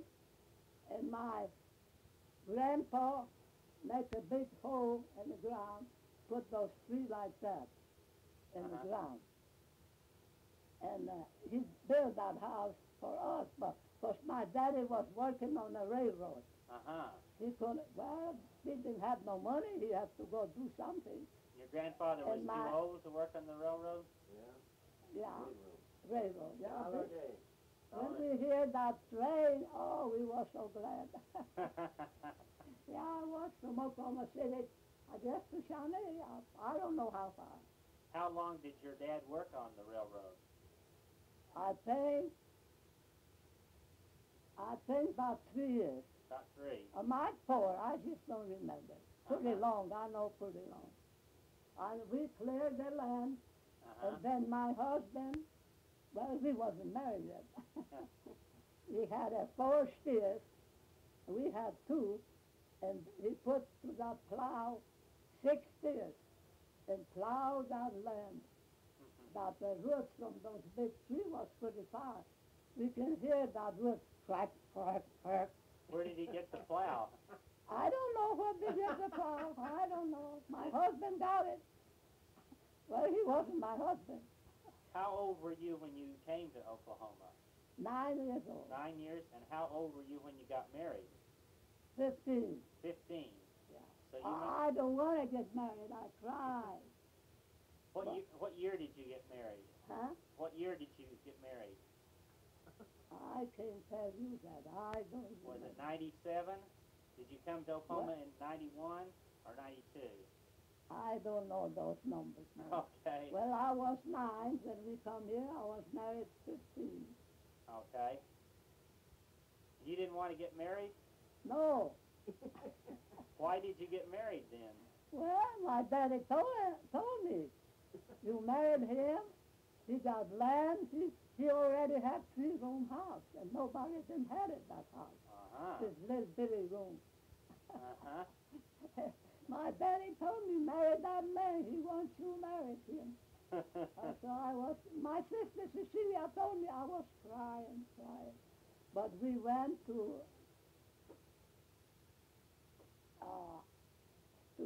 instruction, to First Communion. Uh-huh. And Father Shulak come here, teach us. And he told us, children, mind your daddy, mind your mother, and everything goes good. So just come to my mind. So I mind my daddy, see? Uh-huh. He told me marry that man. So I married him. Did everybody get married young in those days? Huh? Was everyone young when they got married in those days? Did they get married very young? Well, not some people, no. And my girlfriend was maybe about 18, 16 years old, maybe one. I remember some of them was about 20 and more. Uh-huh. And he picked me up. But that was so funny, I tell you. You were the oldest girl, huh? That's right. You were the oldest girl. No. Some, like a Jews, and my grandpa Lenishak, he had already grown bigger. Yeah. And he then go there, get pick up, and he picked me. Picked you. I see. And I want to tell you that my daddy went with a load of cotton to McLeod here, Uh-huh. and my husband, well, we wasn't married yet. He went with the cotton. But I don't know, but I don't think he went with cotton, because his mother was with him. Come here to McLeod. So I don't think she can climb on that load cotton. Maybe she want to buy something and come here want to buy. And she talked to my daddy. Uh-huh. She said to him, Kirsty, you don't care my son Andrew married daughter. Mm-hmm. Then my daddy come home and he walked, laughing. And just we look, how come he's laughing? And then my stepmother asked him, what's the matter with you? You kind of laugh all the time. Then he told us, he said, Miss Novakoski, tell me if this Andrew can marry with my daughter Mary. How long was it from then till you got married? I guess was about a month and a half when she asked my daddy for me. My husband didn't ask, my boyfriend didn't ask for me. His mother asked for me. Maybe he was ashamed. I don't know. But he was a good man. Yeah. Uh-huh. He was working on that first church on a roof, put that roof. I had a picture, but I looked one time and I couldn't find it. Tell me about your wedding. Tell me, what were weddings like in those days? Ooh. All people come same time with us here was all on our wedding. And there was crazy thing, I said. They didn't have paper money, they had silver dollar. Uh-huh. And they give to that, like me, to that young lady, that put dollar, that dollar in the plate broke. Lots of plates broken. I don't know why they do that. They didn't have that time paper dollar, the silver dollar. Oh, just tub full of dishes broken. Isn't that bad? How long did a wedding celebration last? Well, from morning to next morning, all going home then.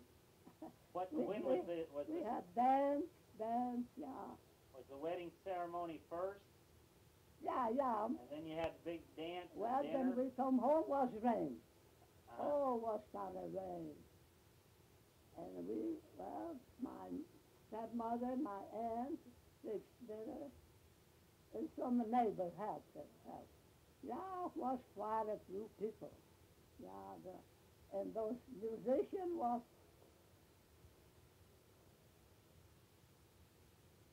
was Anthony Wilkowski Uh-huh. and Gus Wilkowski. Uh-huh. Oh, the play. I don't know how to dance, but those other girls know why. My husband takes me to dance. I say, I don't know how to dance. He says, well, let's go. We're going to jump like those others jumping. Oh, funny. My. Where, after the day was over, where did you and your husband go? Did you go back to your house, your new house? No, we stayed till morning with my daddy on that wedding yet. Uh-huh. Stay with my daddy. Then my daddy told me, you have to go with him. You married him. I said, I don't want to go. But I go. My daddy said, you have to go with him. You married him. So I went with him. But we didn't sleep all night. Just dancing around, jumping around. And then we come home. He had a render. And that render fixed us a little dinner. That woman, my lady. Fix us late dinner. Then we just lay down on the bed like that and sleep till night.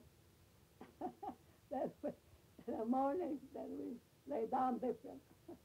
Not morning, evening, late evening, not morning. Yeah, oh, I don't want to go with you, but my daddy said, you married him, you have to go. When you got married, at that time, how many Polish families were there? Well, they all was here, what I say, those two Jews. Those 10 original ones, how many more had come by the time you got married? Oh, later than that Wilkowski, Anthony Wilkowski come later. He was our musician. Uh-huh. Yeah, Wilkowski. Later from Nebraska. Uh-huh. They come here to Oklahoma from Nebraska. Oh, he was good fiddler. Oh, I just love that music. Were there some other families that had come also?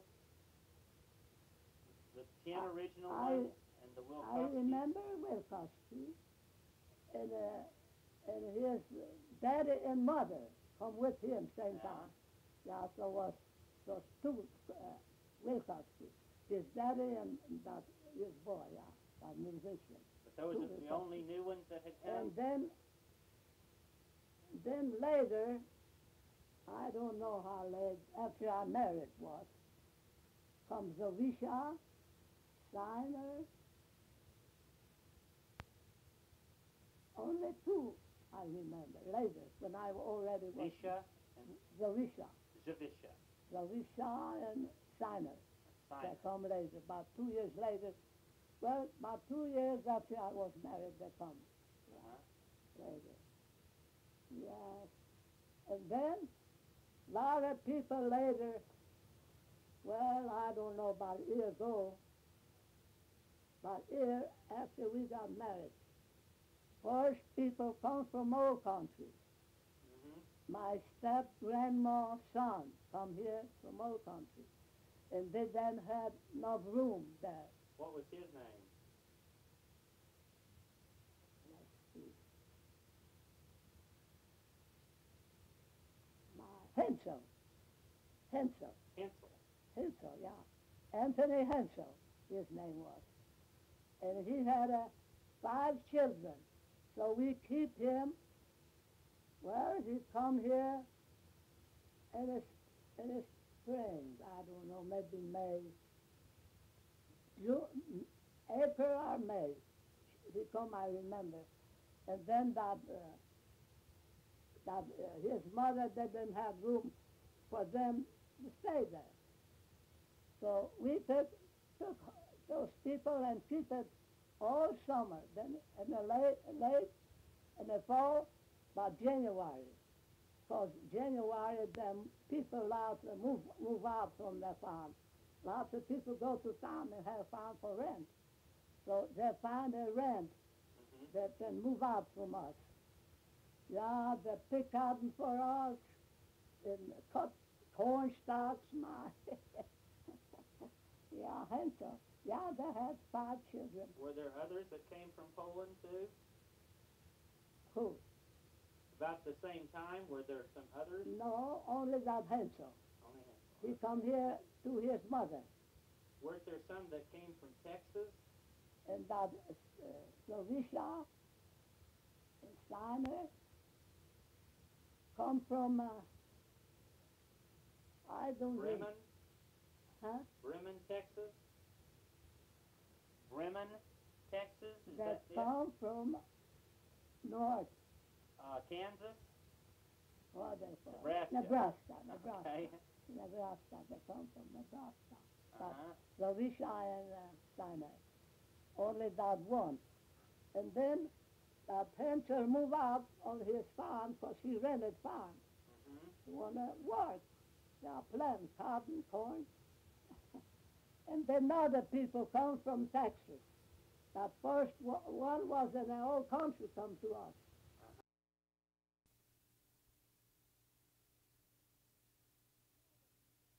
And other people come from Texas. That first one was in the old country come to us. And second, let's see, was Moblat. His name was Moblat. And he stayed all 1 year with us till he found a place to rent. Then he moved out. And then other people come from Texas to us. Let's see. This one was, how I say was, name? I'm not sure. My. Should remember how I say. Why did all these people come? My daddy, my husband, he had a Polish paper Newspaper? from Chicago. Uh-huh. And he put in that paper, my husband, here in Oklahoma, it's healthy and everything growing nice. And I guess those people in Texas that got the same paper. Uh-huh. And they read that paper, and everybody come to us. Because they know our names. Uh-huh. They come to Harrow. I guess asked us, some people where we live, come to us. Yeah, That could be pretty important for me to find. Can you remember the name of the newspaper? Newspaper. The name that it Was Kurier Polski. Courier Polski, Kurier Polski. and it was from Chicago. One from Milwaukee. There was a Courier. Maybe it's Milwaukee, I don't remember. There's a Courier And my Polski in husband Milwaukee. put that in that paper. Uh-huh. So people, I just take the same paper and read it that. Uh-huh. So lots of people from Texas come here.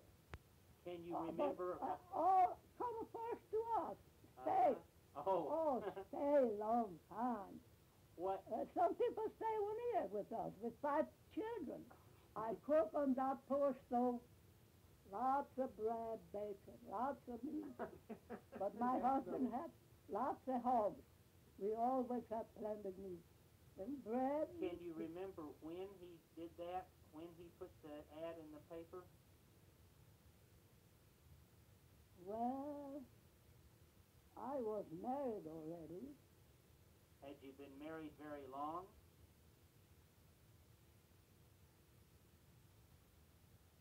Oh, maybe about,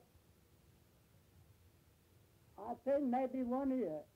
And then he put this ad in the paper. I think so. Because I had a baby, that Regina Boucher. I guess you know her. Regina Boucher. She I stayed haven't with, met her. she stayed with Adam. Uh-huh. I already had her. Then from Texas, people come to us. Oh. Was, well, Hansel, Why? and then Mo Black, and then Nickel, and Afinovich. Why did your husband do that? Why did he put the ad in the paper? I guess he wanted to people come here more to Oklahoma. Wanted more Polish people around. Yeah, more Polish people. Uh-huh. I guess, I don't know why. That sounds like a pretty important thing that happened to get people Yeah, to come. yeah. And a lot of people from Texas.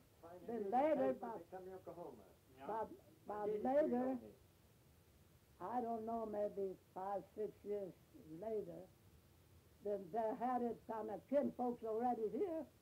That more come on the kin folks from Texas here to Oklahoma. They say that's for God's country. That's for Yeah. God's country.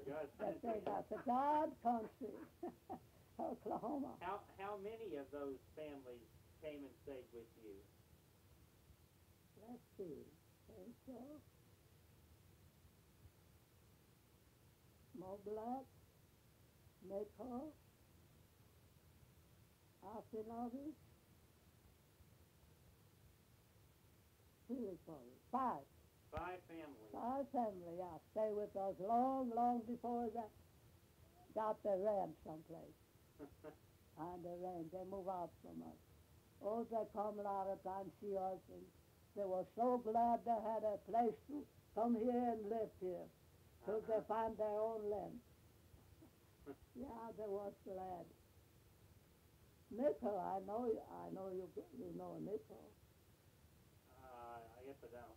Yeah, you don't know Nickel? Well, your dad was working on the railroad. Did you put in a crop? We just cleared the land. Were you Clear able, those trees, cut it off. were you able to put in a crop while he was away on the railroad? Well, we cleared the land, and my husband come plowed out. Uh-huh. And I remember my brother Andrew had some kind of machine, put it on a net here, on a strap, and he walked like that and plant the corn. Uh-huh. You go like that, and I put that machine in the ground, open, the corn got out, and go a little further. That kind of planter we had it, my brother Andrew. Did you have bottom land, or did you have Upland, You had upland, upland. upland. Did No, you we plant didn't. any fruit then? Oh, later, after my daddy come from that, working from that railroad line, he planted lots of fruit, apples, peaches, everything, plums. Yeah, we've had lots of fruit. Do you Well, remember when your Uncle John opened a saloon? Let's see, I don't remember. He had saloon, yeah. And I don't know how long he had it. The Miller bought it from him. I think so. Miller, I don't Did he, or did Miller open a separate saloon? Huh? Did Miller buy it from Jorsky, or did Miller own another saloon? I guess Miller bought from my Uncle John, Jorsky. Uncle John Jorsky. I think so. That's correct. Because she moved out in different place, yeah, then, after we... Did you ever hear why they closed the saloon? I don't know. No, I don't know that. I've heard that they were afraid of... My brother Andrew was working there, too. Was bartender for a while, but I don't know how long. I don't know. Year or 2 years, I don't remember. But he was working that salon. He had a one man named Genevieve. And he couldn't come out good on that saloon, my uncle. So he tell him, oh, you have to go away. I don't want you anymore here. So my brother went there, and he make it a little better, see? But later, I don't know how long he took it to sell it to. I think he sold to Miller. When you first settled here, were there Americans here too? Let's see. I remember our neighbor was one named Malone, was good people, English, American people, and one Fisher, and third one was three neighbor I remember. Were there more Polish people or more American people? Oh, Polish, no, Polish. When did that begin to change? I don't know, I don't remember. Well, There let's lot- say by World War I, were there more Polish people or more American people? A lot of Polish people come from Texas and then Minnesota, and oh my, later. Yeah. Making sure the tape's all right. Yeah, lots of people. Do you remember in 1918 or 1919 when the Ukrainian people left St. Teresa's? Do you remember the split and the Ukrainian people left? No, I don't remember. You don't remember that when that happened? No. Okay. No, I don't remember. Let's see. No, I don't remember that. Do you remember anything that caused any fights within, Who? between Polish people, two Polish people? Oh. I, Oh, I don't know. I don't mean just everyday little things, but I mean really big things. Really, Yeah, when we sometimes, well, men kind of gather, I don't know. They buy, take a beer, I don't know how much, kind of little beer costs. They just put it, everybody give a little money, and buy that cake of beer, they had kind of parties. Uh-huh. And that Miller always liked to fight with somebody. Uh-huh. I don't know why. He was kind of rough man. Well, maybe he get a little drunk and he thinks he's the boss. Oh, boy. Yeah, he fight, kind of like to fight. Were there ever fights between Polish people and Yeah, Americans? yeah, Polish people fight. Yeah. What about, Neighbors, even neighbors, yeah. would they fight with Americans or Germans or No, anything? no, With no. other Polish That people? they didn't go to their parties. Oh, I see. No, we didn't go. The Polish people didn't go Uh-huh. to that party. What did they drink? Beer? Beer. I guess whiskey too. I don't remember. Uh-huh. Have a little whiskey too. I don't remember. But beer, I know beer. That drink. And I think that Mary got too much little that drink beer. Maybe whiskey together. I don't know. They started a fight. They Uh-huh. had trouble with that Miller, yeah. I don't know. Do you remember the St. Joseph Society? St. Joseph. It was an insurance group, I think, No, I don't remember. where a bunch of men would contribute to the insurance thing. Well, we moved so many times. You moved away from Hera? Well, from Harrow, one time we moved to Shawnee. When was that? Oh, about 55 years ago, we moved to Shawnee. 35, okay. Then, then we moved back on Indian place. Yeah, Uh-huh. my husband reached the Indian place on the bottomland. So we just make a good crop, and that's the way we live. Were there any attempts by the American people to make you learn to speak English or anything like that? Well, we have American neighbors, but we can't speak English. I don't know. That Malone was, I say, he was kind of our doctor, that Malone. Uh-huh. And that Block, well, he was Polish man.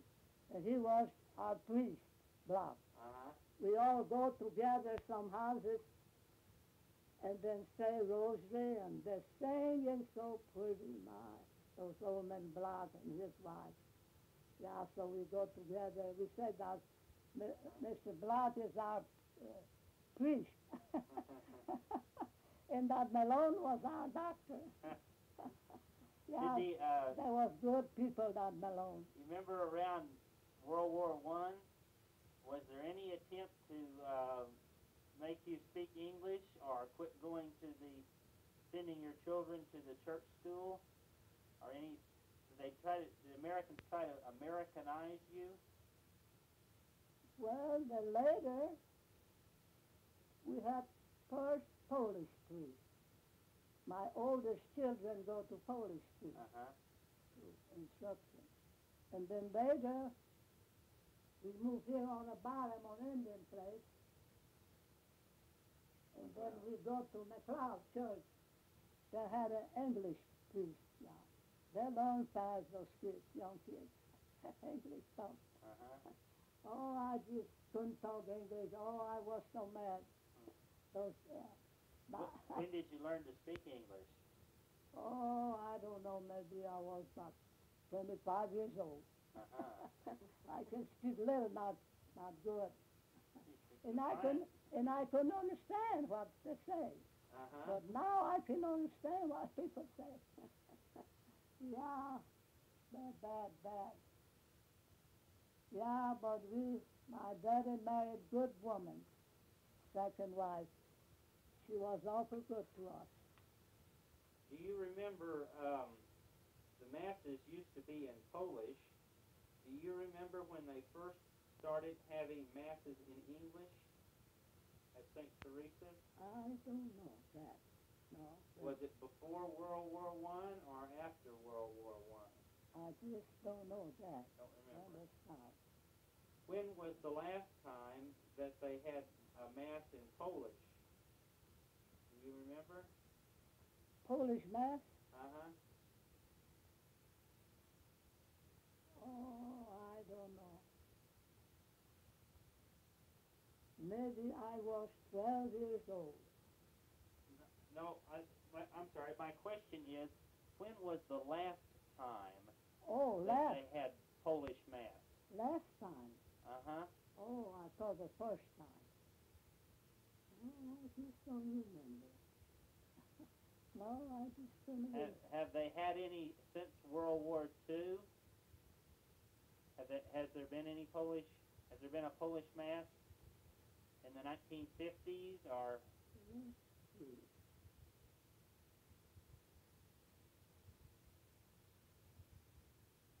We had Polish Mass long time. Uh-huh. But I don't remember when the start English. Now I don't remember that. Okay. I think we're about to run out of tape there, if I can see it right. Yeah, I believe we are. No, I guess that goes out.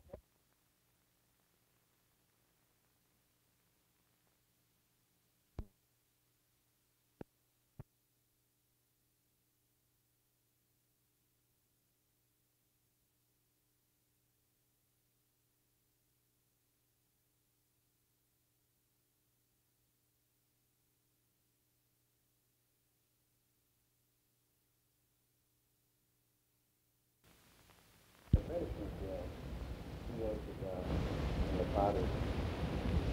And I gave that to the queen. I don't think so that he kept it, but it wasn't important for him. Well, I'll try. I'll see with his office we can't do it. See if I can find it. I don't think so that they will be hearing the chancellor because he was here. I gave that to him. Oh, that's his own. Is he still around? So he's in San Francisco. So you may have it with him, or maybe with the new bishop, or... Well, or maybe he didn't kept it. Because I don't think so it was so important for him to keep it. Your name is Aloysius? Aloysius. Aloysius. And Valechek. Okay. Talking with Father Aloisi Volacek, but let's spell it to be sure it comes out right on the table. Walecek. Say your first name Alojzy. Okay, and we're in the rectory of Our Lady of Fatima Catholic Church in Nakoma Park, and this is Monday, August the 14th, 1978. I put that on there, or I'll... Because the paper is lost, but I'll have it on that side. Are there Polish people in Nakoma Park? Yes, there are some Polish people in Nakoma Park who are descendants from the people in Harrow. You know that Harrow is a Polish community, the only one in Oklahoma, and the people from Harrow came from Arkansas. There is some Polish settlement in Arkansas, in Pulaski County, in Arkansas. Yes. And also some came from Bremen, Texas. They settled before the First World War in Harrow. It's about 8 miles from Nakoma Park, east. And their children, after scattered, and some I have in my parish, with the names of Hopkus,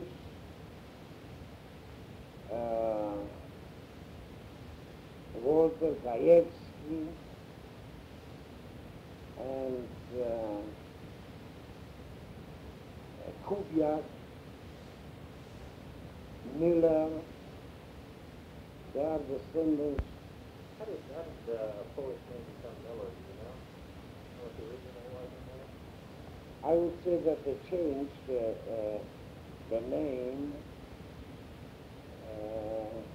to Miller because it's a very difficult name in Polish. Młynarz is the same meaning. Spell that for my face there?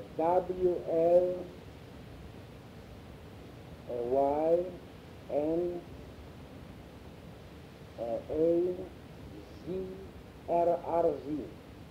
Młynarz.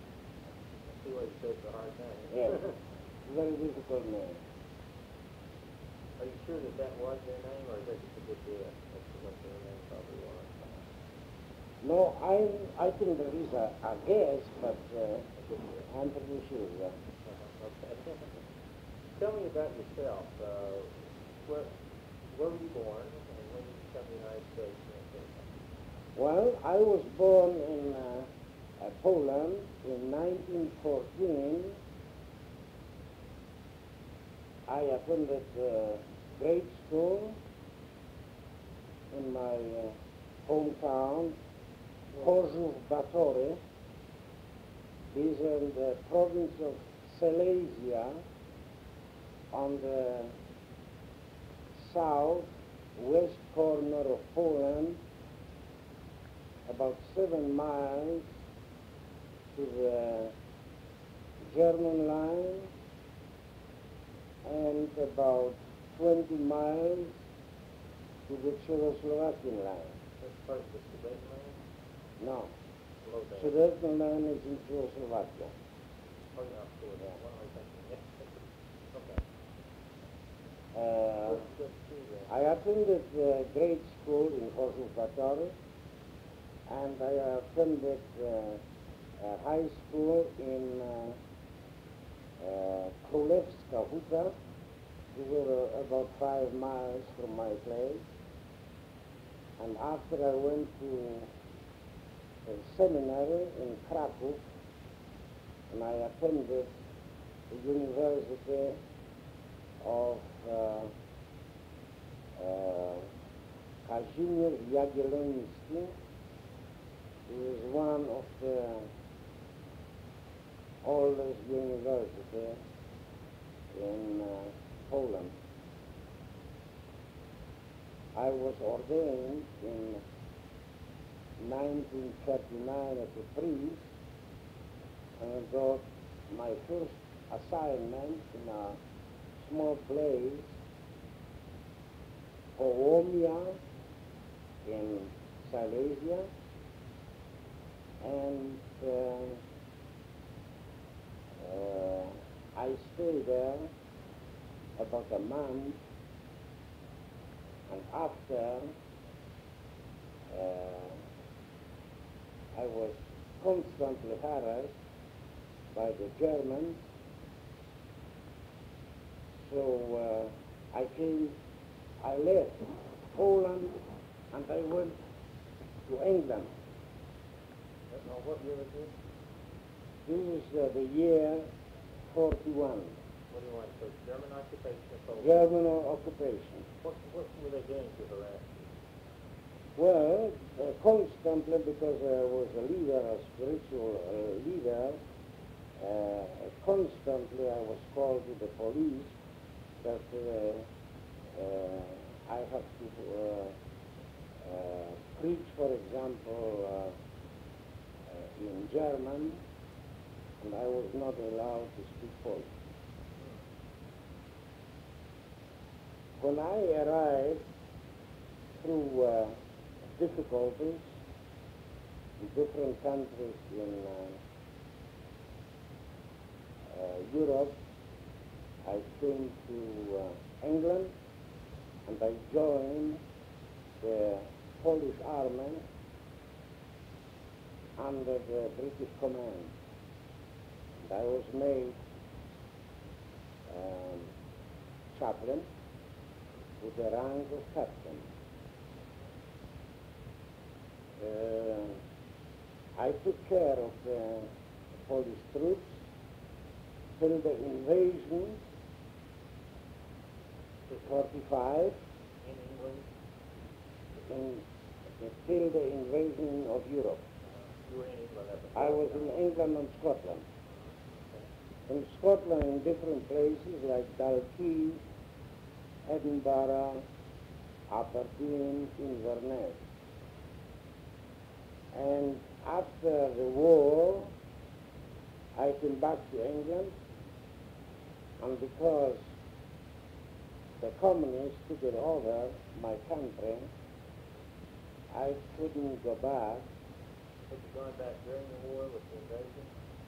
Yes, to France. That's And that's came the back. closest you got, so. Yes. Okay. What, how did you know that you couldn't go back because the communist government? I got some letter from the Polish underground from my mother that some priests who already came back from England to Poland, they were in prison. So I met Bishop McGuinness, who was Bishop of Oklahoma City and Tulsa, in London. What's his first name? I don't remember. Eugene, Eugene Dennis, yeah, okay. Met him in London. yes, This is about 45 now, 46? 45, 46, 46, 47.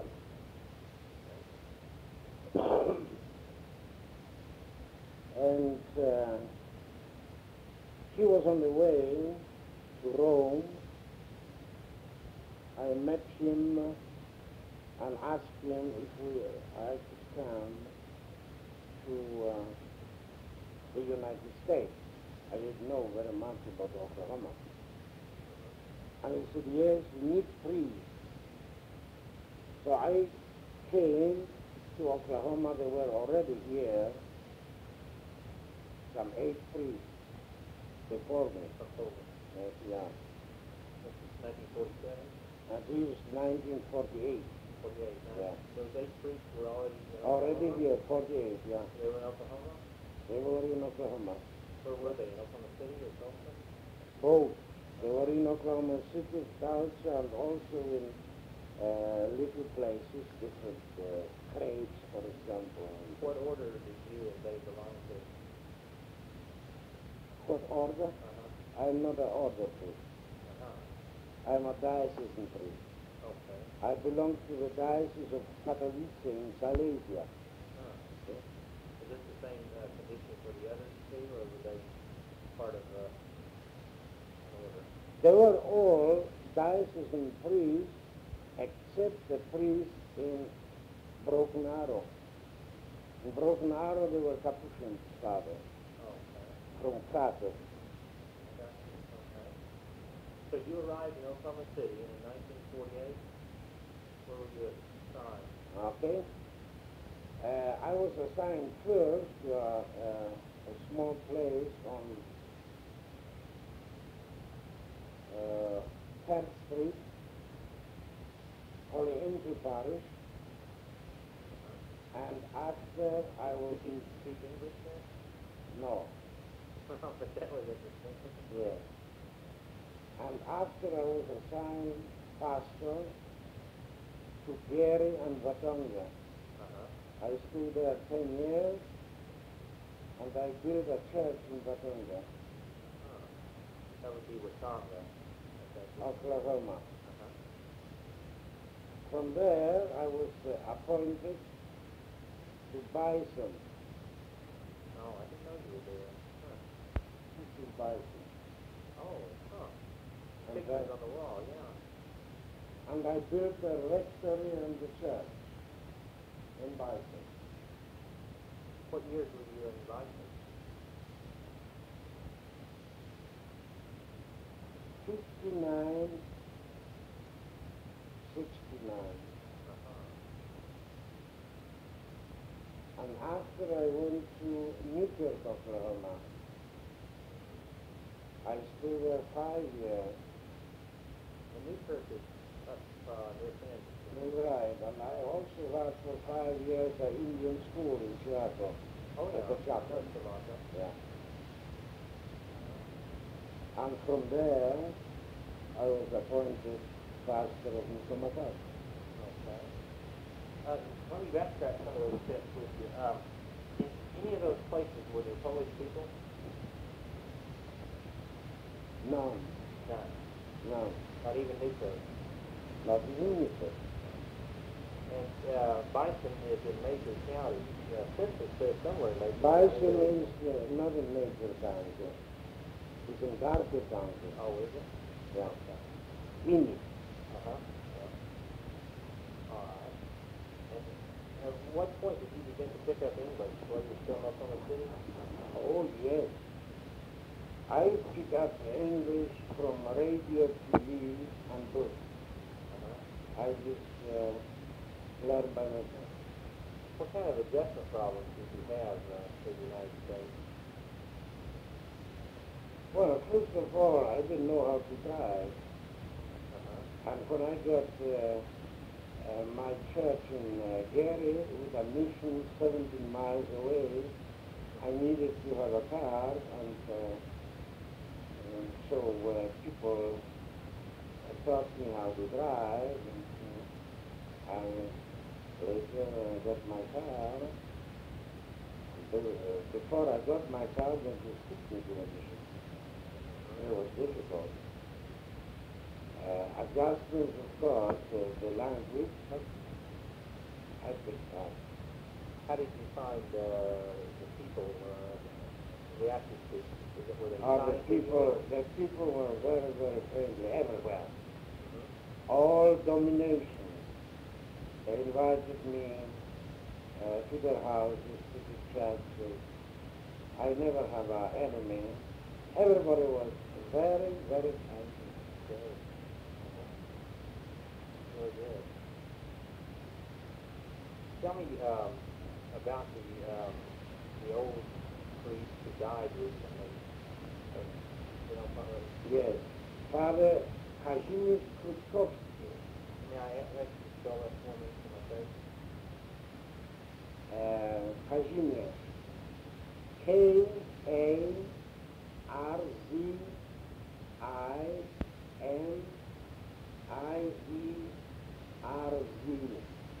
Krutkowski. Krutkovski.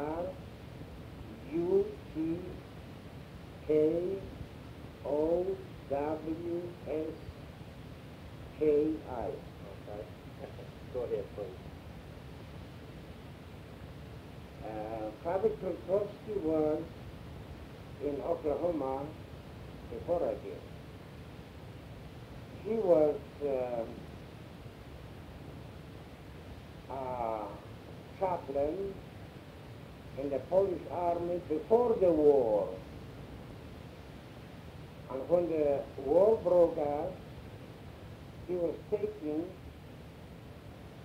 into prison camp, Germany, and later, because he was a priest, they took him to Dachau.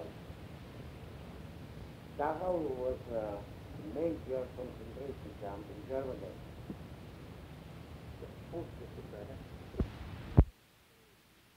Okay, go right ahead. Father was chosen in Dachau as a Guinea pig that tasted on him different diseases. I want to be sure I understand that. They chose him as an experimental person to inflict the diseases? He's right. And after they tried different drugs on him for these diseases. But Father survived. And he, I think, contacted a year before I did Bishop McGuinness in Rome. And he came to Oklahoma. No, just a second. We had him in a concentration camp. So did he remain in Dachau through the war Yes. and was released? He was released by the 45 Oklahoma Division. 45th 45th. National Guard. Yes, of Oklahoma Division. Uh-huh. And he was free. After I would say that he went to Rome and met Bishop McGuinness, and he came to Oklahoma. Did the father ever talk about the hardship he suffered in the concentration camp? Not very much. He didn't want to talk about that. He was a shy person.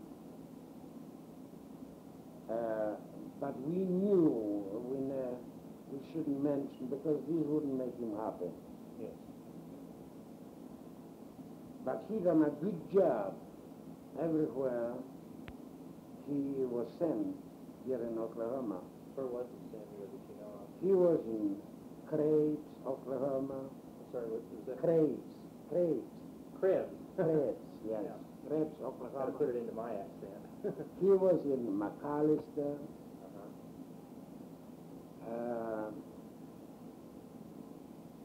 He was last in Union City. Uh-huh. This is west from Oklahoma City. I think he spent there 9 years, and father became very sick. His heart. He had a heart surgery, and he retired and went to the Center of Christian Renewal to retire. He spent there, I think, 2 Where years. is that? Is that He's on Northwest Highway, Oklahoma City. Uh-huh. He was once in Poland about 2-3 years ago, but this year he wanted to go back to see his only one brother. And he left in June. The 2nd of July, he died there. And he was buried in the place where he was born. And that's this year, that's 1978. 78, and That's just one. less than 2 months ago. That's right. And when we heard about him died, we have a big service in Union City for him last Thursday, and I preached a sermon. Archbishop Salatka was there, and the congregation of Union City of St. Joseph Parish. And people were very cordial to us, and they told me are so proud that Father touched their life through his experience. What can you tell me about the priests in Tulsa,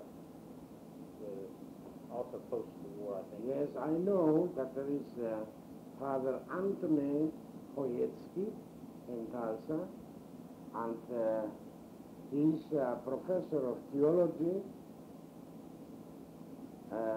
He was from the same diocese of Father Kruczkowski in Poland. They were, I think, schoolmates. And Father Hoyetsky, How would you spell Hoyetsky?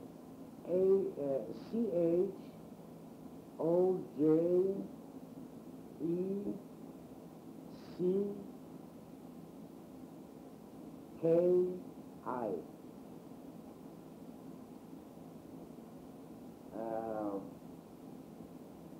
Father Hoyetsky was chaplain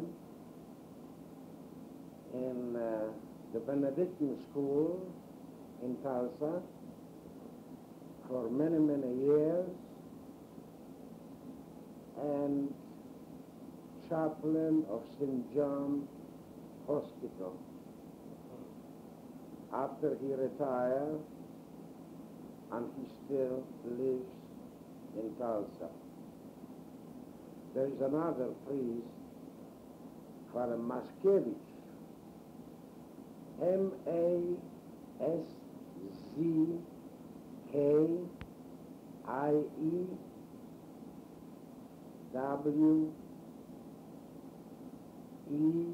Mashkiewiecz. What's his first name? Mark.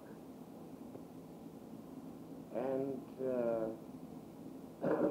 he is chaplain in St. John Hospital still. And before, he was in Goltry, Oklahoma. I'm sorry, I didn't catch that name.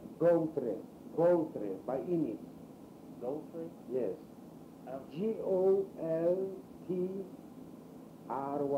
Goltry. I just don't know the name of the town, I guess. Yeah. Goldtree, okay. This is west from Oklahoma, and also in Hinton, Oklahoma.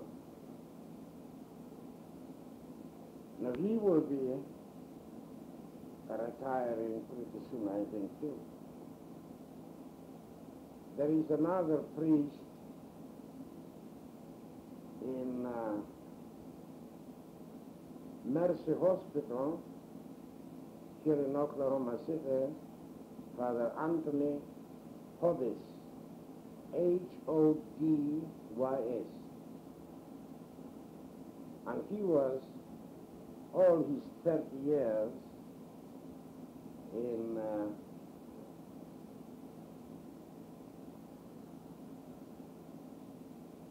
not in Mercy Hospital all the time, but he was, before, he was in Mercy Hospital.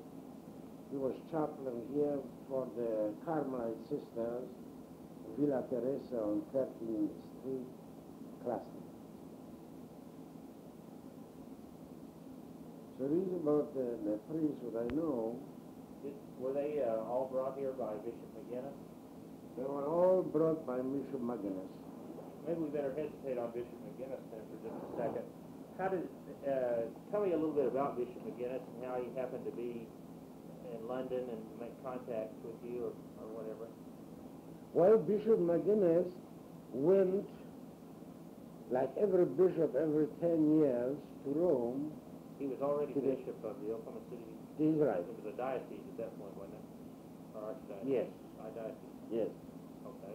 Now, he was, but this was a diocese. And he went to Rome to pay his respect to the Holy Father.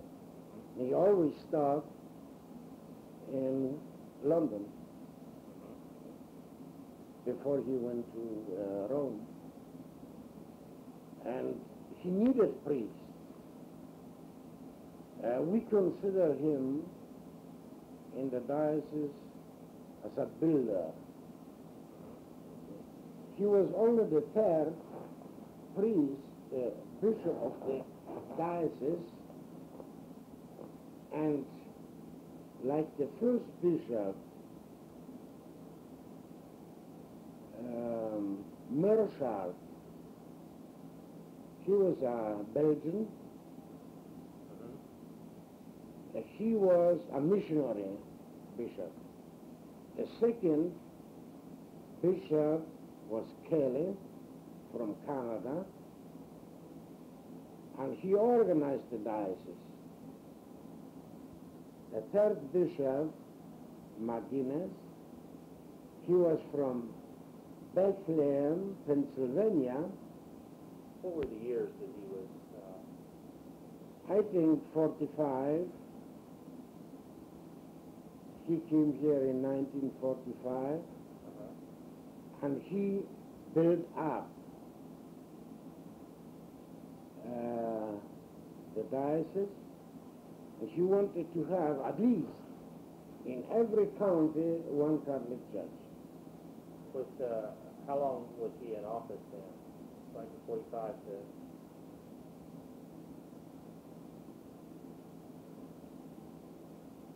I forgot when he died. I think 10 years. Okay. He was in office 10 years, And after him was the first Oklahoman, Bishop Reed. Okay. Now, the Bishop McGinnis was in London en route to Rome. How did it happen that you and the others contacted him, or he contacted you? We heard that there is a American bishop here in this hotel, you know. He's an American bishop. So you just He's on the way. knocked on his door. That is right. We just came there and to the lobby, 1947, that was. yes, and asked about the American bishop. They said they will call him, and they called him, and they all came that there are some Polish priests. He said, send them up. He was smoking a big cigar, Antonio and Cleopatra, and he needed priests. He needed priests because Oklahoma was a new territory. There were not very many native clergy. Before we have, you see, Belgium. Benedictines of Belgium? Well, Benedictines was an order priest. But for the diocese, Bishop Mercer brought some Belgian priests. Because he was made the first bishop, you see. He was Belgian? And he was Belgian. He was first the apostolic delegate of Oklahoma before even the diocese was erected. And after he became the first bishop. Bishop Kelly brought some priests from Canada, Prince Island, because he needed priests. There were no native priests. Stop just a second, I need to change the tape here. We're now continuing the same interview from side one. And Bishop McGinnis brought some priests from Ireland, and he was the first bishop in the United States who brought Polish priests to the diocese. Did he bring priests from any other countries too? From Ireland. From Ireland? Yes. Okay. But now you can't get priests anymore from Ireland, you know. Is that right? No, not anymore. The vocation is just down, like in the United States. But in Poland, there are lots of vocations. But they don't let the priests go out. Yeah. Well, what about this group of Capuchins in, how's my pronunciation? We're in St. Anne's in Broken Arrow. Yes, the Capuchins in Broken Arrow, I think that they were here the first. They contacted Bishop McGinnis in Rome. I don't know very much about the history, but there is Father Dombrowski, who is retired. He was, I think, in concentration camp in Dachau, and he's still here in Broken Arrow. He could tell you maybe some more, because they were the first to come to Oklahoma. The Capuchin Fathers. And they built there a beautiful church. How far back was this? Was this before World War II or after? No.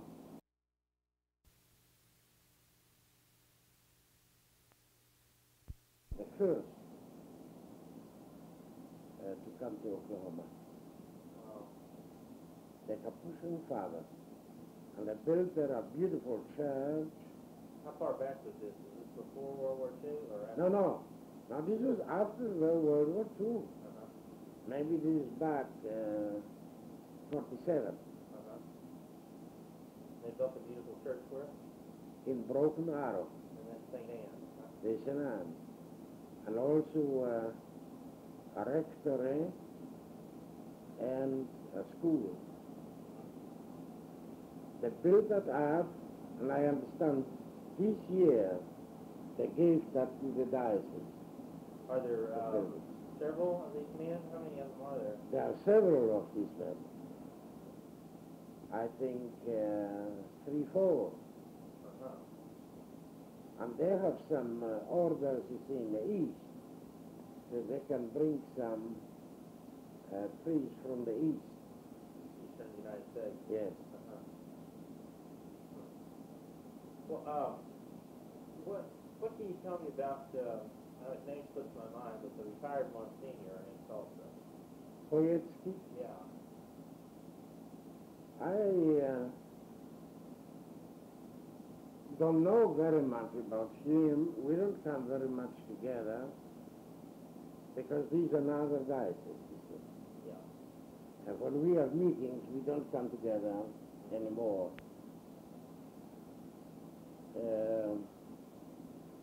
He done a very good job in Tulsa. I understand Mr. Warren liked him very much. Warren? Yeah, you know Mr. Warren? I don't think so. Well, he's a rich man who built St. Francis Hospital. You didn't heard about him? No. Warren. And he lives in his apartment. Oh. Yeah. Uh-huh. I have an appointment to see him later this week. Warren? No, Poyetsky.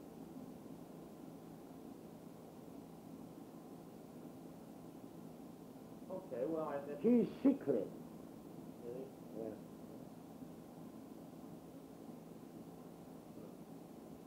Well, I think that may pretty well cover it, unless you know more about the history of Hera and all. We gotta go ask some details.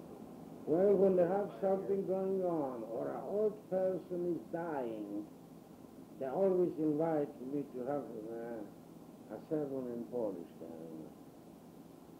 How, you preached the one service in, one mass in Polish last year, was it? 77? No, when was it? No, this was year before, 76. 6, That was the first time that, what in the what history. date was that? Would you happen to know, Mike? Yes, I could tell you the date. Well, I'd like to know, I think. Okay? And I will also give you the missalette, what was printed in Polish, Okay. what I printed. Should I go now? Yeah, go ahead. I'll just cut the thing off. Yeah, that's really nice. Just a month. This is a program from Just that. a program, sermon. and some songs, I was quite surprised. All the Christmas carols, what I put without rehearsal, and when the organist started to play, the whole congregation sang without a rehearsal. What was the date here? Is this the 29th of December? December. Oh, wow. Why not make a note down the tape? 29th of December 1976 was when the Polish service was held in the Como Park. Have a program here. It's really nice. And we are putting, I put here, the first Polish Mass in the Archdiocese of Oklahoma under the leadership of Pope Paul VI, and when the Archbishop of Oklahoma was John Quinn, and a pastor of the parish of Our Lady of Fatima was Father Aloysius Valetic. I dedicate this Mass to all Poles who are in the state of Oklahoma.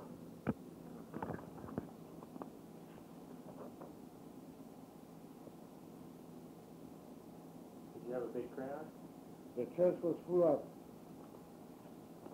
I advertised in the daily papers Uh-huh. that something like that will happen, because I didn't know. And they all came, and we had a very nice time. Yeah, I'll do that again. That sounds like it's Yeah, really nice. you can keep that. Oh, good. Thank you. Definitely will. All right. Are there any Polish holidays that are still celebrated by the people here? Been here, No. none at all. Okay. Thought I would check. And there aren't, or to your knowledge, are there any of the Polish brotherhoods or fraternal associations or anything like that here? I mean, I know there are chapters of Knights of Columbus and Rosary Society and things like that. Yeah, but not Polish. Not Polish. No. Okay. And you never particularly had contact with any Poles anywhere else in the state? Only the one time was I organized, Uh-huh. and they came here, but I gave this address book to Archbishop Quinn. Okay. Well, I think that probably takes care of it then. Okay? We can stop.